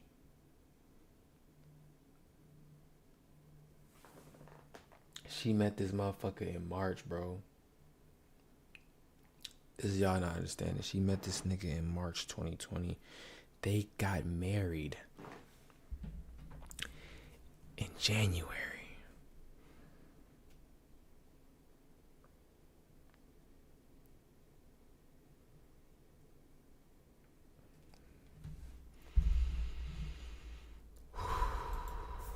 Girl. Part 47, who the fuck did I marry?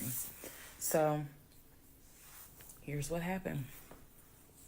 This was mid-August. Went to work as usual. It actually happened on a Friday. I had to look at the dates. It happened on a Friday. Went to work. Still, he was calling me, texting me, messaging me that he was on his way. And so I was a bit on pins and needles all day. I was dreading going home, and that is a horrible feeling, to dread to go home. So he had called me and said that he was at the house in the driveway. I guess he had to use the restroom, so he decided to go to the Walmart up the street to go use the bathroom. I wasn't answering phone calls. Says the nigga who piss in bottles. Messages. I simply called the police captain. I said, hey, he's saying that he's at the house. The police captain himself drove by the house, but I believe he drove by the house when Legion went to Walmart to use the bathroom. So the police captain was like, I don't see anyone there, but again, when you get home, if he is there, do not engage, call us. Okay, no problem, because I got you on speed dial. So I go home. I'm on the phone with both my mother and my aunt on a 3-way call. they're both like, oh my God, you know, what do we need to do? I drive into my subdivision. What he did not know was that he had backed into the driveway up against the garage. Normally, I park my car in the garage. But what he didn't know was that at the time I was driving a fleet car. So I wasn't even in my normal car. And I know that he was waiting to see my car, the Nissan Altima that he helped get, pull in to the subdivision and then pull in towards my townhome. That didn't happen. Because I'm in a different car, he didn't recognize it. So when I turned onto my street, as sure as it is hot in Georgia in the summer, that man was sitting in the driveway in his Ford Taurus. Okay? So I live at the time not far from a cul-de-sac. So when you go straight down, you just turn around the cul-de-sac to come back up. So that's exactly what I did. I went to the corner, turned off so that I can see the house, but he would not have been able to see me. Mm-hmm. I went ahead and called 911. I was very calm, told them exactly what the captain had told me to say. I was like, my name is, the address is, I need police here because my ex-husband is here. He is not supposed to be here. And I feel as though I am in danger. She said, okay. She, again, pull up. Phone call. She said, we're dispatching police to your home. Get him over there. Get that bum out of there. Up, I then call the police captain. He immediately answers the phone. He says, we just got the call. I'm sending 4 officers your way. Okay, good. Get off the phone. Call my mom and my aunt back because they were both like, call us back. On God, you should. On the freeway. I continue to sit there until I see 4 officers, 4 cars pull in and stop just in front of my house. Mm-hmm. So then I ease up. He gets out the car, I guess, trying to see what's going on. I explain to the officer that walks to my window. I say, this is what's going on. So I was trying to sound extra law enforcement smart. I was like, check him through GCIC. You're going to find that he has a warrant out for his arrest for violation of probation. And the officer kind of smirked because she was like, we know. We already checked GCIC. The captain called us. So I was like, okay. So anyway, they tell me to sit in the car. They go up to the window of the car and get him, ask him to step out of the car. He does. When he stepped out the car, I was like, oh my God.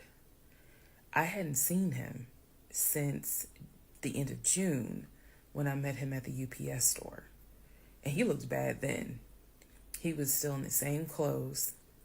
Damn. When I told you guys when I met him, he was like a size 3X. What got out of the car was easily a medium or large. Damn. Easily. Damn. That is how, and it makes sense because, he probably wasn't eating. Except for somebody gave him $6 for chicken nuggets. But what got out of the car was something I didn't even recognize. God damn, look like daddy long legs. He gets out of the car. They arrest him.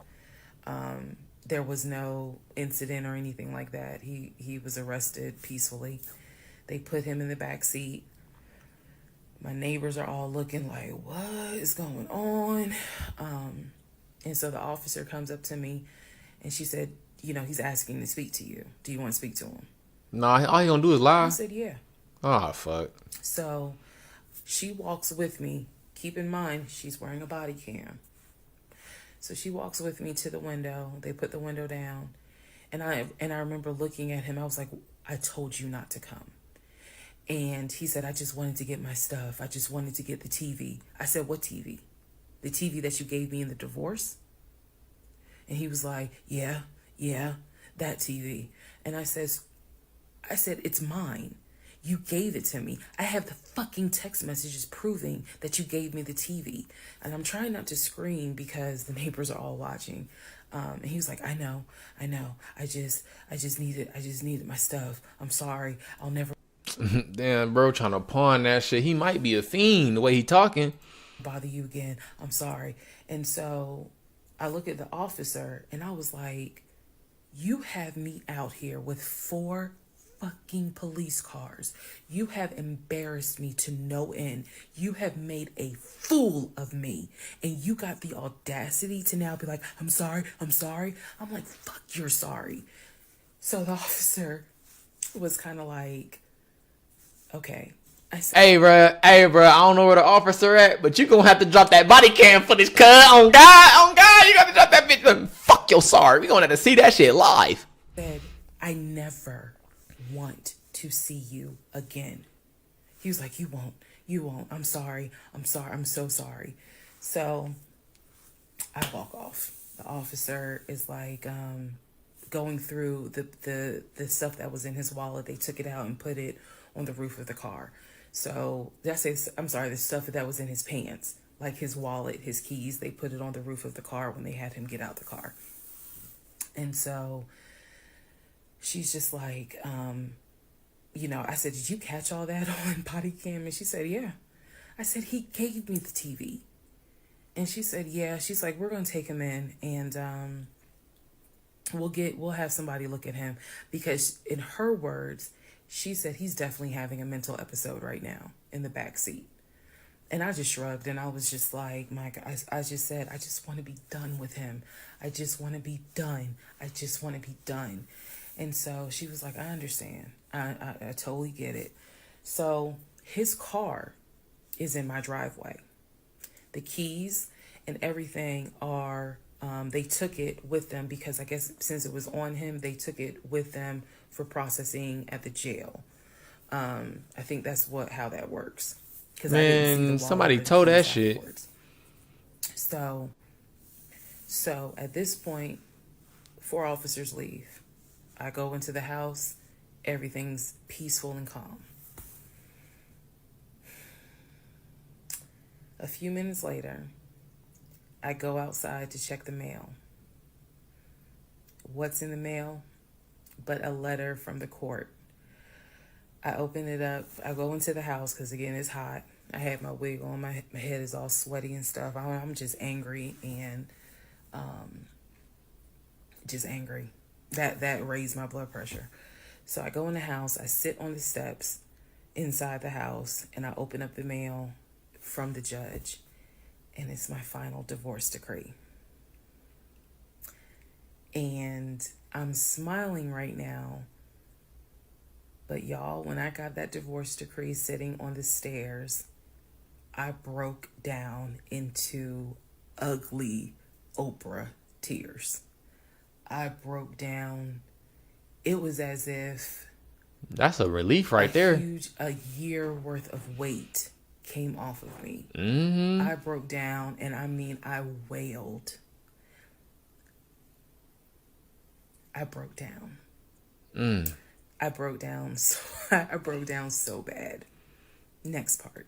Hell yeah. Yeah. That's what the fuck I'm talking about.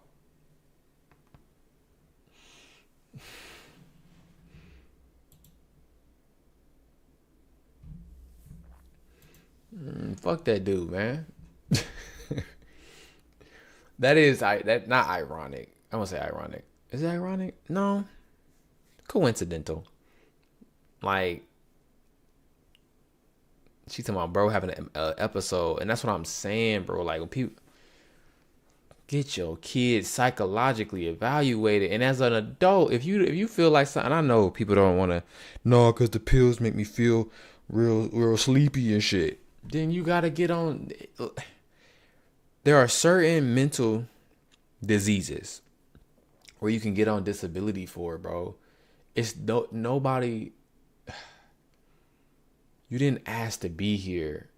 You didn't, and your mom shouldn't have been smoking cigarettes or drinking liquor or get her belly slapped on. I don't know what, anything could happen. Somebody could have dropped you as a baby, whatever, man. Whatever, or whatever is going on in the 2 different lineages of y'all families, but y'all don't know that it's somebody on this family side got this and they family side got that, and you here now, and now you have psychological fucking disabilities or diseases or whatever is going on with you, and you an adult, and you got to the all the way to your 40s, and everybody, fuck that dude, he on bullshit, he this, he that, he that.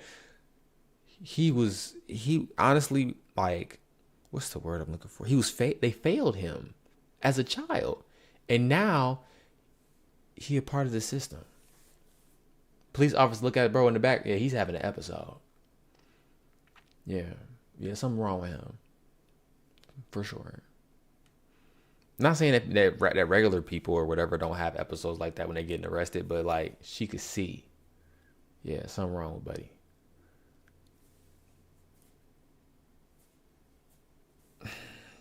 Parenting is not easy. All right, part 48. Who the fuck did I marry? So, after I finished breaking down, wiped my tears, and his car is still in the driveway. I couldn't park in the driveway. Man, call that tow company. I called the car company. I had called the car company once before when he went missing for those 2 weeks to ask them if they maybe had a tracker on the car and could track it. And the nice gentleman informed me that the tracker had not been giving a signal off for about 5 months. So he wouldn't really give me details on the car, but obviously the car had not, the car payment was not being made on that car. It had not been made on that car for quite some time. So he and I split in June, but apparently the car payment wasn't made long before June. Can't speak to that, but he still had the car. So, called the car company. I told them, I understand that y'all looking for this Ford Taurus. And the lady said, yes, or you can make a payment. I said, no, y'all can come get it. Here's the address. Oh, God. When do y'all want to get it? And she said, well, I can have a driver come get it tomorrow morning. I said, no problem. That car will be ready for you to get it tomorrow morning. And so the car was repossessed out of my driveway the next morning, Saturday. The driver was there about 7 o'clock in the morning. He had the master key for the car, cranked it up, drove it, put it on the tow truck, and left. Here's what that now means. When Legion left my house in June, he left with 2 bags of clothes. Everything else was in my house. At the end of July, or towards the end of July, everything that he had left in my house had been donated to the domestic violence shelter, which means that the only thing that Legion had were the clothes that he had taken with him in the car. When he got arrested in my driveway, all of his clothes were still in the car. And when the car got repossessed Saturday morning, all of the clothes were in there. Which means that when he went to jail, whenever he got out, he only got out with keys to a car he no longer had, a wallet with probably no money in it, and the clothes that were on his back. Damn. Everything else was gone. Damn. Now we can fast forward to what happened around August 29th. So I was scheduled to move August 31st. Remember, I'm moving up to Cobb County. We had been checking the court documents. He had a court date scheduled for around August 29th or August 30th. I don't remember the exact date. The court time was supposed to be around 9 o'clock in the morning. My mom was watching the court filings online. And according to her, because I missed it, they showed him on the screen because this was still during Zoom. They showed him on the screen, and then he was ushered out of the court into like a back area, and an attorney spoke on his behalf. Between the time that he had been arrested and the time of the court date, I had never in my life slept so good. Damn. Truthfully, never slept so good. Man, no, that nigga off the I was streets. divorced. I had no ties to him. There was nothing in the house of his there was nothing of his that was still in the house. I felt free. So, when the court date happened and my mom told me what she saw on the Zoom, I was confused. Is he getting out? Is he having to serve time? What's going on? I called the courts. I tried to speak to his attorney, and his attorney had a horrible attitude and was like, why are you calling me? And I informed him. I said, look, I'm a bit afraid of this man. So can you please just tell me if he is being released, or is he going to be kept, or if he is going to be sentenced to a longer jail term? He said no, he's not being kept in a longer jail term because the warrant had expired. Damn. So when the police arrested him, yes, it was a valid arrest, but the warrant had expired. So I believe the warrant had expired like 6 months earlier, but of course it wasn't put in the system. Which means that if the court date is August 29th, he's going to be released August 29th or August 30th. I'm moving August 31st. Damn. So my mom was just like, please just spend the night at your aunt's house. Like, just spend the night at your aunt's house, then go back to the house during the day. The movers will be there, and then just move.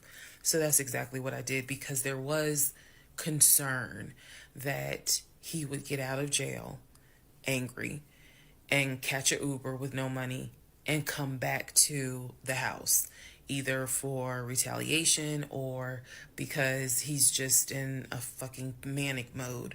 And so that's where he went. I really didn't want to take any chances. It's just that simple. I did not want to take any chances. I knew that at that point, legally, the law's on my side. Y'all are divorced. You have no reason to be at this home. Oh yeah, good shit. That's what the police was. Oh yeah. She got that paperwork. Oh yeah, she got that paperwork. Nah, yo, that's clutch. That's clutch. I was like, first I was like, damn, he getting out. Shit, shit. And then you talking about all his shit gone. I guess he won't have those WWE belt time. Would say, but I wasn't 100% sure, because truthfully speaking, I did not know this man. We can make all the jokes we want. I did not know this man. I thought I knew him, but you never really know a pathological liar. So, needless to say, he got released August 30th. I went to my aunt's house for the night. August 31st, I went back to the house. The movers were there. They packed me up, and we got out of there so quick. I think they packed me up in about 2 hours. Damn. I honestly told them there is extra money in this if you guys can get me packed up, meaning loaded up onto the truck, because everything was packed. But I explained to them, this is a domestic situation. I need you guys to move quickly. When I moved out of that house on August 31st, anything that Legion touched, I got rid of. I sold the furniture. I sold dining room tables. I donated plates, glasses. When I tell you, I moved out and I started over. I completely purged my life. Completely started over. Damn. I mean, I was not willing to take a single item into my new home that reminded me of him. From the dishes in the kitchen to the towels in the linen closet. Oh, God. When I tell you Amazon and Ross were my best friends, I mean they were my best friends, because I could not fathom moving into a new home, a new space, with anything that reminded me of him. I sold the bed, got a new bed. On God. That's all you got to do. If he it. bought me clothes, I got rid of them. Man, fuck that. Get rid of every outfit you put on with that nigga there. Throw all that shit away, bro. All that shit away, bro. Honestly, the movers was just there to throw that shit in the garbage, to be honest. Empty out the crib. Oh, fuck that shit. If he bought me shoes and purses, okay. I kind of kept the heels. But everything else I got rid of. So I completely purged my life. Completely. Started over from the bottom in terms of just the move. I could not take any piece of him with me. Could not. Yeah, fuck that dude. And I feel that too. I understand that, like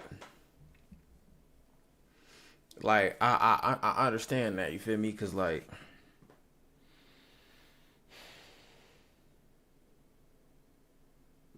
Everybody got to sleep on the floor, bro. Everybody got to sleep on the floor, bro. Like, a lot of people think they won't or they don't. Like, I'd never sleep on the floor. That'd never be me. Like, approach life with some humility, bro. You know what I'm saying? Everybody that slept on the floor once before. Everybody that ate lunch on the floor. You know what I'm saying? Type shit. Part 49, who the fuck did I marry? So after the whole, I moved and I started over, basically. Completely started over. So there was a period of time where different people had reached out to me, people who knew him. Apparently, he was still trying to find a couch to sleep on. Damn. And so one guy in particular had reached out to me because I guess Legion had asked him if he could come and stay with him and his family, because he was homeless and had nowhere to go. And so he had lied and told the guy, because again, he's a liar. So he had lied and told the guy that, I had kicked him out. We're divorced. I had taken all his money. And so that's why he's homeless. So the gentleman simply was reaching out to me on Facebook to confirm what is actually true. And he and I talked, because he ended up calling me. He and I talked for a while. Very respectful, really nice guy, very compassionate. And so I told him, I was like, I said, we're divorced. So I have nothing to do with him. I said, I wouldn't bring him in my house with my family if I were you. But that's just me. And so the guy was like, lady, he didn't say lady, but he was like, lady, you dodged a bullet. He was like, I know you may not see it now, my sister, but you dodged a bullet. You dodged a bullet big time. And so, just in talking to him, he was very encouraging. Like, it sounds like you got a good head on your shoulders. It sounds like you a good woman. And no, he was not flirting at all. He was like, it sounds like you a good woman. And I really Cornbread, hope collard this greens does not mess you up. Like, don't let him mess you up. Don't let him, like, diminish your shine kind of thing. And I appreciate that. I did. Because at that time, again, had moved into my new place. 2021 was the worst year I ever had. I'm not saying that so that 2024 can be like, hold my beer. 2021 was a dark year. Started out married, end of the year divorce, end of the year with COVID and divorce. And that period of time, that August, September time, I felt like I was just walking around like a numb woman. I didn't know if I was coming or going. I didn't know what to do. Damn. Because I felt like I had just been through hell. And it was a period of time where I had to sit down and I had to really, really deal with some stuff that I just simply was not ready to deal with. Things that I had to come to grips with that I really wasn't ready to come to grips with. So, fast forward all this time, get to December of 2021. Yes, this is where the story does end. Get to December of 2021. I am out sick with COVID. I'm at work. I get a phone call from my coworker telling me that Legion has called our job looking for me and was trying to get information on how to reach me. Yes, I had already changed my number. Again, I had already moved. But because you said if a motherfucker sneezes at a 27-degree angle, your ass is switching that bitch. Worked. So apparently he had called trying to find me. And the person that answered the phone was like, hell no. We're not going to give you that information. So he said, well, can you ask her to give me a call? I'm just trying to get a hold of her so I can get my stuff. The stuff he's talking about are those tote bags from July. So he was calling. And it was a problem. He was trying to reach out to me on Facebook. He was trying to reach out to family members on Facebook, trying to get me to call him so that he could make arrangements to come get his stuff. The devil is a lie. So my friend Tracy, who came to my rescue again, my friend Tracy was like, okay, here's what you're going to do. Okay. She said, you're going to send him a message and you are going to say these exact words. I sent him a text message. She said, and she told me, you're going to send a text message because it's going to be time-stamped. And basically the text message says, I do not have your stuff. I did not have your stuff. I have nothing that belongs to you. If you continue to, you are disrupting the work of my job by calling and asking for me. We have no contact with each other. I will send you a copy of the divorce decree that shows whatever is in your possession you own and whatever is in my possession I own. If you contact me directly or indirectly ever again, I will get a restraining order on you. Now, for those of you who are watching this in 2024, and you're probably like, wow, she's dramatic. Please understand that what I just said, I meant. I mean that. If you ever try to contact me directly or indirectly, I will get a restraining order. I have it in writing. I've always had it in writing. And if I need to rewrite it again in 2024, I will, because the boundaries still stand. She said, fuck this 50-part story, bitch. Hey, if you pull up, you know what's going down. Your ass going to jail. Don't fuck around. Fuck is you talking about? She looked in the camera and said, nigga, I don't give a fuck that this shit going viral, nigga. If your broke bum ass from the prison cell see this shit, nigga, if you try something, nigga, the police gonna be at your motherfucking toe step, nigga. Stop playing with me, nigga. And that, ladies and gentlemen, is the last time I had any contact whatsoever with my pathologically lying ex-husband. Part 50. Who the fuck did I marry? Who put this music on this shit? The aftermath. There are some realizations I had to come to after the divorce and everything had passed. Mm-hmm. One, Legion never loved me. Damn. He never loved me. That motherfucker was a leech. He doesn't love himself. He don't know himself. Number two, he didn't even like me. Damn. He watched me get excited about things that he knew I was not going to get.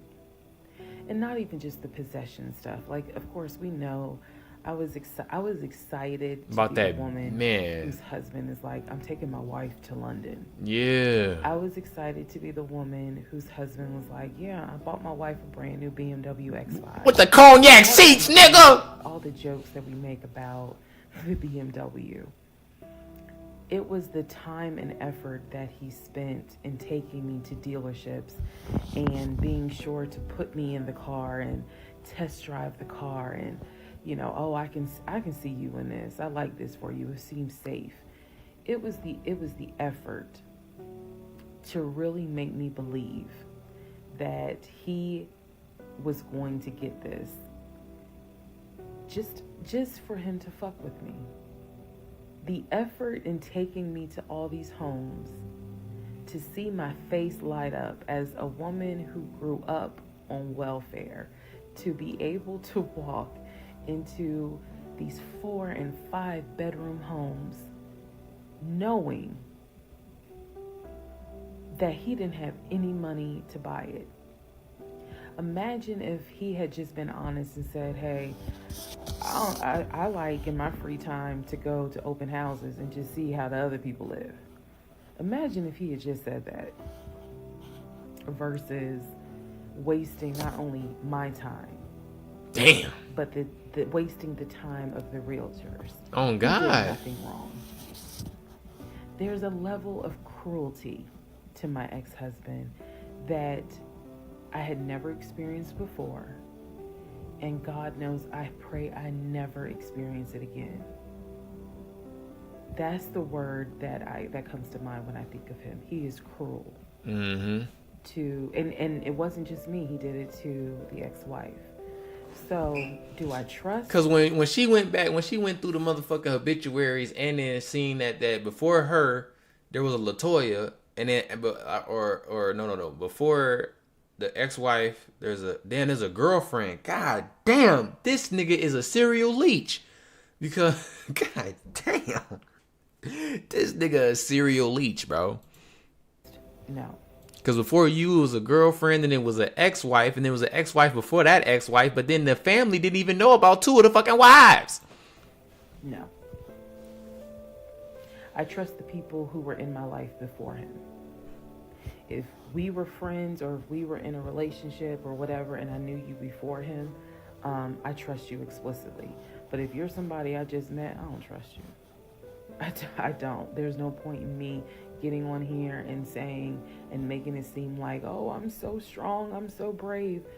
I struggle big time. Because on one hand, I want to like someone. On the other hand, I'm immediately thinking, what if it's a repeat?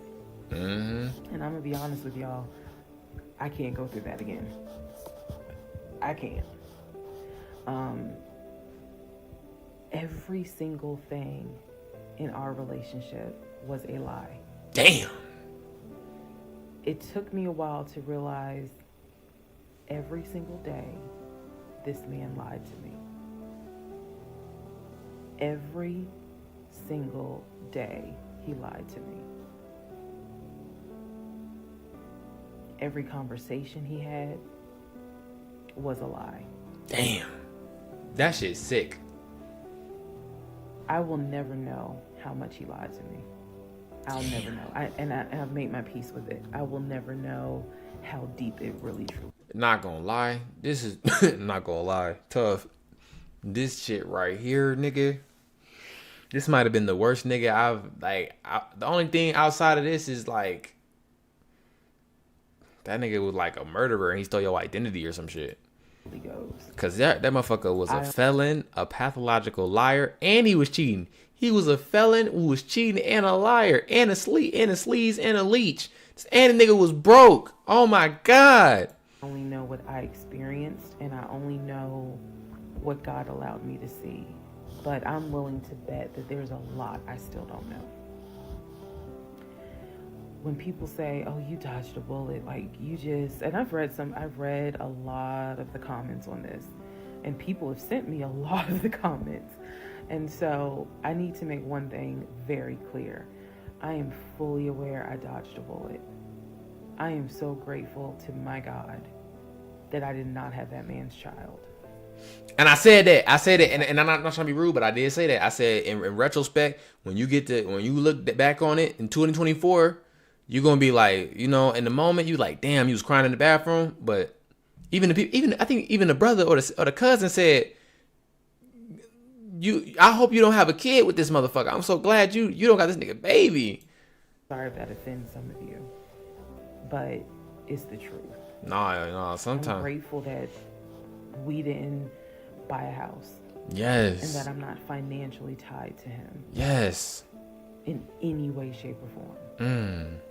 But I am also grateful for the fact that there are things about my ex-husband that I discovered in terms of how he is when it comes to other women. And I'm grateful that God has kept me and protected me.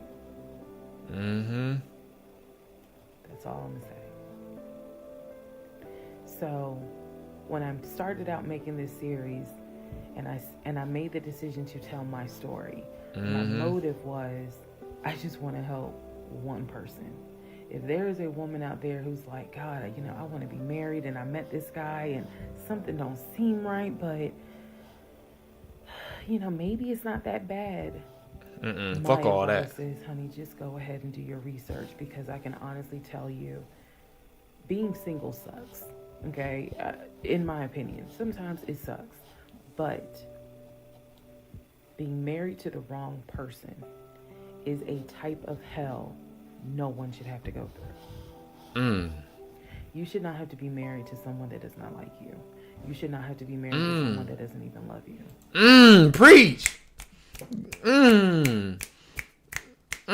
Preacher Tisa. God damn. Risa Tisa preacher. God damn. I know what that is like. Fuck. I know what it's like to be told, hey babe, you know I love you. And yet, I swear I think that man sat back in the recliner with his WWE Championship Roman Reigns belt and laughed his ass off at me every day. Like, damn, she really believed that.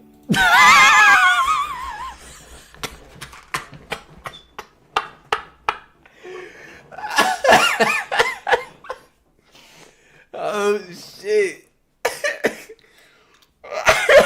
I'm a visual person when people tell stories. So like I see an ugly motherfucker just leaning back in a chair with a motherfucking championship belt. Fucking childish ass shit is that. Championship belt, like, damn, look at her. Cooking and shit. Thinking niggas love her. Look at this motherfucker. Somebody come look at this. Like, that shit is fucking crazy, bro.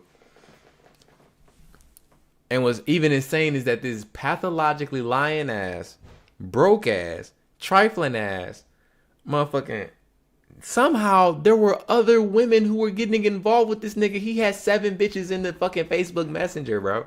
He had 7 hoes. And he was paying for pussy, bro. Like, please wake the fuck up. I do. I really do think that. My radar was broken because I am an intelligent woman and I know that I know better. And I still sometimes ask myself, how the fuck did you let this happen? How did you let this be your story?